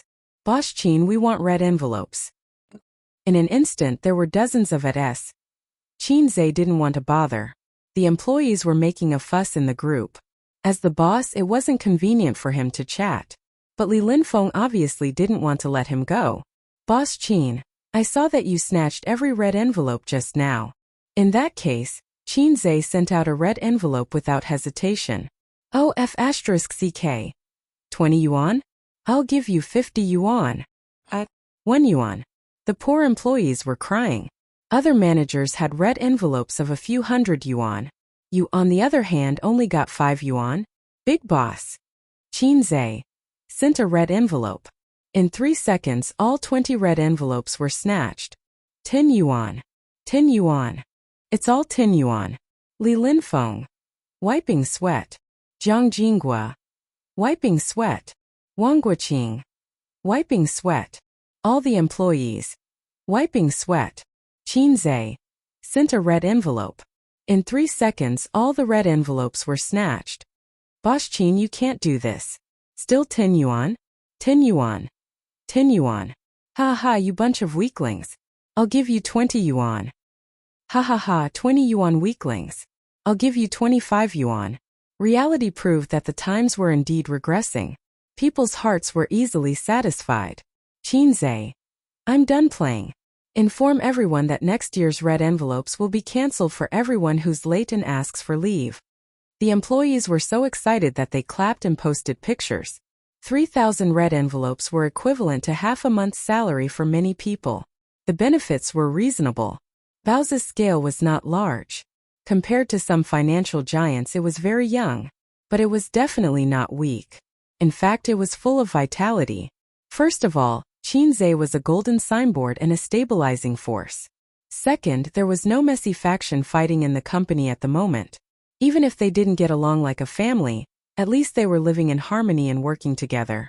As for the future, they could talk about it later. Qin Zhe had the low-level system, which meant that he could be in charge of the company alone. He didn't need to attract investment or recruit talents with shares. Maybe he could build a business empire. Although his system was unreliable, it was still a system. With the low-level system, he could control the world. Ha ha ha. Ding. Task released. Host, please build a business empire within 2 years. If you succeed, you will be rewarded with 100,000 points. If you fail, the corresponding points will be deducted. The system sneered. What? Qin Zhe was dumbfounded. The words business empire were used too many times. Just like, I'm in charge of my own destiny. The young people kept saying, build your own business empire. Just a few seconds ago, Qinze was also one of the young people. What was a business empire? The literal meaning, business empire. In layman's terms, it was rich. It was big. Business empire in the past had a more layman's meaning. The top 500 companies in the world could be called a business empire. 2 years? What a joke. The low-level system would only provide him with some creativity. It wouldn't create something out of nothing. Asking him to build a business empire brick by brick. How could he live? This was an impossible task. It was certain that he would be deducted 10,000 points. 10,000 points. The ending was that the system left him. He went from being the protagonist of Long Outyen to being a passerby. Please! Qinze exclaimed in shock. Sir System, please listen to my explanation. Carefully, your ass. The system scolded. I wasn't asking for it in my heart. It was purely fantasizing. Can you tell the difference between the two? Qinze said hurriedly. The former is setting up a goal to achieve. The latter is knowing that it's impossible to achieve, or it won't be achieved in a short time, so it's fantasizing in your heart. Okay, then cancel the mission, the system said in a serious tone. Eh? So straightforward? Qinze was surprised. The system could operate like that? A mission issued could be cancelled at will? This low-level system could defy the program? Besides, I'm not low-level enough to fall out with you.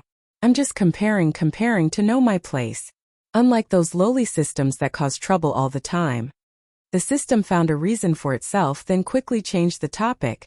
The mission just now didn't come from the program. It was just me saying it casually. Casually? Qinze remembered that the system's tone just now seemed to be sneering.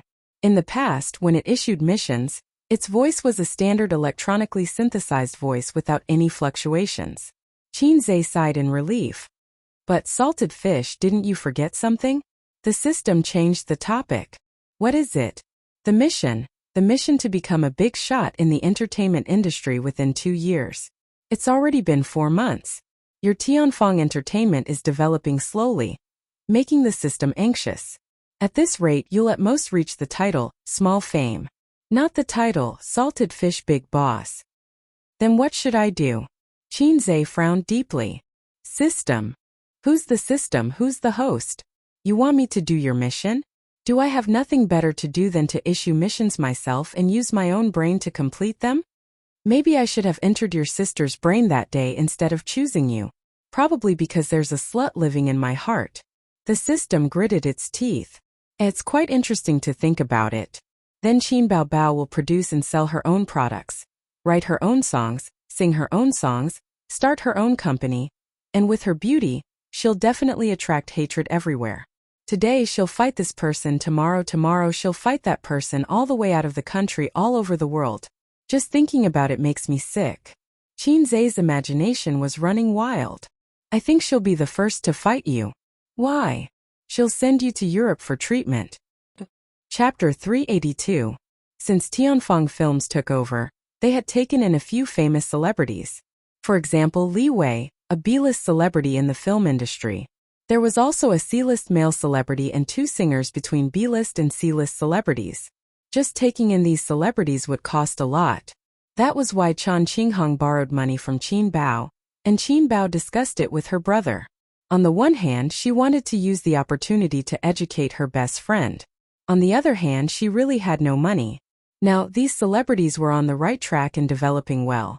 The company tried to allocate resources to them, but it felt like something was missing. Qinze lay on the sofa and fell into deep thought. During this period, he had been thinking about the development path of Bao's company. Now, it seemed like Tianfeng was the main development target. After all, he had a mission. Just then, his phone started ringing. It was a piece of entertainment news. Blockbusters are gathering in April this year. He clicked on it. The content was roughly like this. Famous director Zhang Chu's new work is coming. September New City. We'll meet you in April. Popular Queen XX is teaming up with popular teen idol XX. Fantasy masterpiece Soul Breaking Song will be released in April. Famous director Ku has been preparing for his new film for 6 years. Martial arts master will meet you there. It was a software advertisement promoting the movie in April. He scrolled down. There was no more. The article was not long. Half of it was beautifully made promotional posters. Just looking at the posters, it was indeed interesting. Comments. 999 plus Chinze casually browsed through the netizens' comments. I'm looking forward to it. There are so many movies based on novels. Just IP.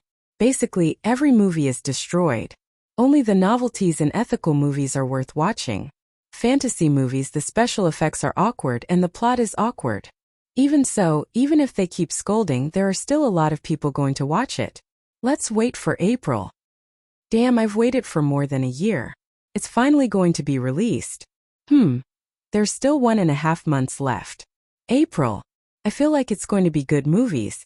Awesome. XX this sissy. Teen idols nowadays dress up as flirtatious as women. Disgusting. This is the trend brought over from South Korea. I'm looking forward to Martial Arts Master. I feel like it will be a very hot-blooded martial arts movie. Chinze was looking forward to it. Blockbusters were indeed gathering in April. There was going to be something to watch. At the same time, his heart skipped a beat. Tianfeng might be missing 1 or 2 works that could become classics. Songs didn't count. Songs were more representative of a person. For such a large entertainment company like Tianfeng, it wouldn't be right if they didn't have at least a few classic movies that they had invested in. For example, Star Art Entertainment had to invest in a lot of movies every year. Some made money, some lost money, but overall it was profitable. Not only did it make money, but it also supported the artists under the red flag. There must be a lot of movies in the system store. He could take his time to look through them. It wouldn't be difficult to find classic movies. Just think about it. The #1 fast shooter in the music industry, the current god of stocks, had transformed into a famous scriptwriter that shocked the entire country. TSK, it felt so good. Ding! New mission. Host, please rely on your own abilities to shoot a movie with a rating of 8.5 and above. There are no restrictions on the theme. If you succeed, you will be awarded 5,000 points. If you fail, you will be deducted the same amount of points. Chinze calmly picked up his teacup and smiled. System, stop fooling around. Once is enough for this kind of joke. I won't fall for it twice. This time the mission was issued according to the proper procedures. This is not a drill. Host, this is not a drill. The system's serious voice sounded. Pfft. Chinze spat out the tea in his mouth. System boss, are you trying to play me to death and then change the host? Chinze said angrily. Of course not. The system was very calm. I've never shot a movie before. You want me to shoot a movie with a rating of 8.5 and above?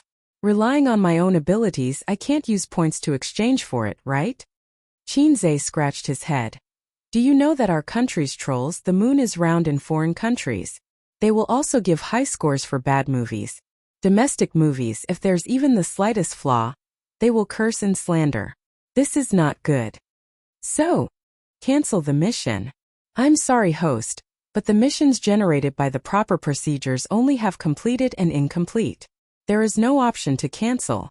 Although I am an AI system, I have my own principles. Chinze. F*CK. A bolt from the blue. Why don't you just let me shoot a movie and compete with a blockbuster movie in April where the big bosses gather? Accepted. The system's voice was cold. Ding. Mission added, the movie box office in April will be in the top 3. If successful, you will be rewarded with an additional 1,000 points. If you fail, the corresponding points will be deducted. There were some things in the world that couldn't be reasoned with. For example, low-level systems. Host, I'm still a gentle system. If it were those despicable systems, they would have 100 ways to force the host to work hard. Right now, I just want to paint the wall with feces and then paint you on it too. At this point, the most important thing was to consider completing the mission. A movie with a rating of 8.5 and above was undoubtedly a huge challenge. It was not like those rubbish ratings on social media platforms. For movies, there were special rating websites. They were more authoritative and picky. Secondly, competing on the same stage in April meant that he only had slightly more than a month. Time was tight. The next day, the first day of work during the Chinese New Year holiday, Chinze did not go to Baoza. Instead, he drove his sister to Tianfeng and called for an emergency meeting. They started work at 9 a.m. The meeting was at 9:30 a.m. In the #1 large conference room, the higher-ups of Tianfang, as well as the person in charge of the production team, were all present. Qin Zhe sat at the head of the table. On his left was Qin Baobao. Qin Baobao was twirling the pen at her fingertips, looking bored.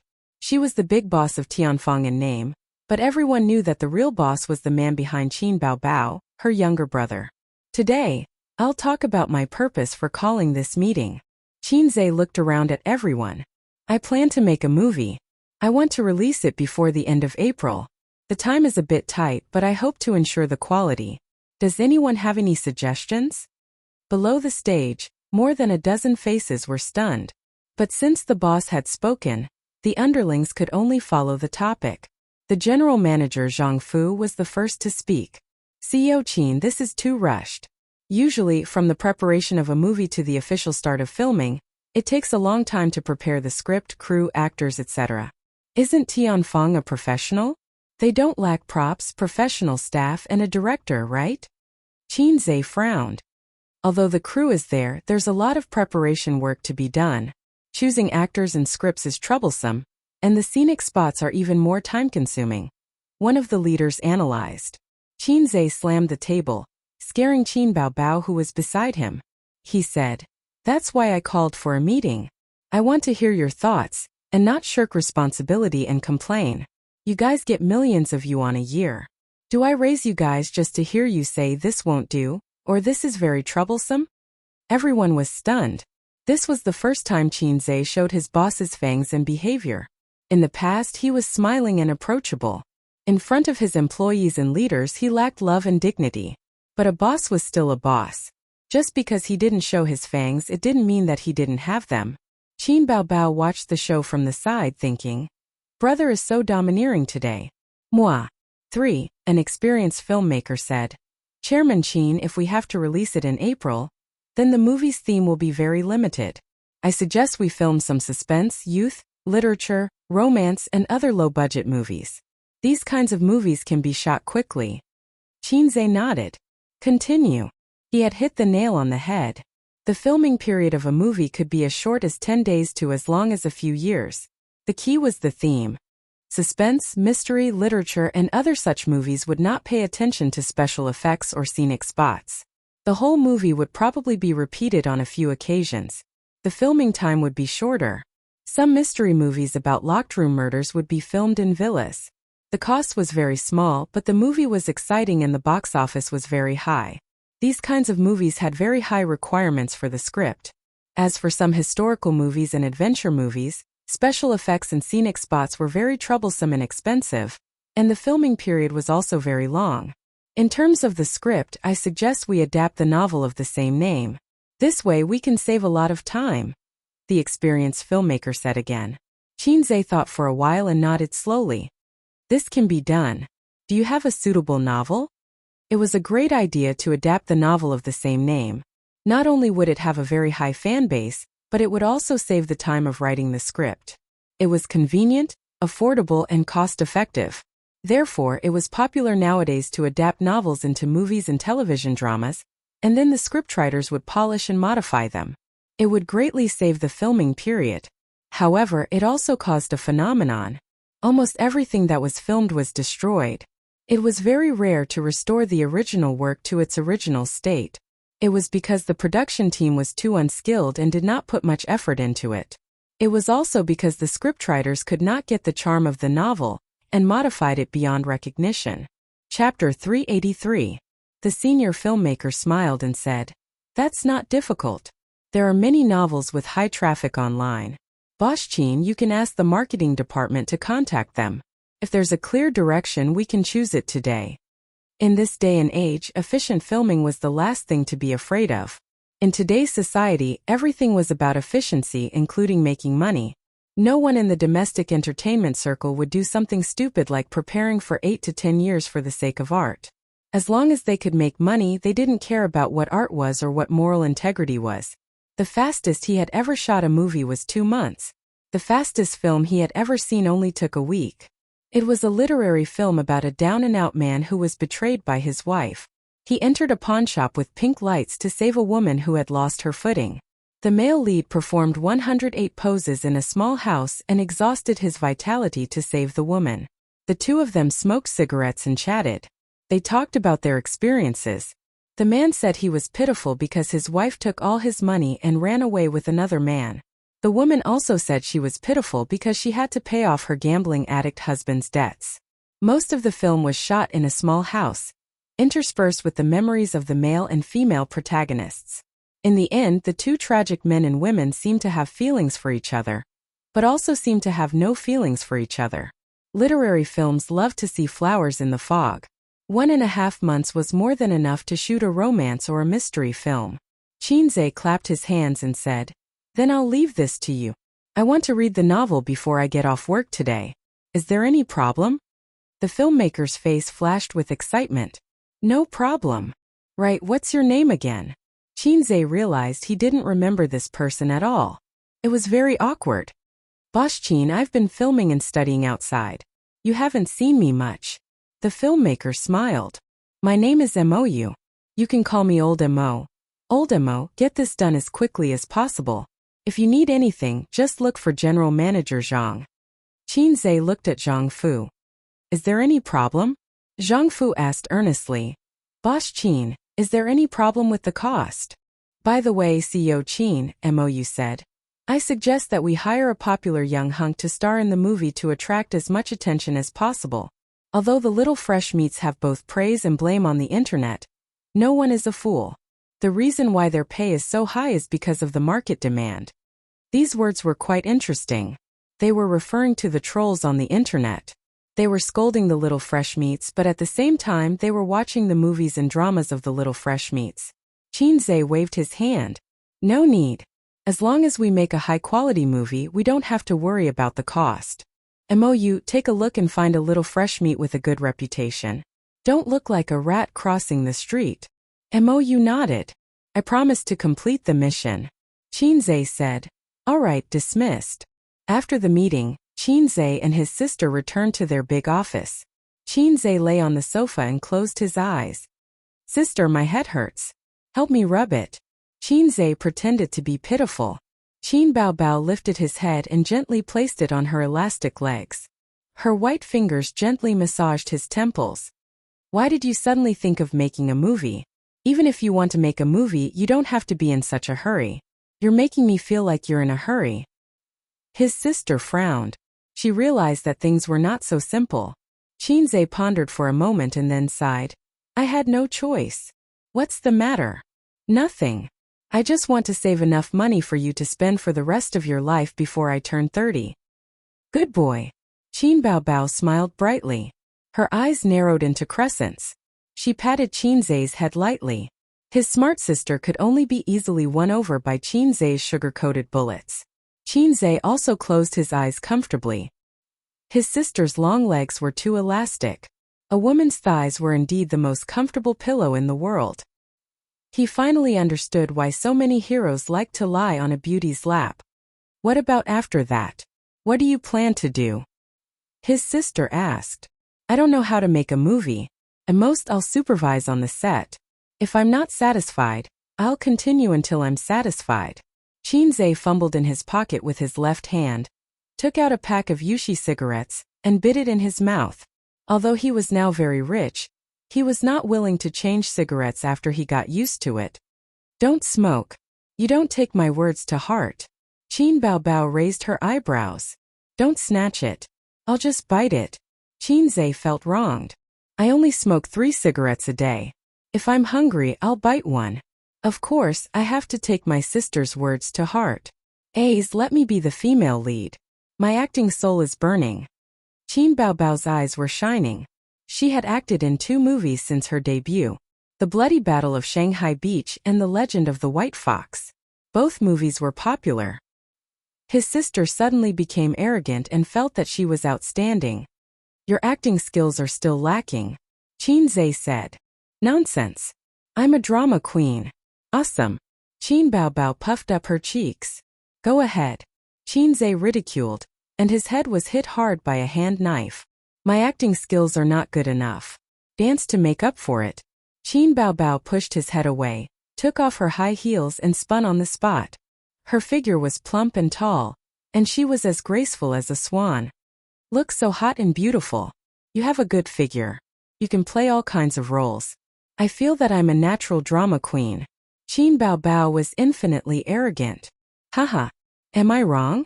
How's my figure, okay? Qin Zhe glanced at her round and perky buttocks and gave her a thumbs up. Round wonderful. Let's see how it goes. Read the script first. You can act in a literary film, but you're not allowed to act in a romance film. You can also act in a youth film. Do you want to watch a lot of kissing and bed scenes? Qin Zhe said. There's nothing wrong with kissing and bed scenes. Just think of it as a dedication to art. His sister smiled playfully. I'll kill you. Qin Zhe stared at her. Oh, the little red guy is jealous. Qin Baobao sat on his lower abdomen and smiled. Qin Zhe mercilessly straightened his waist and pushed her to the ground. It turned out that Qin Zhe could push anyone away without a seamless joint. So far, the only one he couldn't push was Suyu. After all, the screw was screwed into the screw and the two became one. Qin Baobao certainly wouldn't let him go. She gritted her teeth and came back, sitting on him and strangling his neck with both hands. The sister and brother didn't fight for a long time, and the sofa became their battlefield. At first, Qin Baobao stood on the advantage of the position and suppressed the little red guy. But soon she suffered a loss because of her weak physical strength. She panted and was turned over shamefully by her brother. She was lying on the sofa. Face the wind. Qin Zhe sneered. As a result, there was a rapid sound of slapping in the office. Slap, slap, slap, slap. Qin Baobao, whose martial prowess was declining day by day, could not escape the fate of being Pa. Everything was calm and tranquil. Qin Zhe waved his hand, feeling refreshed. His sister covered her ass and huddled on the sofa. My ass is swollen because of you, sob. Qin Zhe, who heard this sentence, suddenly had a brainstorm. He knew that after a girl was upgraded to a woman, her ass would become bigger because she had been hit by a car for a long time. And his sister's big ass, was she slapped by him too much? After all, to some extent, his own slaps were the same as the old man's car. No, his slaps were more uniform because he had obsessive-compulsive disorder. When he fought, his left hand and right hand must move in slow motion. It must be so. Mou was very efficient. This guy had spent most of last year running around outside, so he was not familiar to the big boss. He was very frustrated. Familiarity with the big boss was very important. If the big boss wanted to set up an administrator, he would definitely choose a familiar ID. Now the opportunity had come. He wanted to improve his favorability and familiarity in front of the two Qins. At 2:30 in the afternoon, Mou knocked on the door of the Qin's office. The two Qins were sitting on the sofa. One was playing on the computer, and the other was resting with his eyes closed. Mou said, Boss Qin, I found a suitable novel. Qin Zhe opened his eyes. What novel? Mou said. It's called If I Become Memories. Qin Zhe was stunned. He felt that the name was very familiar. Mou said, it was a popular novel last year. It has already ended. I happened to read it too. There were 3 reasons for choosing it. First, the author's original intention was to sell the copyright. Therefore, it is very convenient to adapt it. Moreover, it can show the original novel in the movie. Second, I just called to ask. The movie copyright of this novel is still available. It has not been sold. Third, this is a romance novel that combines literature, school, and youth elements.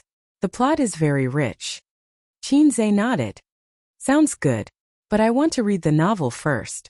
Mou said. It's a pity that there is no physical book. Otherwise I can go and buy one. Qin Zhe said. Is there an electronic version? If there is, I will read it on my phone. Also, from the name, it seems to be a tragedy. There is an electronic version. Mou nodded. Of course it is a tragedy. The theme of this novel is, I hope that all the lovers in the world will eventually become siblings. What did you say? Qin Zhe was dumbfounded. Actually, the novel's setting is very old-fashioned. However, the writing is good and the plot is good. Mou said. The male and female protagonists are long-lost siblings.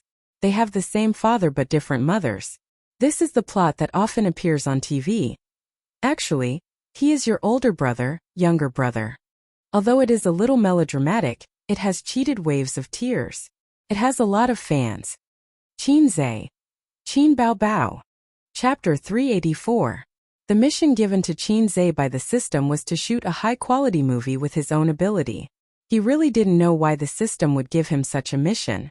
Perhaps Qinzhe had been a salted fish for too long, and was unwilling to accept it, so he wanted to clear his name. In any case, the movie in the point store could not be exchanged for. Time was tight, so adapting a novel was undoubtedly the fastest and best choice. However, this novel made Qinzhe speechless and nervous at the same time. I don't think it's appropriate. How can a movie like this pass the censors? Qin Bao Bao frowned. No problem. This is not a taboo novel, Mou said. The siblings looked at each other. For some reason they saw stars in each other's eyes. This is not a taboo novel? Then what the F***ck is a taboo novel? This kind of theme is very popular in Korea. But it's also very popular in our country. Duan Gongzi's novel is still being remade.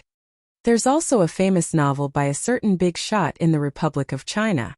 It's a novel disguised as art, and it's about lovers becoming siblings in the end. Mou said confidently, this is a youth sadomasochistic novel. The wrong time, the wrong person, and it inexplicably tugs at the heartstrings deep in your heart. Qinzhe said in his heart. Someone come and press down on old Chow's coffin. Also, President Qin, this novel is in the top 3 best-selling novels. The fan base can be converted into box office sales to a certain extent. The key is that it's relatively short, ending at 300,000 words. It's not like other novels that can easily reach millions. From the scriptwriter's point of view, this is the best choice, Mou said. Qinzhe turned and asked his sister, do you still want to be the female lead? Qin Bao Bao tilted her head and thought for a while. I'll read the novel first, okay? Qinzhe said. Discuss with the production team and confirm the cast list as soon as possible. Also, if we look for little fresh meats, will it affect our reputation? Qinzhe pondered. This was a problem. Little fresh meats were the product of market demand. Even if their reputation was bad, it was fine as long as they could make money. However, his movie had a rating requirement. It couldn't be lower than 8.5. In fact, if the little fresh meats show off their acting skills, they'll be able to get better reviews. In this regard, we need to check it out ourselves. Many production teams don't actually have high expectations for the little fresh meats' acting skills. That's why there's a bunch of lousy movies. But even if it's a lousy movie, with little fresh meats acting in it, it's still profitable. On this point, Qinzhe felt that he could keep a check. If the little fresh meat did not act well in the production team, his scalp would be shaved off. All right, hurry up and do it, Qinzhe said. Mou nodded and left the office. Qinzhe and his sister were reading novels on their phones. If this novel were to be placed in an online novel, it would be a proper female-themed novel. The main character was a female. However, a female novel was the best choice for television adaptation. It was easier to film than a male novel that could easily destroy the world. Qinzhe basically didn't read female novels. Women would enjoy the intrigue of the otaku family, but men would think, damn, so boring. However, when he really immersed himself in this novel, If I Become Memories, he found that the writing was unexpectedly delicate. The plot was not exaggerated, and the delicate writing style was humorous. It was very good. Qinzhe went online to check. The author was a very famous female writer from the 1980s. She took the traditional route of physical publishing. No wonder her writing was so solid. Qinzhe finished the 300,000-word novel in 2 to 3 hours. The female protagonist was called Chu Xiangxiang. She was born in an ordinary family, but she grew up to be beautiful. She said, "The red flowers I got in kindergarten can circle my home twice. The boys who had a crush on me in junior high can circle the field 3 times. The boys who confessed to me in high school can form the 300 Spartans. But I'm so outstanding, but I don't have a boyfriend even when I'm in university. It's tiring." When Qinzhe saw this sentence, he felt that it was quite funny. He subconsciously turned to look at his sister. This character setting was similar to his sister's. When the female protagonist was in her 2nd year of university, there was a crazy cool boy among the freshmen. The description of the novel. He was 1.8 meters tall, straight and tall. He had a face so handsome that it made people despair. His facial features were deep. Qinzai's brain twitched. Sister, don't you think I'm handsome? Qin Baobao looked at her phone with great interest.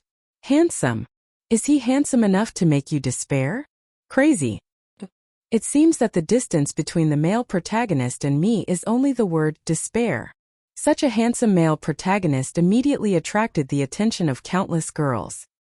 He was named as the school beau. On a certain afternoon when one was thinking about eating and eating, the female protagonist and her roommates went for a walk in the field. They found that the basketball field was surrounded by many girls who were screaming excitedly. Her roommates also screamed, Emo Chunfeng, he's playing basketball. Emo Chunfeng, the male protagonist's name. Sure enough, a name like mine can't be the main character. Qinzai pursed his lips. The female protagonist was dragged by her roommates to watch the male protagonist play basketball. There was a psychological description here. The female protagonist was amazed by the male protagonist's handsomeness, but the female protagonist wasn't moved at all. She was very calm. The female protagonist with a heart as calm as still water. Female protagonists were all like this. They had the ability to clear their hearts.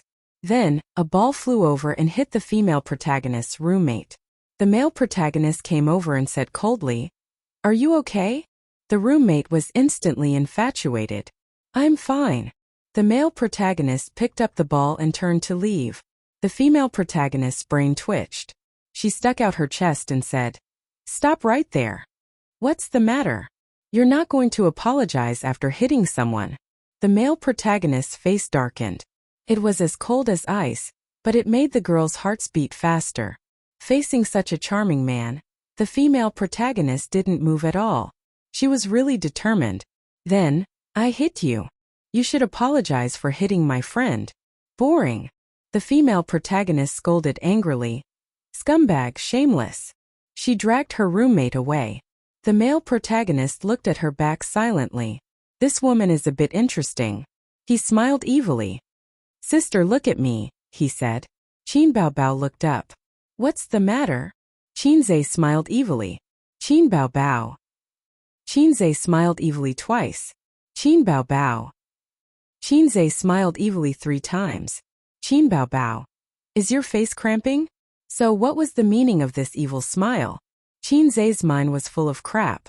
The whole novel was more than 300,000 words. Qinzai finished reading it in 2 hours. The plot in the early part was shallow, but it got better in the middle and later part. After reading the ending, he was actually quite touched. Even he, who didn't read romance novels, felt that it was good. There was a reason why this book was so popular. "Sister, this book feels good. Why don't we film it?" "Okay." Qin Baobao looked up. "Why are you crying?" Qinzai asked. "It's too touching. You only know how to make me cry." Qin Baobao sniffled. Her eyes were red. "I want to play the female lead." Qinzai thought for a moment. Okay. The novel was not bad. It was not as dirty as online novels. The theme was youth, love, and school. The character design was very similar to his sister. It was not a problem for her to play the role. Qinzai thought to himself. It's decided then. If this novel was filmed well, it would definitely make his sister famous. Anyway, I'm not the male lead. I can film it as much as I want. It's better than filming the bloody battle at Shanghai Beach. If my parents want to watch it, I can take them to the cinema. As long as it was not too bad or awkward, a movie with a slightly sad tone would have a good reputation. This was the route that literary films took. Similarly, the quality of the actors would also increase. However, a movie that was not popular did not suit his mission.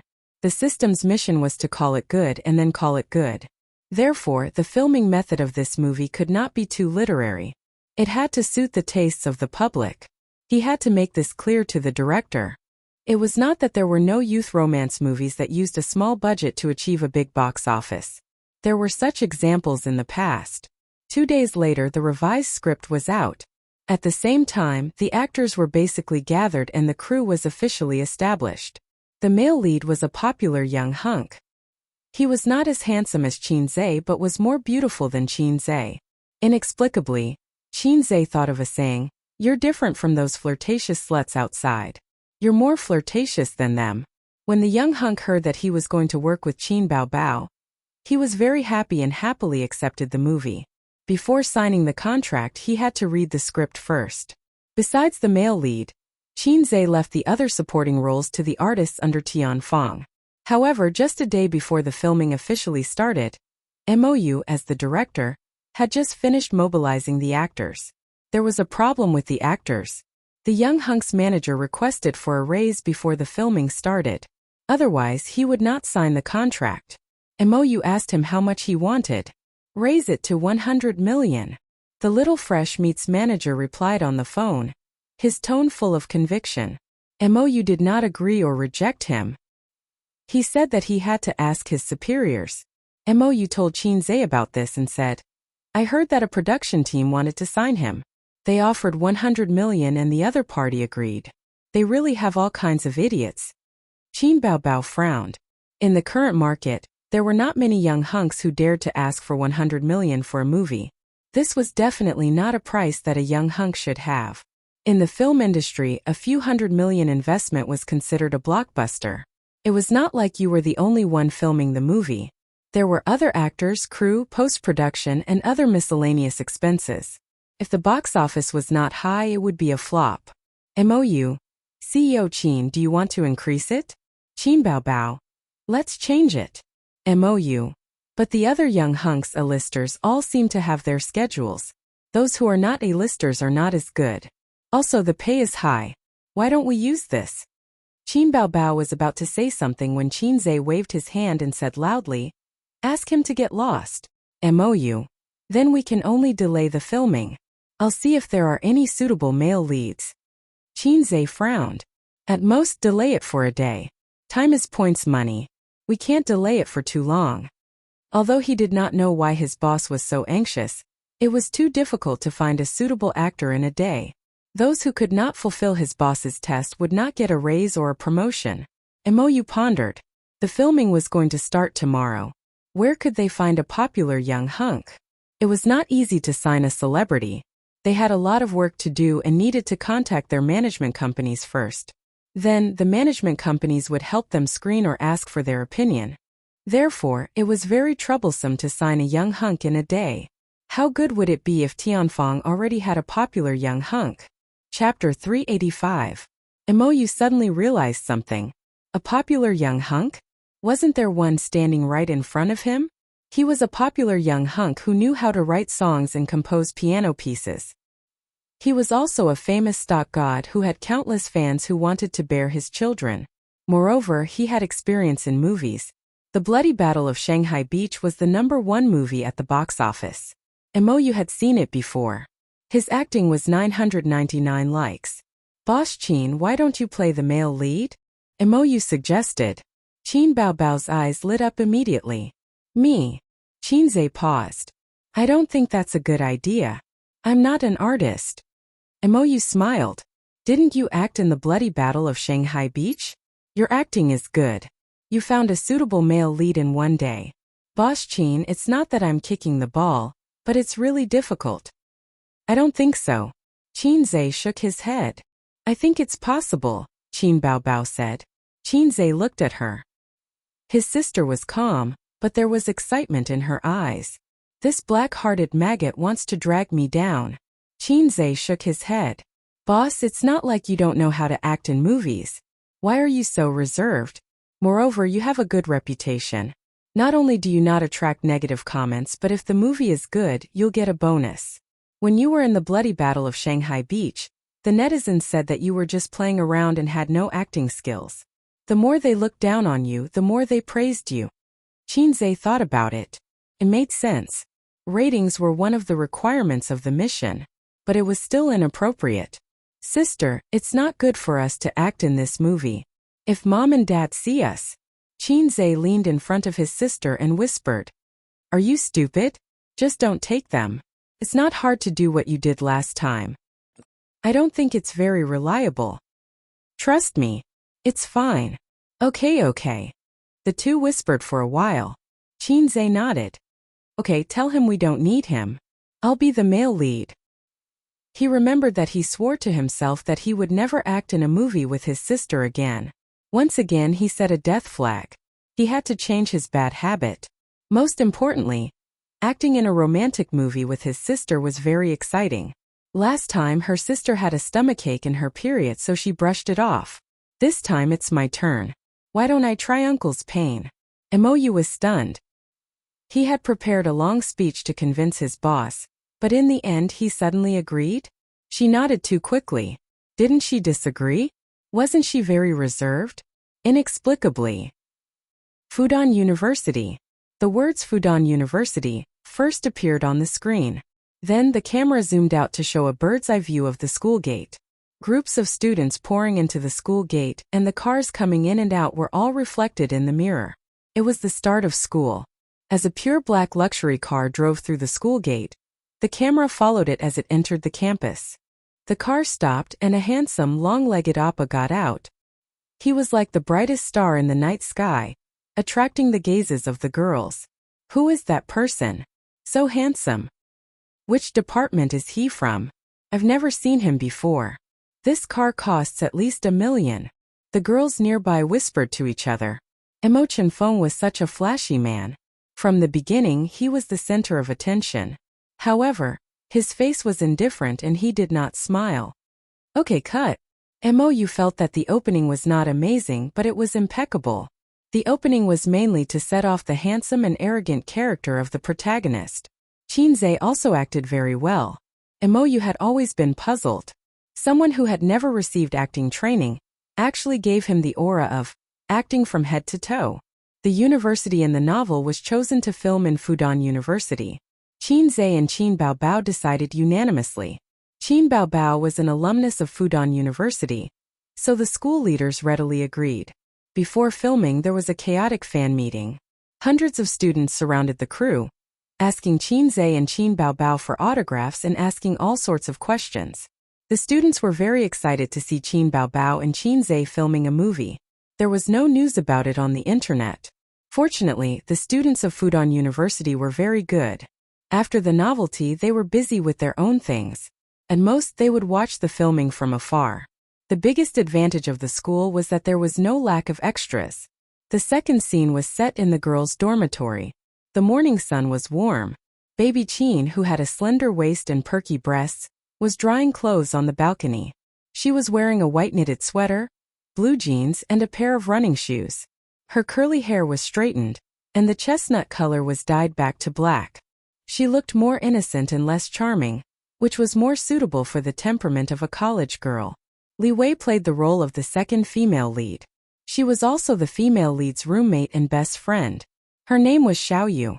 She was Mo Chunfeng's #1 fan. Lying on the bed, she browsed the campus forum with her laptop. When she saw Mo Chunfeng's new student photo, she was completely infatuated with the handsome male lead. Xiang, I found a high-quality handsome guy.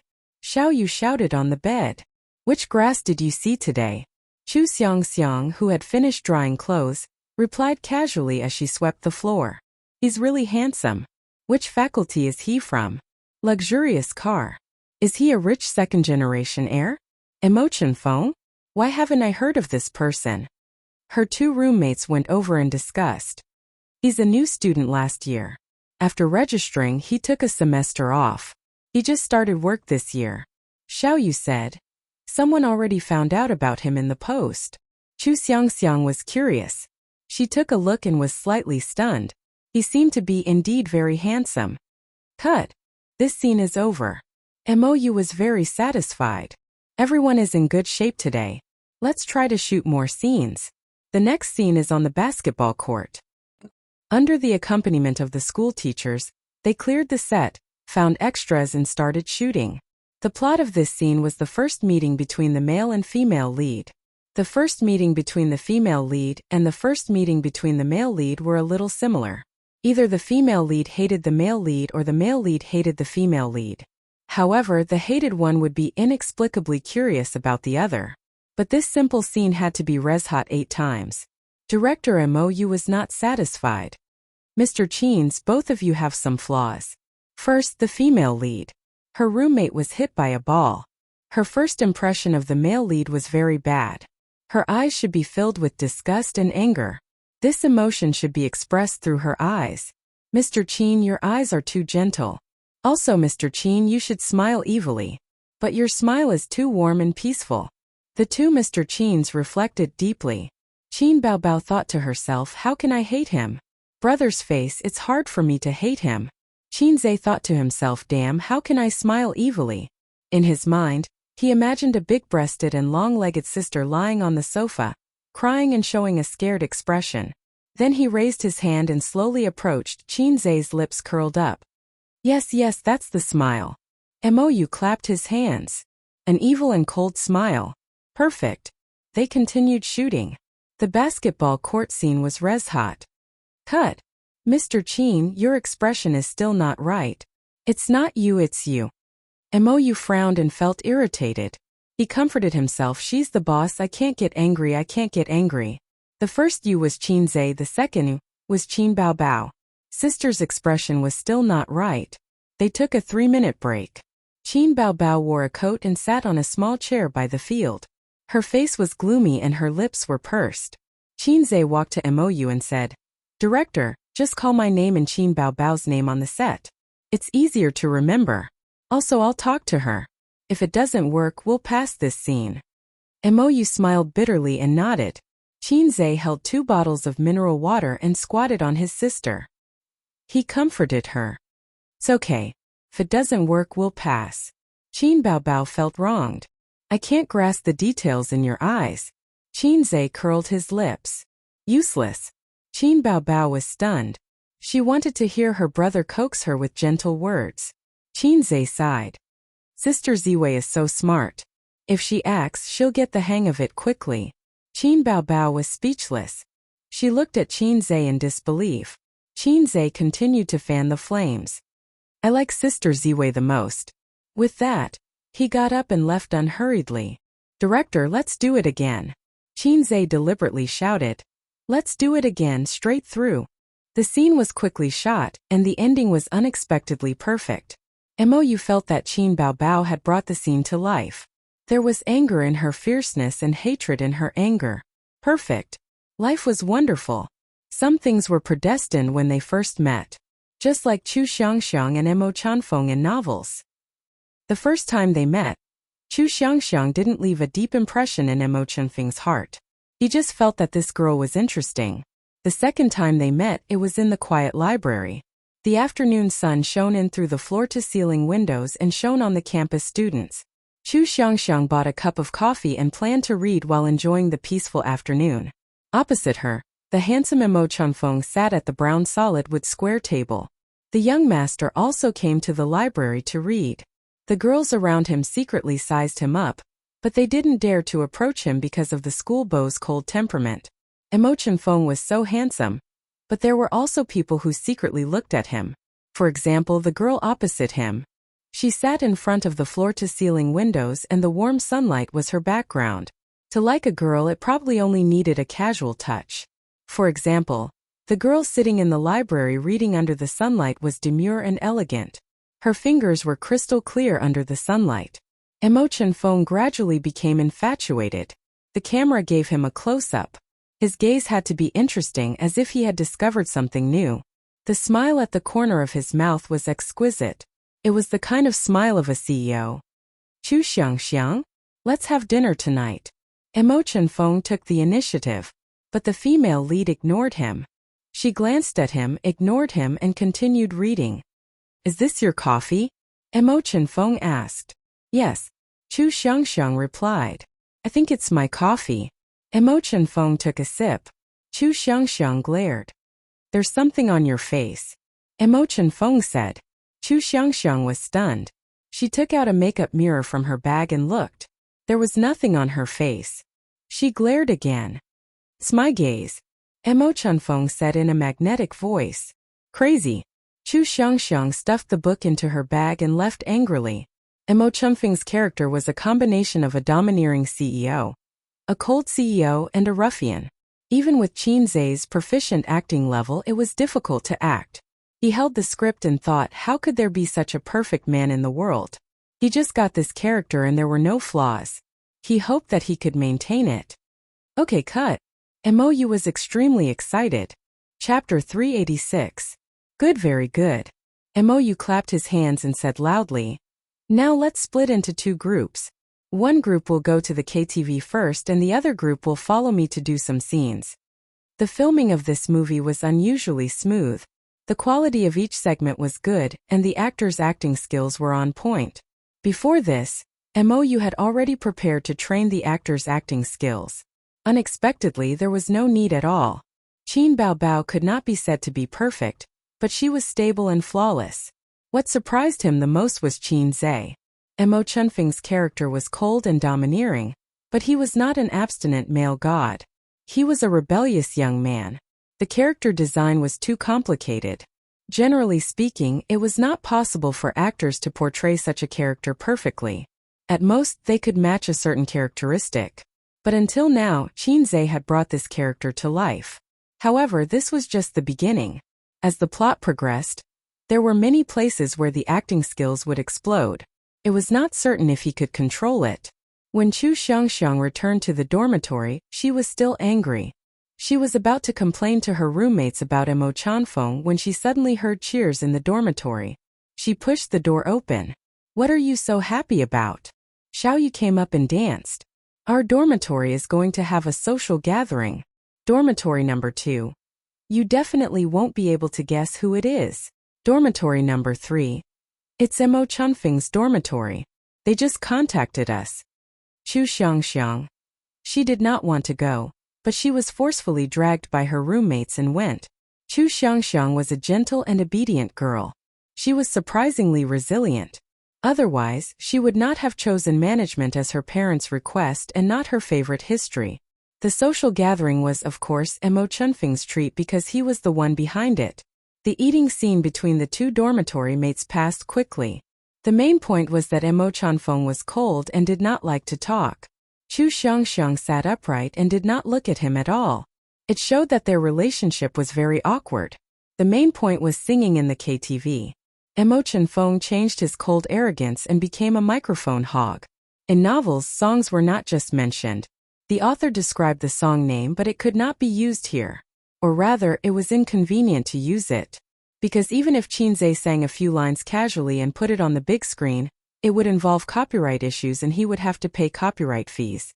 "Can't you sing a new song?" Qin Baobao asked expectantly. Everyone in the room turned to look at Qin Zhe. "There's no new song. How can it be so easy to write a song?" Qin Zhe righteously refused. "Am I seeing things?" Everyone was curling their lips. His voice was very magnetic, thick and heavy, but it also had the texture of a cold collision. To hell with the adjectives. Anyway, that was how it was described in the novel. When Qin Zhe tried to mimic the voice of his ideal character, everyone was stunned. The female lead, the supporting characters, the lighting technician, the director. Mou even forgot to shout, "Cut!" Qin Zhe put down the microphone and looked around. He thought to himself, this operation is a little tricky. The skill book, ventriloquism, wasn't wasted. "Director, wouldn't it be too much to film the entire song? Do we need to cut it?" A staff member asked. "No, there's no need to cut it. Let's just give the audience time for one song." Mou waved his hand. In the room, the dazzling lights were turned bright and the music was turned off. Mou walked over. "Next is the kissing scene. Do we need a stunt double?" "No, get lost." Although Qin Zhe wanted to say that, it wasn't good to blatantly ask for a kissing scene with his sister. He had to be reserved. He looked at his sister. His sister met his gaze and blushed. Qin Zhe was speechless. "Hey, why are you blushing? You're making me anxious." "There are so many people watching," Qin Zhe said. "There's no need for a stunt double. As an actor, I shouldn't use a stunt double unless it's absolutely necessary. I don't want to be like those little fresh meats who only know how to copy pictures and use stunt doubles." With such a noble reason, the staff was in awe. Qin Zhe was indeed not an ordinary little fresh meat. He was a little fresh meat with professionalism and integrity. The dazzling lights flashed and the noisy music played. The camera was aimed at the door of the room. Mo Chanfeng, who had drunk a lot, pushed the door open and walked towards the washroom. After a while, Chu Xiangxiang came out and they bumped into each other at the washroom door. Chu Xiangxiang's face was stiff. When they brushed past each other, an arm wrapped around her waist and she bumped into a firm and warm chest. Beside her ear, a voice reeked of alcohol. Woman, has anyone ever told you that you're very good looking? The hot breath was mixed with the smell of alcohol. Her brother's gaze was aggressive, sharp, and domineering. The way he looked at her seemed to be saying, "Woman, don't run away. You're mine." Qin Baobao blushed, her heart thumping wildly in her chest. She knew that other men would never be able to give her this feeling. Therefore, when Qin Zai's hot lips were sucking on her soft lips teasingly, Qin Baobao went soft in his arms and hugged his neck out of habit. Cut. Mou quickly stopped them. This part won't do. The female lead definitely doesn't have a good impression of the male lead. Theo Qin, if you were kissed by a strange man, would you hug his neck and kiss him so intensely? I don't mean anything else. I just want to say that you have to resist and be angry. Qin Baobao stuck out her tongue and said softly, last time when we were filming, sister hugged the little pervert like this too. I'm used to it.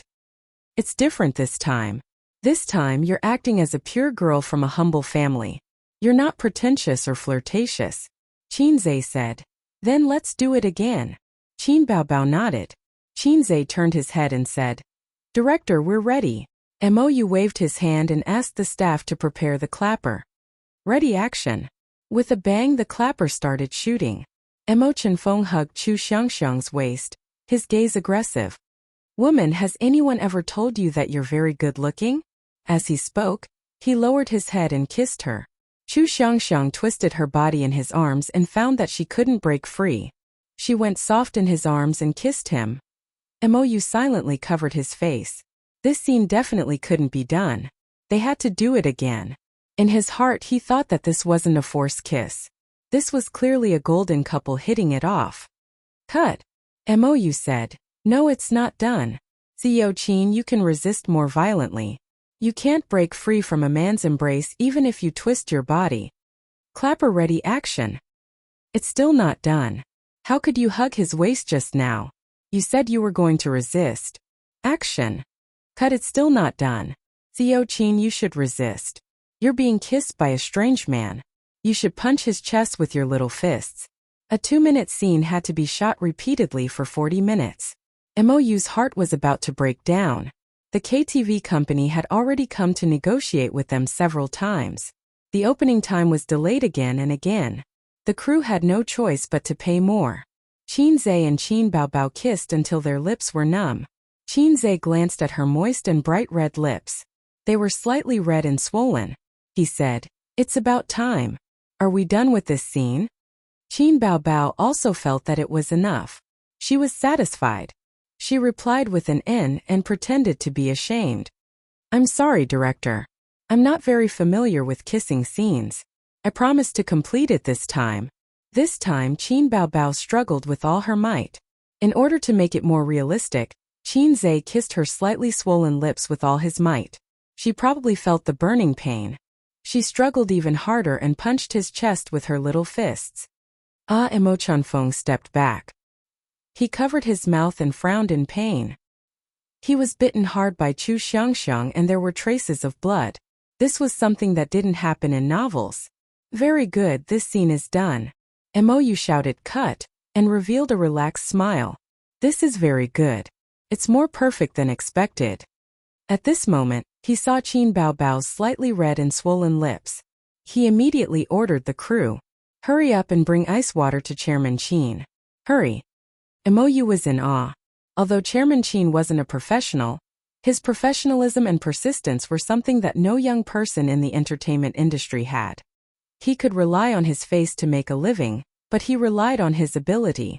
Chairman Qin was more hardworking than he thought. That's it for today. Everyone pack up your things. Mou ordered.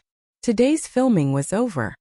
He turned around and saw Qin Zai pass him a cigarette. He quickly accepted it and the two hid in the toilet to smoke. How was it? Qin Zai asked. He lit the cigarette for him. Mou was flattered. He lowered his head and sucked on the cigarette. He slowly exhaled a puff of smoke. He didn't pat his chest and promise anything. After thinking for a long time he said, Currently, it's not bad in all aspects. The more low-budget a romance film is, the more details and plot are important. If you want to sell it at the box office, you have to work on the details. The plot of the novel is indeed tear-jerking, but it's important to let the audience feel like the novel after it's adapted into a movie.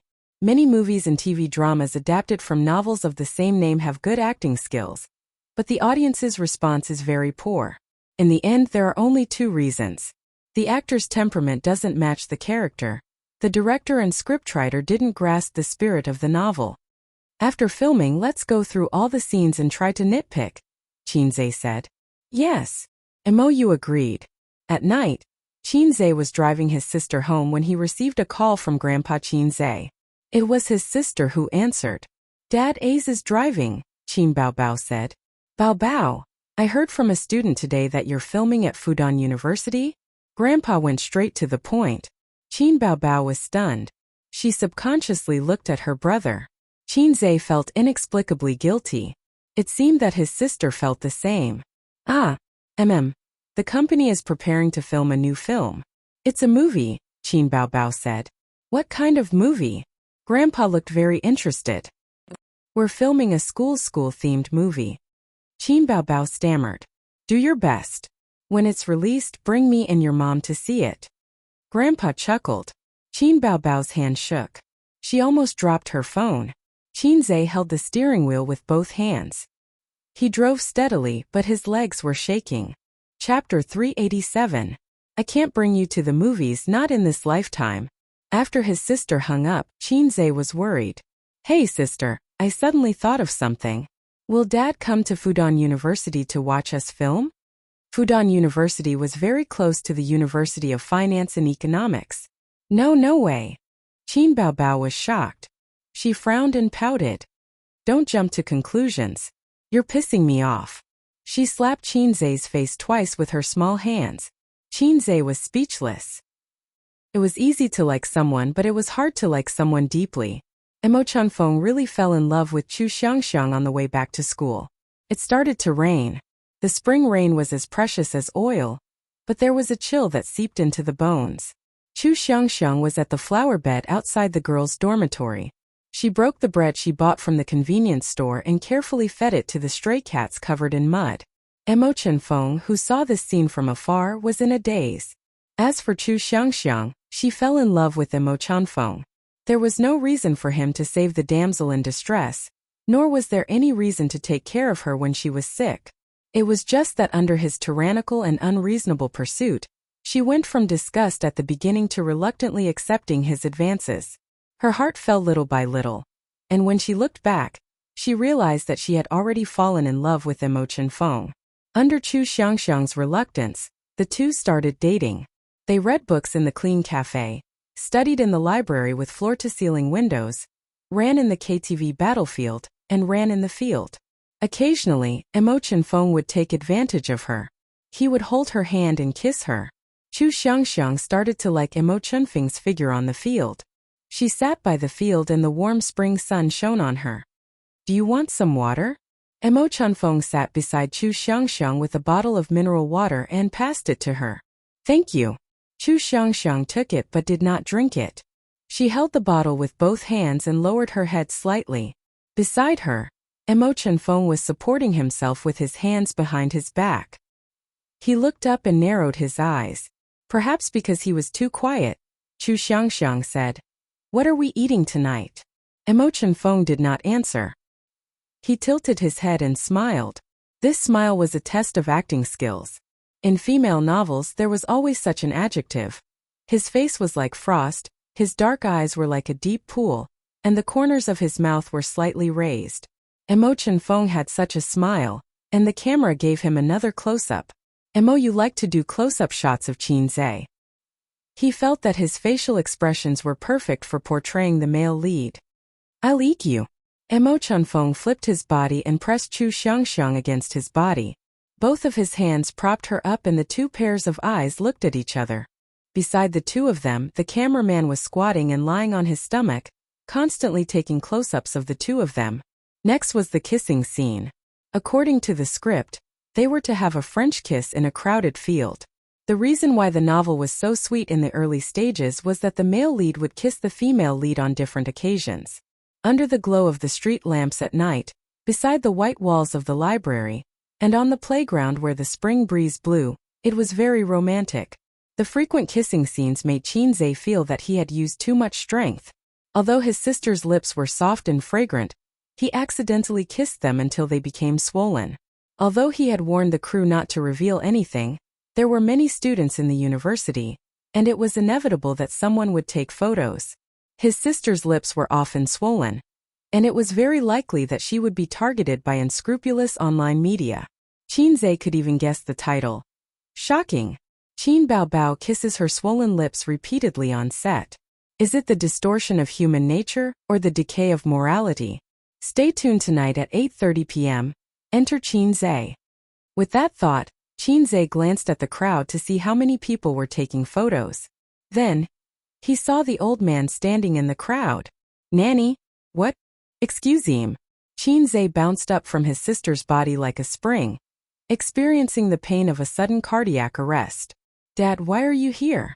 Hey, why didn't you say anything? Chinze was flustered.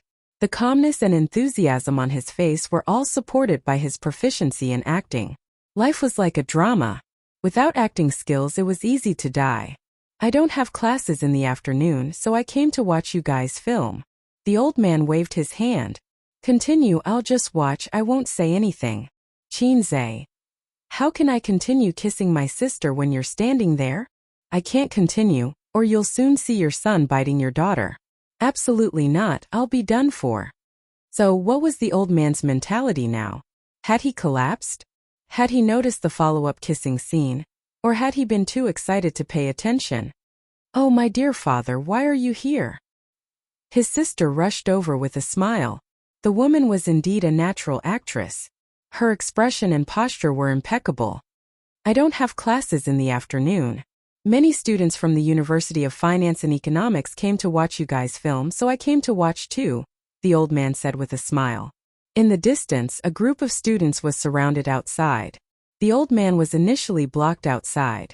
The professor from the University of Finance and Economics said casually, "My surname is Chin. I'm here to watch my son and daughter film." The staff was in awe and decisively let him out. The old man showed his power in front of the people without leaving a trace. Mou came over. Boss Chin, shall we continue? As soon as he finished speaking, he was cut by the daggers hidden in the eyes of the two boss Chins. He suddenly froze. Did I say something wrong? Chinze thought to himself. This King ignorant thing should have said, Boss Chin, let's take a 10-minute break. Qin Baobao thought to herself. He doesn't know what to do at all. Do he still want to work? Chinze smiled and said, I'm a little tired. Let's get a stunt double. Qin Baobao glanced at him and said with a smile, It seems that you're really tired. Isn't this kind of plot done by the stunt double? Chinze was stunned and suddenly understood. Haha, yes. Elder sister's awareness is still high. Elder sister is really witty. Chinze turned his head and said, Dad, my sister and I are done with our scenes. Let's leave it to the stunt double. He moved a small chair and let the old man sit down. He and Qin Baobao sat on both sides of the old man. Mou looked at them strangely and thought that they wanted to talk to their father, so they let the stunt double do it. He waved his hand and called the stunt double over. A man and a woman, two stunt doubles, were overjoyed. Damn it, it's finally my turn. I've been sitting on the bench for 2 days and haven't earned a single cent. The stunt double of a big star had a much higher appearance fee than an extra. After a few scenes, the income was very good. The stunt double looked at each other affectionately and the two started to kiss. Yes, a French kiss. Chinze took out his phone and sent a message to his sister. Sister, I was so scared that my legs turned to jelly just now. Qin Baobao replied, Brother, I was so scared that I almost peed. Cry, Chinze said. Our father is such a black-hearted maggot. He didn't even tell us that he was coming to the set. Qin Baobao said, Maybe he's just here to take a look and see how we're filming. I told you not to put flags on the set. You're a black-hearted maggot. You have to take the blame. Chinze said, It's all my fault. I won't put flags on the set even if I'm beaten to death. He realized that he was like an old general on the stage recently. Anyone who put flags on the set would die. The siblings secretly broke out in cold sweat. Just now it was so close.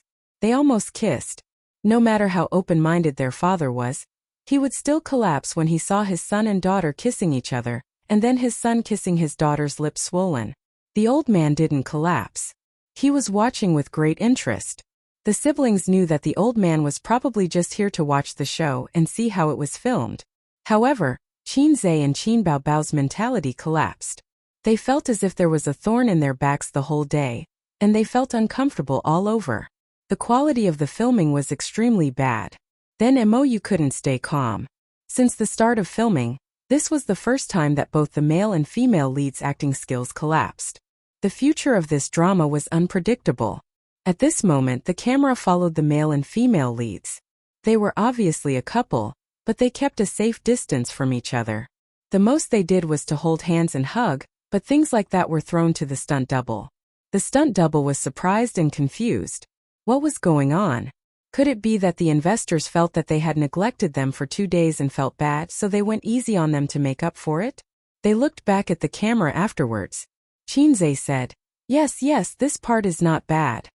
He was referring to the scene where the two of them kept a safe distance from each other and wandered around the campus. Qin Baobao said, Yes, this part is not bad either. She was referring to the scene where the female lead fell into the male lead's arms. But what did this have to do with you? It was clearly done by the stunt double. Mou's mentality collapsed. At 4:30 in the afternoon, the old man, who had been running around with the crew, was satisfied. He told the siblings to focus on filming, and said goodbye to the director and scriptwriter before leaving. The siblings heaved a sigh of relief and felt that their bodies had been hollowed out. Director, cut all the scenes today. Let's do it again. Yes, I think the stunt double was not involved enough in the kissing scene on the lawn. Let's do it again. The two of them said. Mou, the assistant director, the cameraman, the scriptwriter. 3 days later, they entered the first exciting scene of the drama. After a period of warming up to each other, the male and female leads naturally went to get a room.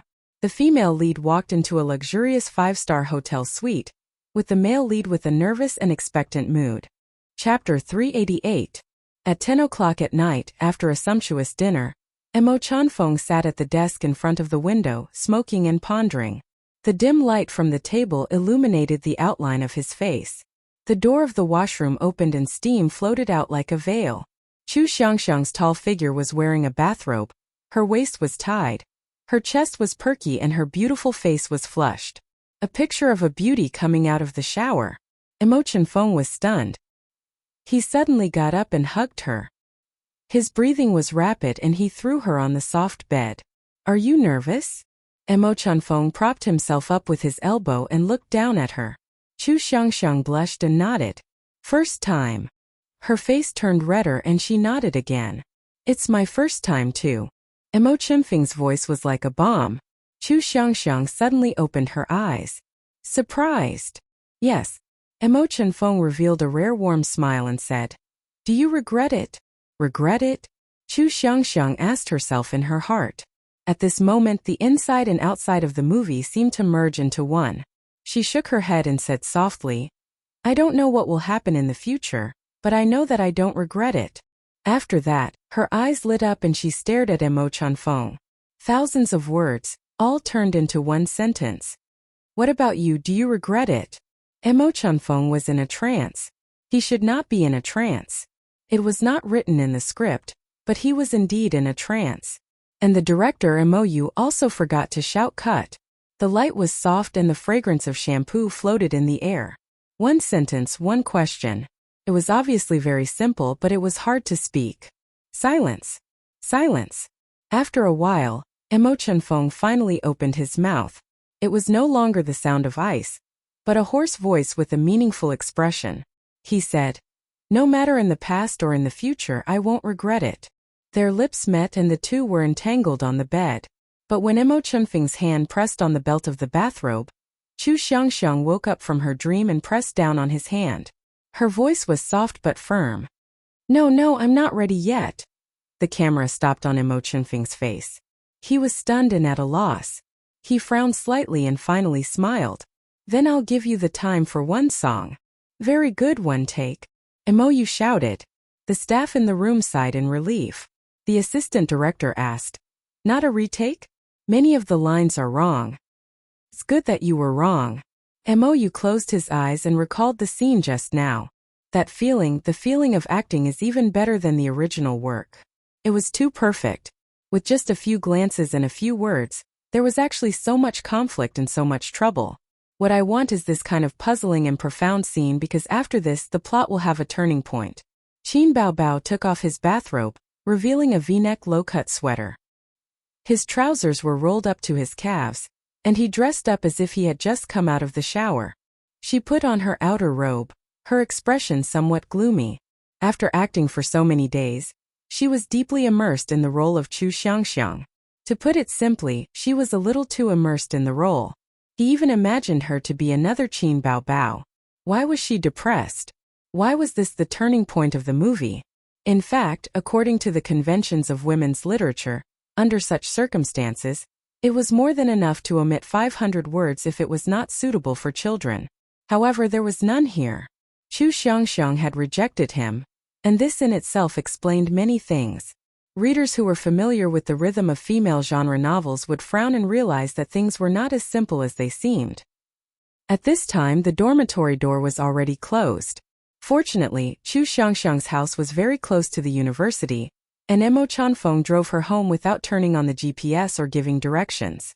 He had sent Chu Xiangxiang several times. There was a street full of sycamore trees outside Chu Xiangxiang's neighborhood. As usual, Emo Chanfeng parked the car, and the two strolled under the sycamore trees, slowly walking towards the neighborhood. Emo Chanfeng wore a dark black short jacket, looking cold and silent. Chu Xiangxiang held his arm, and their shadows merged together, elongated by the streetlights. There was a slight accident today. The two of them were at the entrance of the neighborhood, and Mr. Chu, who had just returned from drinking at his old friend's house, bumped into them. Chu Xiangxiang let go of Emo Chunfing's arm in a panic and shouted in panic, "Dad!" Mr. Chu looked at them for a moment, and was unexpectedly calm. "How long has it been? You look quite handsome. What's your name?" Emo Chunfeng held Chu Xiangxiang's hand, and said in a voice that sounded like ice cubes hitting each other, "Hello, uncle. I'm Emo Chunfeng." The Chu family. Emo Chunfeng sat on the sofa, and opposite him was Chu Xiangxiang's family of three. The obedient girl snuggled up to her mother, and Mrs. Chu and Mr. Chu looked at Emo Chunfeng, their eyes sharp as if they were merchants choosing goods. It was said that the more a mother-in-law looked at her son-in-law, the more she liked him. But here it was the opposite. Mr. Chu liked him more and more, and Mrs. Chu was more and more shocked. This young man looked very much like an old friend of hers. Very similar. "Your surname is Emo. What does your family do?" Mrs. Chu asked. "My family runs a company." Emo Chunfing's tone was calm, without any hint of nervousness. Mrs. Chu reached for the teacup and said in a casual tone, but her eyes did not leave him, "What company?" "Emo Corporation." Mrs. Chu's hand trembled and the teacup fell, and the hot tea spread along the coffee table. "Who is Emo Enian to you?" "My father." Emo Chunfeng answered honestly. "Shua." Mrs. Chu stood up abruptly, and her face was pale. The three of them looked up at her. Mrs. Chu did not explain, and her body swayed a little before she rushed into the room. Chu Xiangxiang had never seen her mother lose her composure like this, and was at a loss. "Dad, what's wrong with Mom?" Mr. Chu looked at Emo Chunfeng, and seemed to have thought of something. His expression became complicated and he said, "I'll go in and take a look." After a few breaths, the emotional voices of Mrs. Chu and Mr. Chu could be heard, mixed with crying. Emo Chunfeng listened attentively, and vaguely heard a few sentences. "He is Emo Enian's son. They can't be together. What a sin. Now is not the time to talk about this. Let's first ask the children what stage they are at," and other words that he couldn't hear clearly. Emo Chunfing's heart sank. Soon Mr. Chu came out of the room, and his face was ugly. Chu Xiangxiang asked, "Dad, what's wrong?" Mr. Chu sat down and said in a low voice, "Xiangxiang, what stage are you two at?" Chu Xiangxiang's face turned red, and she did not know how to answer. Mo Chanfeng went straight to the point. Uncle, if you have something to say, just say it. Mr. Chu looked at the ceiling and did not speak for a long time. After a while he sighed. Xiangxiang, I have something to tell you. Actually, I'm not your biological father. A bolt from the blue. The camera panned to Chu Xiangxiang, and her face was filled with shock, and confusion. Dad? What are you talking about? I'm not your biological child? Then whose biological child am I? Mr. Chu looked at Mo Chanfeng and said word by word. He's your half-brother. Mo Chanfeng felt like he was struck by lightning. Mr. Chu told the story. Back then, Mrs. Chu and Mr. Mo were lovers, and they promised to be together forever. However, because of the opposition of the man's parents, they broke up. After they broke up, Mrs. Chu found out that she was pregnant. Mrs. Chu was lucky to have a childhood sweetheart who always loved her, and that was Mr. Chu. Mr. Chu asked her to give birth to the child and raise him as her own. Mr. Chu said dejectedly, originally you would never know about this. But fate made fools of people. Cut. The moment Mo shouted cut, everyone present, whether it was the crew or the actors, breathed a sigh of relief. They shot this scene a total of 9 times. There will be a crying scene next. Let's try to finish it today, Mo said. Qinze teased. Why are you crying? Director, can I cry? My sister is best at this. Ouch. He was kicked by Qin Baobao. Mo's heart skipped a beat, and he changed his words. Let's try it first. It depends on CEO Qin's condition. If it doesn't work, we can continue it tomorrow. For professional actors, crying scenes were not difficult. However, for non-professional actors, they might not be able to cry even if they tried for a long time. Representative, hold down Bei. However, crying out loud and crying well were 2 different things. Qinze's words reminded him. Mo felt that the crying scene next was not very likely to be successful because it was too difficult. Despair, sorrow and pain of being completely disheartened. Unwillingness that could only be hoped for. How could Qin Baobao understand the despair of the person you love the most is actually your brother? Therefore, they could only test the waters for this scene. Chapter 389. Boss Qin, please read the script again before shooting. Try to figure out the character's psychology. Mo asked someone to pass the script to her. The other staff members entered the room and started to set up the scene. Qin Baobao nodded. This was one of the most touching scenes in the novel. It was written in a tear-jerking manner, interspersed with many descriptions of the female lead's psychological activities and memories. Qin Baobao also shed a lot of tears for this scene. Qinze personally went to the kitchen to wash the apples, cut them into slices and brought them to his sister. He also cut 3 slices of apples for the staff and 2 actors in the room. Everyone was flattered. The actors who played Mr. and Mrs. Chu were 2 veteran actors. The audience would recognize them at first glance, but they couldn't remember their names. His sister liked to eat apples and grapes. The reason was simple. Apples were good for her skin and grapes were anti-aging. From a certain point of view, women were quite tired, but beautiful women were even more tired. Qin Baobao ate her brother's apple of love and pondered over the script. After reading it, she closed her eyes and brewed her emotions in her mind. After about 10 minutes, she said, Director, we can start now. Ooh. Mo Chanfeng left in a hurry. Even though he was cold and aloof, he couldn't accept such a terrifying reality. No one knew what he would do. Perhaps he would vent his emotions or find a place to lick his wounds. Anyway, he left. Mr. Chu carefully thought about it and chattered on. Seeing that his daughter was dumbfounded and didn't say a word, he finally sighed and said, All right, maybe what you need is some peace and quiet. Chu Xiangxiang walked to the room in a daze. The camera slipped past her face and landed behind her. Her back view was bleak and lonely. In the room, Chu Xiangxiang opened her diary and started to write. Since they started dating, she would record every detail of her time with Mo Chanfeng in her diary. She would write about their good times in writing. She couldn't put her pen down. She sat in front of the table in a daze. In Chu Xiangxiang's mind, the time they spent together flashed past. After a long time, she tore a page and tore it into pieces. The second page, the third page, bits and pieces of good times turned into pieces of paper flying away like butterflies. The furthest distance in the world was not the distance between a bird and a fish, but the distance between a sister and her brother. As she tore the paper, tears came. First, a line of tears flowed down, then tears poured out. Cut! After crying for a while, Mo shouted, Cut!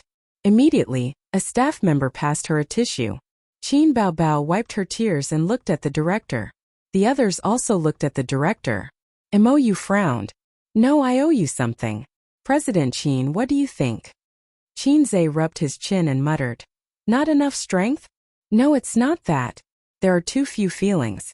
She cried very calmly, without that kind of heart-wrenching feeling. Mo nodded. That's right. Perhaps we still need more emotional input. When the book wrote this paragraph, it was filled with emotions. We can edit the scenes and use music to express the feelings expressed in words. But the most important thing is that we have to remember. The actor's emotional investment is the finishing touch. Qin Bao wiped away her tears. Then how should I cry? Do you want to read the script for a while longer? I think we can find some sad movie clips. How about some sad music? Let's leave the room and let Chairman Qin brew alone. The assistant director, and scriptwriter discussed. Qin Zhe sat beside his sister and thought for a while. After some hesitation, he said, Why don't you try to jump out of this role? Jump out of this role? Qin Baobao was stunned and fell into deep thought. Jump out of this role. Jump out of this role. Qin Baobao tried. Yes, she jumped out, but what next? What should she do after jumping out? Actually, her crying scene just now was not bad. Although it would not make people praise her acting skills, it was still above average. Mo was an experienced filmmaker. He clearly understood that this kind of youth romance movie sold emotions and acting skills. He perfected the small details. The few finishing touches of the plot needed even more acting skills to make people cry. Otherwise, what was the selling point of this movie? Qin Baobao sat in front of the desk and thought carefully. Just now, she put herself in Chu Xiangxiang's shoes and imitated her sadness and despair. Naturally, she cried. Even so, the director still felt that there was a lack of emotions. Then, how could she jump out of this role? Qin Baobao couldn't figure it out. She flipped open the book on the desk. This apartment was rented from a relative of the crew because there was a sycamore tree outside the neighborhood. It matched the scene in the novel. The room was the daughter's boudoir. Now the family was sent to a hotel for 3 days. The cover of the book in her hand was a cartoon boy and girl. They were very tall and cute. The boy was holding an umbrella while the girl was holding him. The two of them were strolling in the season of cherry blossoms. It was a romance novel. Qin Baobao flipped open the cover and saw a paragraph in the introduction. Love without love will never turn bad. So, we flirt and flirt, but we should never fall in love. She carefully read this sentence and felt an inexplicable pain in her heart. Jump out of this role. Was that what he meant? At this moment, memories surged like a tide. Sister, I wet the bed. Don't tell mommy. 2 long-nosed kings or I'll tell on you. Ooh. Sister, this question is very difficult. I don't know how to do it. 2 lollipops, I'll help you. Sister, your butt is bleeding. F***ck off. This is my period. Help me call it. In their childhood, Qin Baobao liked to bully her younger brother and take advantage of him. Like a little queen controlling her little followers. They spent the rest of their childhood playfully. In their youth, Qin Baobao's chubby face faded and became more delicate. The 2nd and 3rd year bosses fought over the prettiest girl in the school. They often caused a bloody storm on the lawn behind the school. If they won, they would treat the prettiest girl in the school. If they lost, they would be the sister-in-law. If they dared to think about the sister-in-law, they would be punished. After seeing the gangsters, it was impossible to stop. The bosses felt that to survive in the world, they had to have a woman behind them. If they didn't have a girlfriend, they wouldn't be able to raise their heads in front of their followers. The prettiest girl in the school was, of course, the girl of the school bully. Therefore, there was a saying, the one who got Qin Baobao got the world. Then, one day, a little kid appeared in the 1st year of junior high. He called himself Qin Baobao's little boyfriend. This young boyfriend of hers was very stubborn. He had fought his way through the martial arts world from the south to the north. He had been beaten up by groups of people, beaten up by sticks, and beaten up by people with sticks. He had won and lost, but he had never admitted defeat. until his grades were too bad. He failed to advance from junior high to senior high and left school. Qin Baobao's lips curled up slightly. Mou waved his hand and asked the cameraman to fill in the gap. He felt that Qin Baobao was brewing her emotions. That smile just now was so sweet that it made his teeth fall off. It would be perfect if she could cry out later. When looking at the notebook in a daze, she should smile first because she was reminiscing about the past. The staff in the room quickly entered the zone. There was a period of estrangement when Qin Baobao went to college and moved in with her, while Qin Zhe lived with his parents. Although they would see each other every weekend, the two of them were no longer as close as they used to be. His sister, whose fighting strength was declining day by day, changed her strategy and turned into a crying monster. The effect was very good. Later, Qin Zhe went to university and studied for another 4 years. Until now, in the 26 years of Qin Baobao's life and the 24 years of Qin Zhe's life, there were 2 deep traces of each other. They could not be erased or forgotten. However, important turning points in life would still come. For example, marriage and starting a family. Love without love would never turn bad. Therefore, we flirt and flirt, but we should never fall in love. This sentence could also be said. Love without confessions would never turn bad. There was no awkwardness, contradiction, or hysteria. We could spend the first half of our lives together and the second half of our lives in silence. This was a bitter, humble, and laughable love. At this moment, Qin Baobao jumped out of the role of Chu Xiangxiang and returned to this role. Tears flowed out of her eyes like a broken dam. She cried until her shoulders trembled and she cried hysterically. Under the camera, Qin Baobao's bitter face was ugly and ugly. However, in the midst of this crying, the cameraman also fell silent. He had been silent all this time, but it was different from the silence when he did not speak. Now, he was silent with his expression and emotions. He also could not distinguish between the inside and outside of the scene. The room was quiet except for the echoes of the crying. The atmosphere was inexplicably stifling. No one could tell if Qin Baobao was in or out of the scene. Mou turned around silently and walked out of the room. This scene was over, but there was no need to stop. Sometimes one had to consider the actor's mentality. Since they were crying, they should cry to their heart's content. The scriptwriter was the second, and the assistant director was the third. 7 or 8 people walked out one after another. Qin Zhe waved his hand and the cameraman also walked out. There was enough footage, but if the director did not stop, he could not leave. This made him feel very emotional. In the end, only Qin Zhe was left in the room. He was standing, Qin Baobao was sitting, he was silent, she was crying.